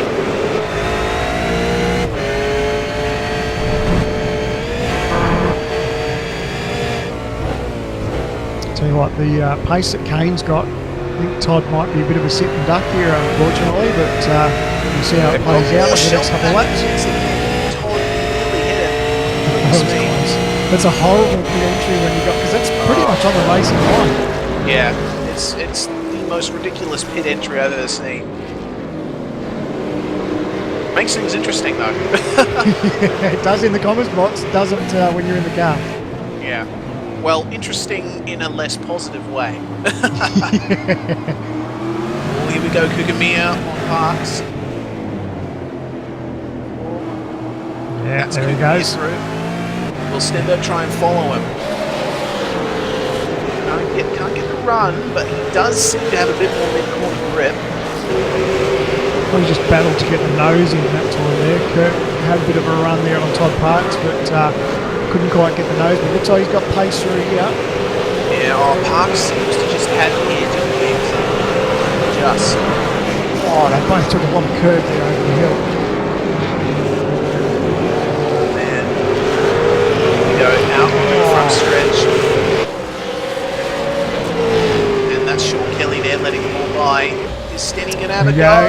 He's going to think about it. He's definitely looking at. Oh, he's not quite close enough. You can't go side by side through there. So good heads up driving there from Kurt. He knew if he stuck it up there, there'd be all sorts of trouble for both of them.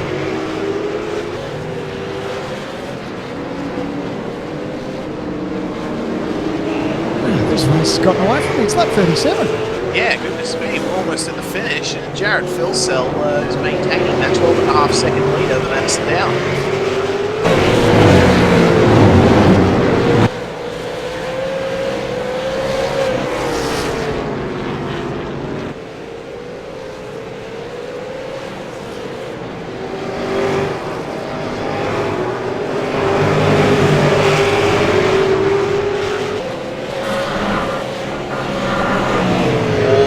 Stenberg, he's right on the back of Parks now. Parks just ran wide on the exit. That's going to let Stenberg through. Yeah. It's all about track position here, that inside line. He's definitely got the run anyway, but Kurt will have it there. Todd just has to back out of it, unfortunately. Think about the dive up the inside, though. It's not over. Oh, not. Kurt was on it, though. Slide there. That's going to leave the door open for more. He's going to go right through. That's 2 positions in roughly 4 corners for Todd Parks. Meanwhile, Beams up at the front. Jared Filsell is on his last lap. What a drive from him in this race. He played the strategy game perfectly in race 1 and is now set to take a dominant win in race 2. Madison down in 2nd with Jake Burton and Corey Preston going 3rd and 4th. Yeah, that's awesome for those guys. But Filsell did it all in race 1, didn't he? He got the pit stop opened up to find himself inside the top 10 for the start of this race. Then, of course, he got a mega start. He found himself in the top 5 at the first couple of corners. So all the hard work was done then. And, of course, he's driven faultlessly here for race 2 as he comes off the final turn. Gets a little bit sideways. Celebrates the best way he knows how. And Jared Filsell takes race 2 at Oran Park. Fantastic stuff from Jared Filsell. I believe that's his first race victory since Watkins Glen. Oh, wow. Well, you wouldn't have picked that, would you? Nah, definitely wouldn't have. That's fantastic stuff from Jared Filsell. Madison Down is going to cross the line in 2nd and Jake Burton in 3rd. Corey Preston finishing a very solid 4th place. Meanwhile, Josh Rogers is going to cross the line in 5th with Richard Hampstead in 6th. Sam Sutton in 7th. Matthew Stratford and Forzan El Nabi are going to come home. Get their performance motorsports cars both in the top 10. A fantastic effort from them. David A. Moore rounding out the top 10. Mitchell Cielak very close behind in 12th. How are some of the names inside the top 10? No disrespect to all these guys, but it's so good to see some of these names up here in the top 10. They've done everything right. They've worked out the strategy, and it's all well deserved. So everyone take a bow. It's so good to see some of these mix-ups throughout the field. Yeah, fantastic stuff, and that's why I love this format. We really get to see names up in the top 10 that on a regular day you see. So massive props to these guys for doing what they've done, because, you know, not to imply that it doesn't take effort to finish in the top 10 with this format. You still need to do everything right. Look, at the end of the day, it's hard enough to do one fast lap around Oran Park, let alone put 39 together as your tyres start to go away and get into this race. So well done to everyone who finished. That was a top effort. Yeah, well done to Jared Filsell doing victory burnouts there down the front straight. Mate, he'd be loving this, and of course he doesn't need those tyres anymore. As of this week, they're rubbish. You can chuck them all in the bin, we get brand new ones. Whoa, hi! Oh man. Rich Hampstead just getting in there as well. Yep. Fantastic stuff. Apparently pit lane is blocked, according to Sam Sutton. Oh, wow. There's some excitement ahead for our V8 Supercar Series. Of course, we've all been talking about the new tyre build that's on its way. So it's the last time we're going to see this tyre. And some will be happy, some will be sad. But all I know is that all my safe setups can pretty much go in the garbage bin now. We start fresh. Yeah, we definitely do. Jared Filsell has the honour of being the last driver in V8SCOPS history to take a win on the version 5 tyre model. So, either way, I guess that's our race results. Position 1, Jared Filsell, dominantly 12.6 seconds ahead of Madison Down in 2nd, Jake Burton 3rd, Corey Preston 4th, Joshua Rogers finishing in 5th after winning race 1, Richard Hampstead finishing in 6th after finishing in 2nd in race 1. Sam Sutton will cross the line in 7th, Matthew Stratford in 8th, Forzan El Nabi 9th, and David A. Moore for Synergy Sim Racing is going to round out your top 10. Yeah, my window's accidentally closed, so you might have to go through the rest of the field for me, Tiger. Sorry, mate. Okie dokes. 11th place was Mitchell Cielak. Kane Kugamia finished in 12th after starting 9th. Kurt Stenberg, massive climb from him, finishing 13th after starting 33rd. Michael Schreier lost a bit, going 14th from 6th. Todd Parks up to 15th from 29th. P16 was Jake Maloney. Tony Klusterman, 17th, the first driver to finish outside drivers who were on the lead lap. 18th was Jake Blackhall. Michael Taliancic in 19th. 20th was Joshua Burden. Adam Zeitinger in 21st. Jason Hyde, 22nd. Glenn Postlethwaite, 23rd. 24th was Michael Healy. Michael Ford finishing in 25th place. 26th was Will Dodd for Fusion Sim Racing. At 27th was Josh Cook. Bruce Keeley for Sudden Death Racing Team was 28th. 29th was John Latham. And starting off the guys that didn't have the best of nights, Ryan Shelton in 30th. Bo Cattell, 31st. And down in 32nd, Dale Niche, followed by Sean Kelly, Stephen Kostecki, Ian Ford, Luke Harvey, and unfortunately the first guy out, Damien Butler. So, that is your field for round 7 of V8 SCOPS, Sandman. I love it. Oran Park turned it on for us. It's could be a brutally tricky racetrack, but these guys did an amazing job. It was a really good race to watch, and Jared Philsell's all that strategy in race 1, and then of course the charge through the field in race 1 set him up nicely for race 2, and did the job, and he did it well. He definitely did, and we've got him here in the commentary box now. Jared Philsell, congratulations. Hey guys, cheers. That was a pretty tough race there. Track was quite significantly different to the first race. My car was absolutely crap in the first one. I don't know what was wrong with it. TTO obviously had something going for them, because I was quicker than them in the second race, so maybe I shouldn't have pitted in the first one. Worked out for you, mate. You got the pit stop over and done with in race 1, and then of course managed to finish inside the top 10 for the end of that race, and then an amazing start. You were in top 5, I think, by turn 2 or 3. Yeah. All was what I was getting this car on your right, 3 wide. So yeah, I don't know what was going on there. Spotter was going crazy. So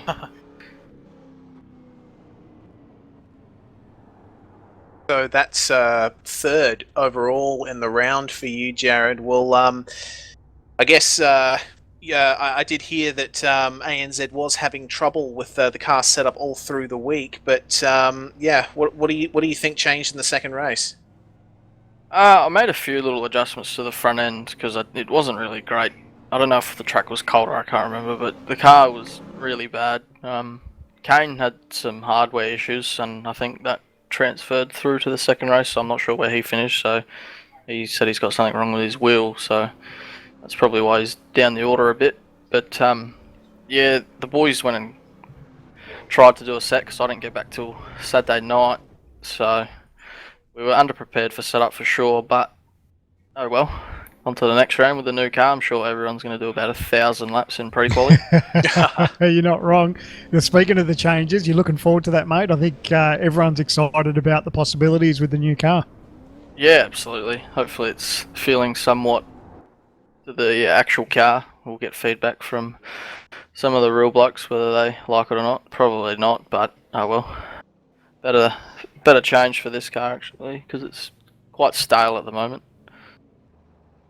Yeah, well, it will be very refreshing to jump into what is effectively a brand new car for the Indianapolis Motor Speedway round, the Brickyard 250. We've never raced at Indy Road before, Jared. So, what are your thoughts on that? Yeah, I've never turned a lap around there in the V8 in my life. I think they did it in official ages ago, back before my time. So, I'm sure most of the guys, it'll be a first for them. So, that definitely, those 1,000 laps might come in hand in pre-qual. Now, of course, Reese was saying it's been a little bit of time between drinks for a win, so it's good to get that monkey off your back and take up a win tonight. Yeah, got to stop Rogers. He's got massive momentum at the moment.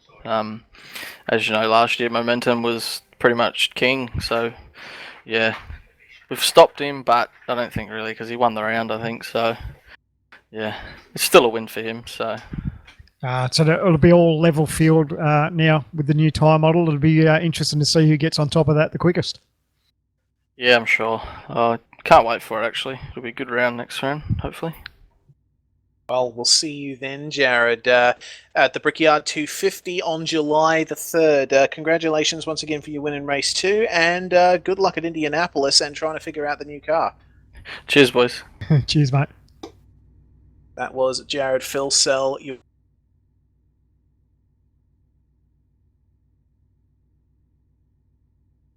The winner for Race 2, as my TeamSpeak finally comes back to me after freezing yet again. Apologies for that. We're going to bring up, once again, Josh Rogers. Mr. Rogers, as I just give you talk power, so you can have a chat to us. Congratulations, once again. You're the round winner. Oh, sweet. Yeah, cheers, boys. What a fun race. Race 1, having that bit of a battle with Jared was really interesting, and the pit stops in race 2 always mix things up and pretty much determine what's going to happen in the round, depending on where you come out on track and if you can get past the cars. So yeah, what a fun round, that's for sure. Now, what was the strategy coming in tonight, mate? Was it always to pit in race 2, or was that sort of something you decided on the fly? I think it was a little bit of both, I guess you could say. I don't know how that worked, but yeah, no, we were planning on pitting in race 2, and then I don't know, we kind of had a little bit of a fumble in race 1 deciding after Jared pitted, but yeah, no, then we stuck with it, thought, okay, we'll take the points from the good finish in race 1 and try and do whatever we can in race 2. And yeah, that's what we did. And I notice we could physically see that your cars were much better suited to Oran Park than many of the other competitors out there. Being able to ride the bumps and have that mid-corner grip that people like Philsell just didn't have in race 1. But of course, all that's going to get thrown out the window with the new car coming out at the end of week 13. So what do you think is going to happen with that? I don't know. Obviously, it's going to be a massive change, and probably do my head in a little bit. I'm I'm probably one of the few people to not be looking forward to the car changing. Actually, I'm kind of liking the way it is at the moment. But we don't blame you. Yeah. Look, it's going to do great things for the racing. Obviously, with the new tyre model and making hotter weather, the tyres being able to run at a wider range and whatnot. So, look, it's going to make the racing better. So, bring it on. Brilliant stuff, Josh. And finally, just to send you off, next round is at Indianapolis Road, a track that I don't think many people in the V8SCOPS field have driven at before, at least in this car. So what are your thoughts on that round coming up? Indy's definitely a really fun track. I do enjoy it, but I've never driven the V8 around there, so we'll probably have to cut a fair few laps in pre-qual, get everything sorted, and we'll see how we go. All right, well, thank you very much for joining us up in the interview booth, Josh Rogers. Congratulations on your round win, and yeah, I guess we'll see you at Indy. Yeah, catch you boys. I'll just have a quick shout out. Huge thanks to TTL for all their support, the boys for getting the car running as sweet as it was, and also Hyperstimulator, our main sponsor. They do an awesome job, and if anybody's interested in sim gear, sim rigs related, get onto them and they'll treat you well. Fantastic stuff, Josh. We'll see you at Indy. See you, boys. Good job on the broadcast too. Cheers. Thanks, mate. Josh Rogers, your race winner, round winner rather. Bringing up now Richard Hamstead. Richard, a successful event for you. Yeah, hey guys. Yeah, not too bad. Pretty happy, I suppose. I would have got second overall in the points, I believe. So too bad, I guess. Just came second in the first race, sixth in the second. Pretty uneventful, really. Oh, you would have been loving that race 1 result. That TTL 1-2-3 looked pretty good. Yeah, no, that was great for the team. Definitely would have preferred to be first, but oh well, what can you do? Now, of course, we go through a massive change for the V8 now. Of course, some people are loving it, some people are hating it. You boys have really hit on something special with car setups for the car the way it is now, but they all pretty much get thrown in the garbage bin and we start again as of next week. Yeah, well, it's going to be interesting for sure because yeah, like the car's going to be at least, pretty significantly different, especially over bumps and curbs with the new tyre model on it. So should be a bit nicer and easier to drive. That's what we're all hoping anyway. And yeah, it's going to be interesting to see, how all the different teams and the different drivers respond to it. Yeah, definitely. And the next round is at Indy Road. I'm sure you've raced at Indy Road before, back in the Grand Am days, Richard. But what are your thoughts on it being a part of the V8SCOPS calendar? Yeah, I think it'll be good fun. I remember racing here, in the V8 in official in like 2012 season 1 or 2011 season 4, somewhere around like that. Wow. It definitely provides good racing because you get that massive draft down the banking in the oval. So it's going to be a close race, that one for sure. Well, glad to hear. We're definitely looking forward to that. And I guess we'll see you off then, Richard. Congratulations on your results, and we'll see you at Indy on the V6 tyre. Cheers, guys. See you then. That was Richard Hampstead, the first ever V8SCOPS champion. Who will we bring up now? I think we'll bring up Sam Sutton. Sam, hello once again. Thank you once again for the call in split 2, but you had a very, very good result with a 1-2-3 finish in race 1 for TTL. Yeah, it seems like I haven't left this com box all night, but yeah, good result in race 1, the 1-2-3 for TTL. I think that's the first time that's happened in a while. And then to finish 7th in race 2, we knew we were kind of put in a corner with this strategy, being the only guys really up the front who didn't pit. But yeah, lucky came away I think with 4th in the round, just off some quick numbers, so that's pretty good considering the last few rounds I've either copped lots of penalty points for stuff I didn't do, or just being kind of around that bottom half of the top 10. So it's good to be back up, probably in the top half of the top 10, which is where I think most of the time I should be on pace. What do you think coming into tonight, mate? It was a great format to throw in that curveball as far as having a pit stop, but it was left in the driver's hands or the team's hands to decide which race they did it in. I thought it was great. It was good to see some names, and it was mixed up a little bit. What were your thoughts on the whole thing coming into it? Yeah, this format always mixes it up, especially for the guy who doesn't pit in the first race. In the second race, you got to push hard till you pit, and then you got to come through some drivers you wouldn't usually pass on the circuit. So, no, we always knew coming in, if you are in a position to get a good result, say a top 5, we probably weren't going to pit. And once Phil Cell decided to throw into the pit lane after when he was in position 2, so yeah, I'll take the 3rd position and just try and salvage something from race 2. All right, and with the new car coming in next round at Indy Road, I guess we should ask what your thoughts are going to be on what the pecking order might be with the new car, and how Indy Road's going to stand up. I don't think the pecking order will change too much. You might see a few guys just switch places with other people, but I don't think it's going to be a mad shake-up like people are predicting. I don't think the car will drive too differently. There'll just be a few subtle differences, and there's not many curbs around Indy, so we won't be able to see how they fix that yet, but surely in the later rounds we'll be able to get an idea of how the car handles curbs. But I'm looking forward to the new sounds as well. Yes, the new sounds. We can't forget that.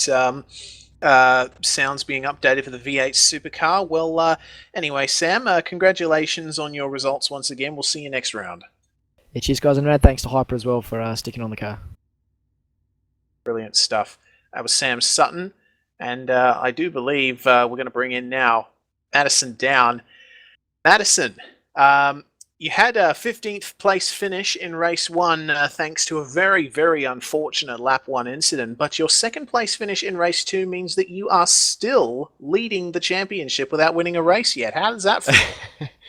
Yeah, surprising actually that I'm still leading. I thought that was going to be all gone after tonight. Yeah, and as you said, unfortunate there in race 1. I just got a bad start. The clutch just played up a little bit actually, and as I released the clutch, it spiked and it sent itself up to full clutch again, and I had to actually manually double dip the clutch to get it to disengage. So that was what happened there, and unfortunately that resulted in us being 3 wide into turn 1, and unfortunately, Kostecki and myself off in the grass. But yeah, I mean, you saw that in the real V8s when they used to race there. There always used to be someone off the track down there, with it being 3 wide. So yeah, racing incident, that happens. But yeah, just had to do a bit of damage limitation in race 1 and get back as far up as I could, and then hopefully race 2 went well, and it did. So 2nd in race 2, 15th race 1, not too bad, all things considered. You're not wrong, mate. Turn one, it's hard enough just when you go through there by yourself. When you said, like you said, 3 wide, it's heart and mouth stuff. So a nice recovery at the end of it to still be leading the points. Yeah, for sure. It's a tough one because I knew Kane was there, and but I also knew I had Kostecki on the outside. So you're trying to give as much space as you can, and you can't really back out too much because I had 2 cars right on my rear wing behind me as well. So I knew it was going to be hairy when we got there, but just did everything I could to give both the guys as much room as possible. But yeah, it's probably a little bit wishful thinking to try and get through there 3 wide, but. Oh well, I'm not too bad. Ultimate Karting Sydney on the car, that would be the home round. The Ultimate Karting Sydney is only about 5 minutes down the road from where Oran Park is, so and obviously I live 5 minutes away from Oran Park. It's just disappointing that the home round didn't really go to plan, but yeah, in all honesty, we struggled tonight with setup. Our car was a dog, really. It was just absolutely terrible. So yeah, all things considered, not a bad result.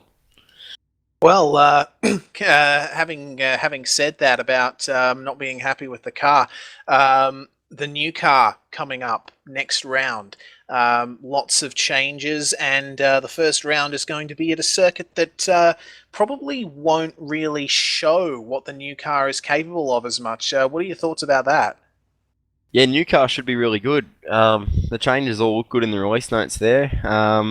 From what everyone says, it should go over curbs according to iRacing a little bit better. So it would have been nice to have it at the bumpy track like Oran Park, but you know, I'm not too fast the next round. Probably won't see the advantages of it, but I'm sure there'll be plenty of tracks towards the end of the season that we'll see the big 2-wheeling curb action that we've missed for so long. But no, next round will be really interesting. It looks like a lot of changes have been made, and visually and sound-wise, the cars should be pretty different as well for the broadcast. So interesting to see who gets on top of it fastest. At the moment, we've had this current car setting it up the way we're setting it up for about 2 years or so, so it'll be interesting to see with that amount of changes to suspension and tyres. It should make a difference to the setup. So yeah, bring on the next round.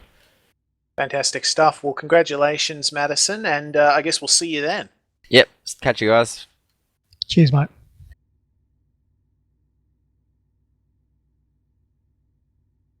And just before we bring in the last few drivers for interviews, we do want to say we've put a link up in the broadcast chat for a suggestions form in the description, rather. Sorry. Be sure to click on that and give us feedback, and we'll try and take your concerns into account and implement them. We do want to pay attention to what the drivers and the fans are saying, because at the end of the day, that's what's driving the series. So make sure to give us feedback, yeah? And I think next up we'll bring up Jake Burton. Jake Burton, you just messaged me, am I getting one? If not, I'm going for dinner ASAP. Well, you have one now, Mr. Burton, and you don't seem to have torque power, so I'm going to grant you that. Jake, congratulations on your third in race 2, sorry. Yeah, it was a really good race. I think at the end of the day, it was probably not the smartest thing to have pitted in the first race. I was in a fairly decent position and maybe could have even tried to chase down Sam, but I thought, stuff it, the guys in front don't look like they're pitting, so I'll jump in and maybe even go for a race win in the second race, and took the gamble, and knowing that Madison had pitted, but he had been in the fence, so I knew that I would probably finish in front of Matt in the first race, which meant I could get a bit of a jump start and maybe get the win in the second, but unfortunately Fuel Cell pitted as well. And Madison ultimately just had more pace than me and managed to get round me. But yeah, all in all, pretty happy with third in the second race. What were your thoughts coming into this week, mate? It's a little bit of a strategy call for the driver or for the team to mix it up and decide whether they want to take that the stop or the penalty, whatever you want to call it, in race 1 or race 2. What were your thoughts coming into that?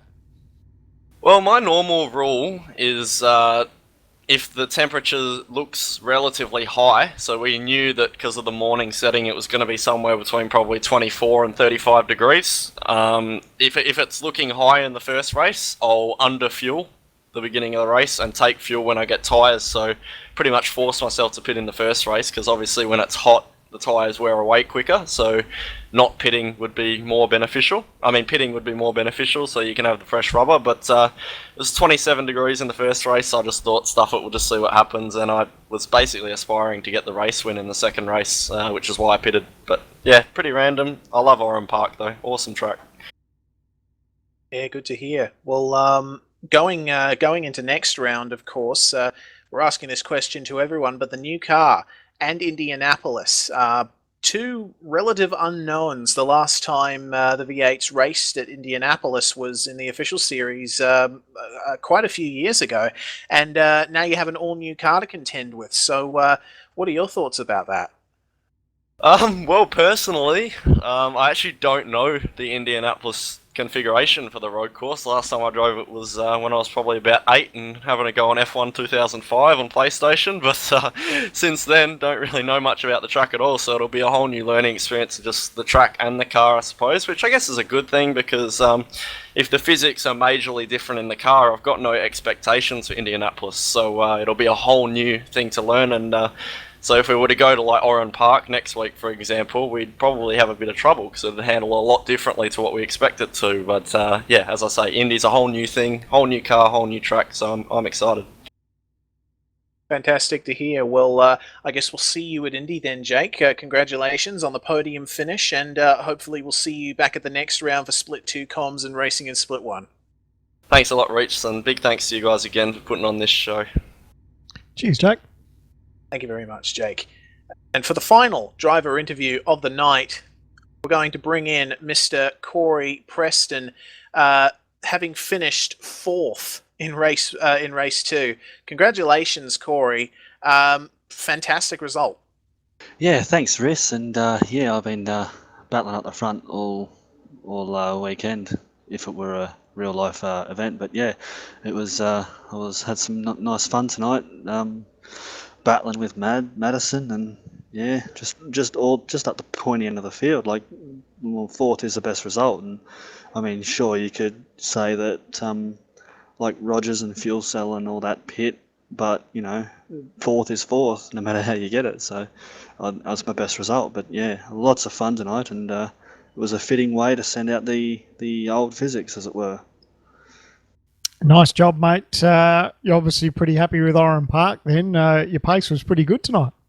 Yeah, the second race not so much, because I think I had scraped it on the wall at last corner and got some damage, or tore one of the quarter panels off, and it was a little slow in a straight line after that, but I was making do with what I had, and managed to hold Rogers off. It was closing like a steam train, but I held him off by like 5 seconds, so all was good, and just one step off the podium. So tonight was a great success. I mean, you know, I pitted in race 1 and managed to drive back to 18th, closely with a mad battle with Madison in the first race as well. And you know, overall a pretty successful night. One of my more successful SCOPS rounds.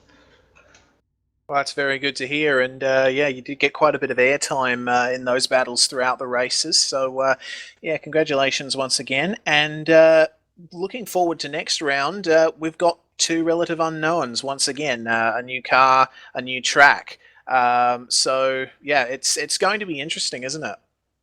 Yeah, it'll be very interesting. Like I know I said last round, you know, Oran Park would be interesting because I thought Oran Park fell on the week 13, but it didn't, so yeah, like week 13's next week, so we get the car. I think we get a week or 2 to tinker with it, pull it apart, see how it works, and then we pack up our stuff and go to America for Indy. So hopefully by then we've got it sorted. And from having various discussions with people, like just our cars should seem to suit the new physics, just with the way that what iRacing are doing to the car to try and make it help it do things a little better. Like at the moment it doesn't ride curves, so they've focused a lot of the attention on the rear suspension and the damping and the actual stiffness of the car per se. So hopefully it should be a little more progressive and ride curves a little better,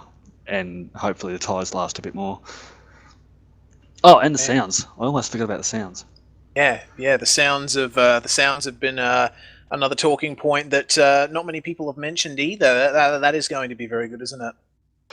Yeah, I mean, with it might be a little more annoying because the driveline squeal is a little more pronounced, being a transaxle, so it's could get a little bit more annoying. But like not that it's annoying, but it's just a little more high pitched and a little more frequent. But the particularly the shift cut and that noises that Aussie Greg Hill's introducing, they should sound pretty good, I reckon, and just various other sounds that are coming.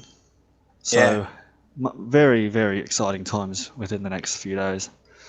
Yeah, it will be interesting to see how it all turns out. Well, we're going to let you go, Corey. Congratulations on your 4th place once again, and we'll see you at Indy. Thanks, buddy. All right, there you go. Final driver interview of the night, Corey Preston. And now, finally, we're going to bring in the organisers themselves, Oceanic Sim Racing. We've got Michael Korolev and Simon Black in the box now. How you going, guys? Hello, gentlemen. G'day, guys. How are we? Very good, thank you. Yeah, good, thanks yourselves. Good. Yeah, little sleepy after a pretty intense race. Yep, there was action happening sort of everywhere, wasn't there? Yeah, there definitely was. It showed in the stewards report. Yeah, a nice little format for tonight too. A little bit of strategy up the sleeve there of teams and drivers, where you give them the option to take a pit stop, whether they do it in 1 and 2. I reckon that was a nice little touch. Yeah, I think the format mixes it up a fair bit there, Sandman, and it sort of allows you to have different people up the front and on the podium. And also, I guess if you're the fastest cat in the hat, if you like, it means that you still have to race through other cars and make passes to get the job done, so it makes it pretty interesting.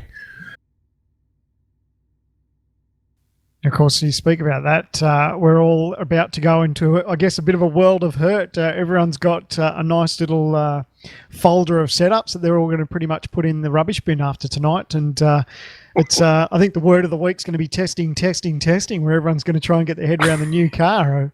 You guys, no doubt, would be pretty excited about what it's got to offer for our new series. Yeah, it should be pretty exciting for sure. I think the update to the physics and the sounds and things like that will be pretty interesting and should make for a nice ride. And I think more importantly than anything, I think an update to the tyres will make a huge difference. Yeah, absolutely. Although, as you say, Sandman, it'll be weeks back into the data again. Yeah, it certainly will. But it's quite interesting, as a couple of drivers pointed out in the interviews. We were not really likely to see the full effects of the physics changes at Indy because the curbs are very flat and it's a very smooth track. Yeah, it should be interesting too, from the point of view that whilst that is the case, I note from the updates or the release notes are saying that it's going to take longer to bring the tyres up, so it could be dependent on what sort of temperatures are set for the race as well. And if guys are coming up over a longer period of time, you're going to have guys struggling on cool tyres depending on the heat. If it's a little bit cooler, then whilst it is a smoother track and you might not get the full benefit of it, it's still a fairly flat track, so you really do need a car that handles quite well with a little bit more flex in the chassis from what they're saying. It'll offer a little bit more grip, so it'll be interesting to see what sort of effects that has and who is able to cope with the newer chassis, tyre, temperature combinations. Yes, for sure, flat curbs, but also a very flat racetrack in regards to Canberra and so forth as well, isn't it? Except for that one big turn. Yeah. Yeah, there's one turn that's got a bit of banking there. Okay, I forgot Just about that. a bit, yeah. Yeah, Well, that's it'll be interesting. Yeah, that's the other part of the setup there, is that most of the track is fairly slow speed corners or medium to slow speed, and then there's a very high speed part. So make it interesting. Yeah, I do find it interesting as far as you're saying about how it may take a couple of laps to get temperatures. It'll really come into the play where the guys will think about car setups and, of course, what their starting pressures will be and how long it's going to take for them to come in. And, of course, it'll make those 20-minute or 30-minute qualifying sessions just that much more crucial. Oh, yeah, for sure. Absolutely, for sure. I I mean, it's always welcome, any updates that we get, which I think everyone's just been hanging out for. But it'll certainly be interesting to see at different circuits how that works, and how it plays out. Who can get their head around it fastest? And as you say, testing is what's going to happen. Yeah, you're not wrong. When are you going to get time to do it, Sandman? You're always you're always out running around in the bloody dev series, just trying to win them all the time. I think. Geez, I tell you, I was wrapped. I tell you, my car was garbage tonight until we jumped into that race session tonight, and I noticed the temperature had changed, and that really fell into my lap. I was happy about that. Thank you. Oh, that's right. You can pay that money to. Oh no, we're not talking. Are we still on air? Are we still on air? Oh, we're still broadcasting. Whoops. Oh dear. But like I said, it's going to be interesting to see who gets on top of this. Of course, everyone's just going to be turning countless laps. But I actually like that we're all starting with a clean sheet. Everyone's who's got setups or are on top of their setups, they all go in the bin and we all start afresh. And it really levels the playing field as of next week. Yeah, it does. Yeah, it does for sure. And we really hope that from that respect, that the car does behave a little bit better. I believe that there has been some sort of measurements taken and so forth, and probably the reason why we never really got onto the version 6 tyre was that when you actually started looking at the geometry and the physics of the car, what they were modelling wasn't really realistic at all, and it had some major flaws in it. So that's probably why we never got upgraded from smarter heads than me. I didn't work that out, but certainly one hopes that is the case. So if there is a complete remodelling all the way through, then I think it'll be a lot more than just working out the tyres with the flex of the chassis and what it does. From what guys know about suspension travel and so forth and spring rates and how that affects the geometry and the overall handling of the car, hopefully that's been updated as well as part of the whole physics package. And if that's the case, then it really will be a completely new ball game, getting used to just how much effect that really does have on tyre travel. Could be good. Yeah, it definitely will. Yeah, it definitely should be good. I'm certainly looking forward to it. I know all the drivers are looking forward to it, and not only are we getting new physics updates, but we're getting new sounds as well. Yeah. Oh, yeah, absolutely. It'll be interesting to see. I'm sure there'll be somebody who won't be happy with it from day one, but no comment, Your Honour. Yeah, somebody won't. I'm sure somebody won't. But there's a few other little admin advantages coming along too. So yes, that will help us out, and you will see some more rules coming in the very near future in regards to certain circuits and the use of extra runoff area. Oh. So there's definitely the committee is looking at that and ways of discouraging people to use extra runoff when they don't really care about having incidents, because now we should be able to see how many people are accruing incidents in real time, if I understand it correctly. Very good. Yes. So from an administration point of view, you'll be able to see it within your own in the teams section as well, but you won't be able to see other people's incidents as they accrue them, but admin will. So we'll be looking into just how that plays out and how we can effectively use that for places, for example, like Coda and Spa, where the outside of corners, you can gain a 1x without losing time. You're not running on grass, you're running on asphalt or some sort of bitumen of some sort. So the extra usage of extra track will come into play, and penalties may well we'll work out what is appropriate for how many incidents and so forth, but go from there. But that's certainly something we're looking at as well. Nice and we'll also look further into, as Simon alluded to, what we're going to do with safety cars in these super sprint rounds as well, because it certainly could gain a safety car that would be triggered in the second race would be an advantage to drivers who hadn't pitted. So we'll be looking at making slight tweaks to those adjustments in the regulations in the near future as well, so that it's an even playing field all the way through. And the idea of the strategy, like was played out tonight, is it comes to the fore as the primary source of mixing up the racing, rather than having a safety car that suddenly would disadvantage everybody. That, for example, if it came in race 2, it would suddenly disadvantage everybody who had already pitted in race 1.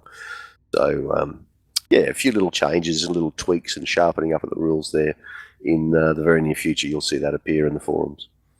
Yep, and just to add to what Mike was saying there, if so, for example, we came very close to having a safety car in the first race, but that would have, everybody who was smart would have pitted under that safety car, and it would have sort of negated the idea of having to pit in one of the two races on the weekend and spoiled it a bit. So we'll look into how we can implement that properly for that type of round. Yep, for sure. All right, fantastic stuff, guys. Well, that's all talk of the future, and the future will be coming very soon. In about how long? It's the 3rd of July that the Brickyard 250 is happening. That's a 1 month break. Goodness me, that's quite the break. Well, when, a couple of teams will be happy about back, yeah, a little bit of a rest from constant bi-weekly racing, but yeah, I guess the Brickyard 250 is the next round of this championship, and I think that's a good note to wrap up on. Well, thank you for joining us in the commentary box, guys. Always a pleasure, guys. Always a pleasure. Yeah, and thank you all very much, Sam, Ann, Lee, Sam, everybody that raced that did commentary tonight, and thank you to Fonty and the outside broadcast facility overseas. Great job, Mr. Fonty. Oh, and thanks to Henry and Mike and Marty and Brooksy that helped out in race control. Brilliant stuff, guys. Always fun. That is the note that we're going to end on. And yeah, I guess we'll see all of you spectators at Indy. Reminder once again, the V8SCOPS is on Twitter, and you will be able to follow us at V8SCOPS. So be sure to follow us on Twitter if you have Twitter to stay up to date. You've been watching the 2016 Lenovo V8 Supercar Online Premiere Series. This has been Round 7, the Sydney Split Sprint. Special thanks to all of our sponsors, Lenovo, Formula V Australia, and thank you to you, the spectators, for watching this broadcast. It would be nothing without you. So thank you very much for watching, and we'll see you in July for the Brickyard 250. Your round winner, for this round was TTL's Joshua Rogers. A few years ago, members of the iRacing V8 Supercar community came together to articulate an idea. Then, on August 10, 2014, the V8 Supercars Online Premiere Series had its first race day at Circuit of the Americas, and Madison Down claimed the victory. Madison Down, the winner. Phil Sell second, Hampstead third, your podium, and Sean Kelly not far off it in fourth. What a result, what a race. This first test season, however, would go to TTL's Richard Hampstead. 2015 was a defining year in V8SCOPS, the first year-long championship in iRacing V8 Supercar history. The season was filled with many highs and lows. Few drivers were triumphant. Most faced heartbreak. Young gun Jared Filsell was crowned our champion. But in 2016, it's a new championship and a new opportunity for our passionate sim racers.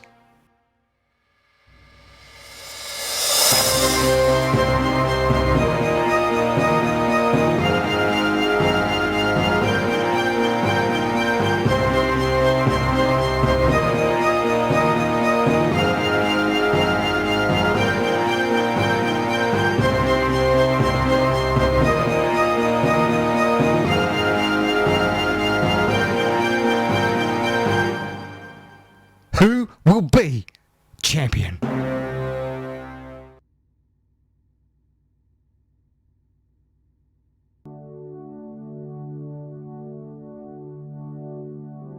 Just outside the town of Narellan in New South Wales, we come to the track that hosts the first round of the 2016 Lenovo V8 Supercar Online Premiere Series season in Australia. Oran Park was one of Australia's most well-known motorsport venues, but sadly is no longer with us. However, thanks to laser scanning technology, this track is preserved indefinitely in both iRacing and R-Factor. Oran Park is tight and twisty, with a stop-start first sector and a flowing latter two-thirds. Its rare figure-of-8 layout means that it incorporates a crossover and bridge, and the dogleg, a fast chicane that goes over the crest of a hill, is fondly remembered as one of Australian motorsport's great challenges. Oran Park began as an estate in 1829, and many owners and purposes later, in the early 1960s, the Singer Car Club purchased a section of hilly farmland and decided to build a racetrack. The first meeting was held on the 17th of February 1962 on a 1-mile circuit that would later become the South Circuit, with a few changes of course. The circuit was further extended, adding the iconic crossover in 1974, in time for hosting the Australian Grand Prix for Formula 5000s. In this period, along with hosting a 500-kilometre touring car race and briefly the Australian round of the World Superbike Championship, Oran Park continued on a meteoric rise to become one of Australia's most popular motorsport venues. However, the glory days came to an end, and Oran Park, despite improvements to the facilities and continuous involvement in all types of racing, was rezoned for a housing development in the mid-2000s. The last V8 Supercars event there was the final round of the 2008 season, and the track closed for good in January 2010. Now, in real life, where once there was racetrack, there are suburban streets. But in sim racing, there are no housing developments in sight. Oran Park continues to provide good racing here in the V8 Supercar Online Premier Series, owing to its tightness and big elevation changes. We Australians have a habit of making tracks that are a bit small for the overpowered, under-tired cars we race. But honestly, as viewers, would we have it any other way? Join us for the Sydney Split Sprint at Oran Park for the 2016 Lenovo V8 Supercar Online Premier Series.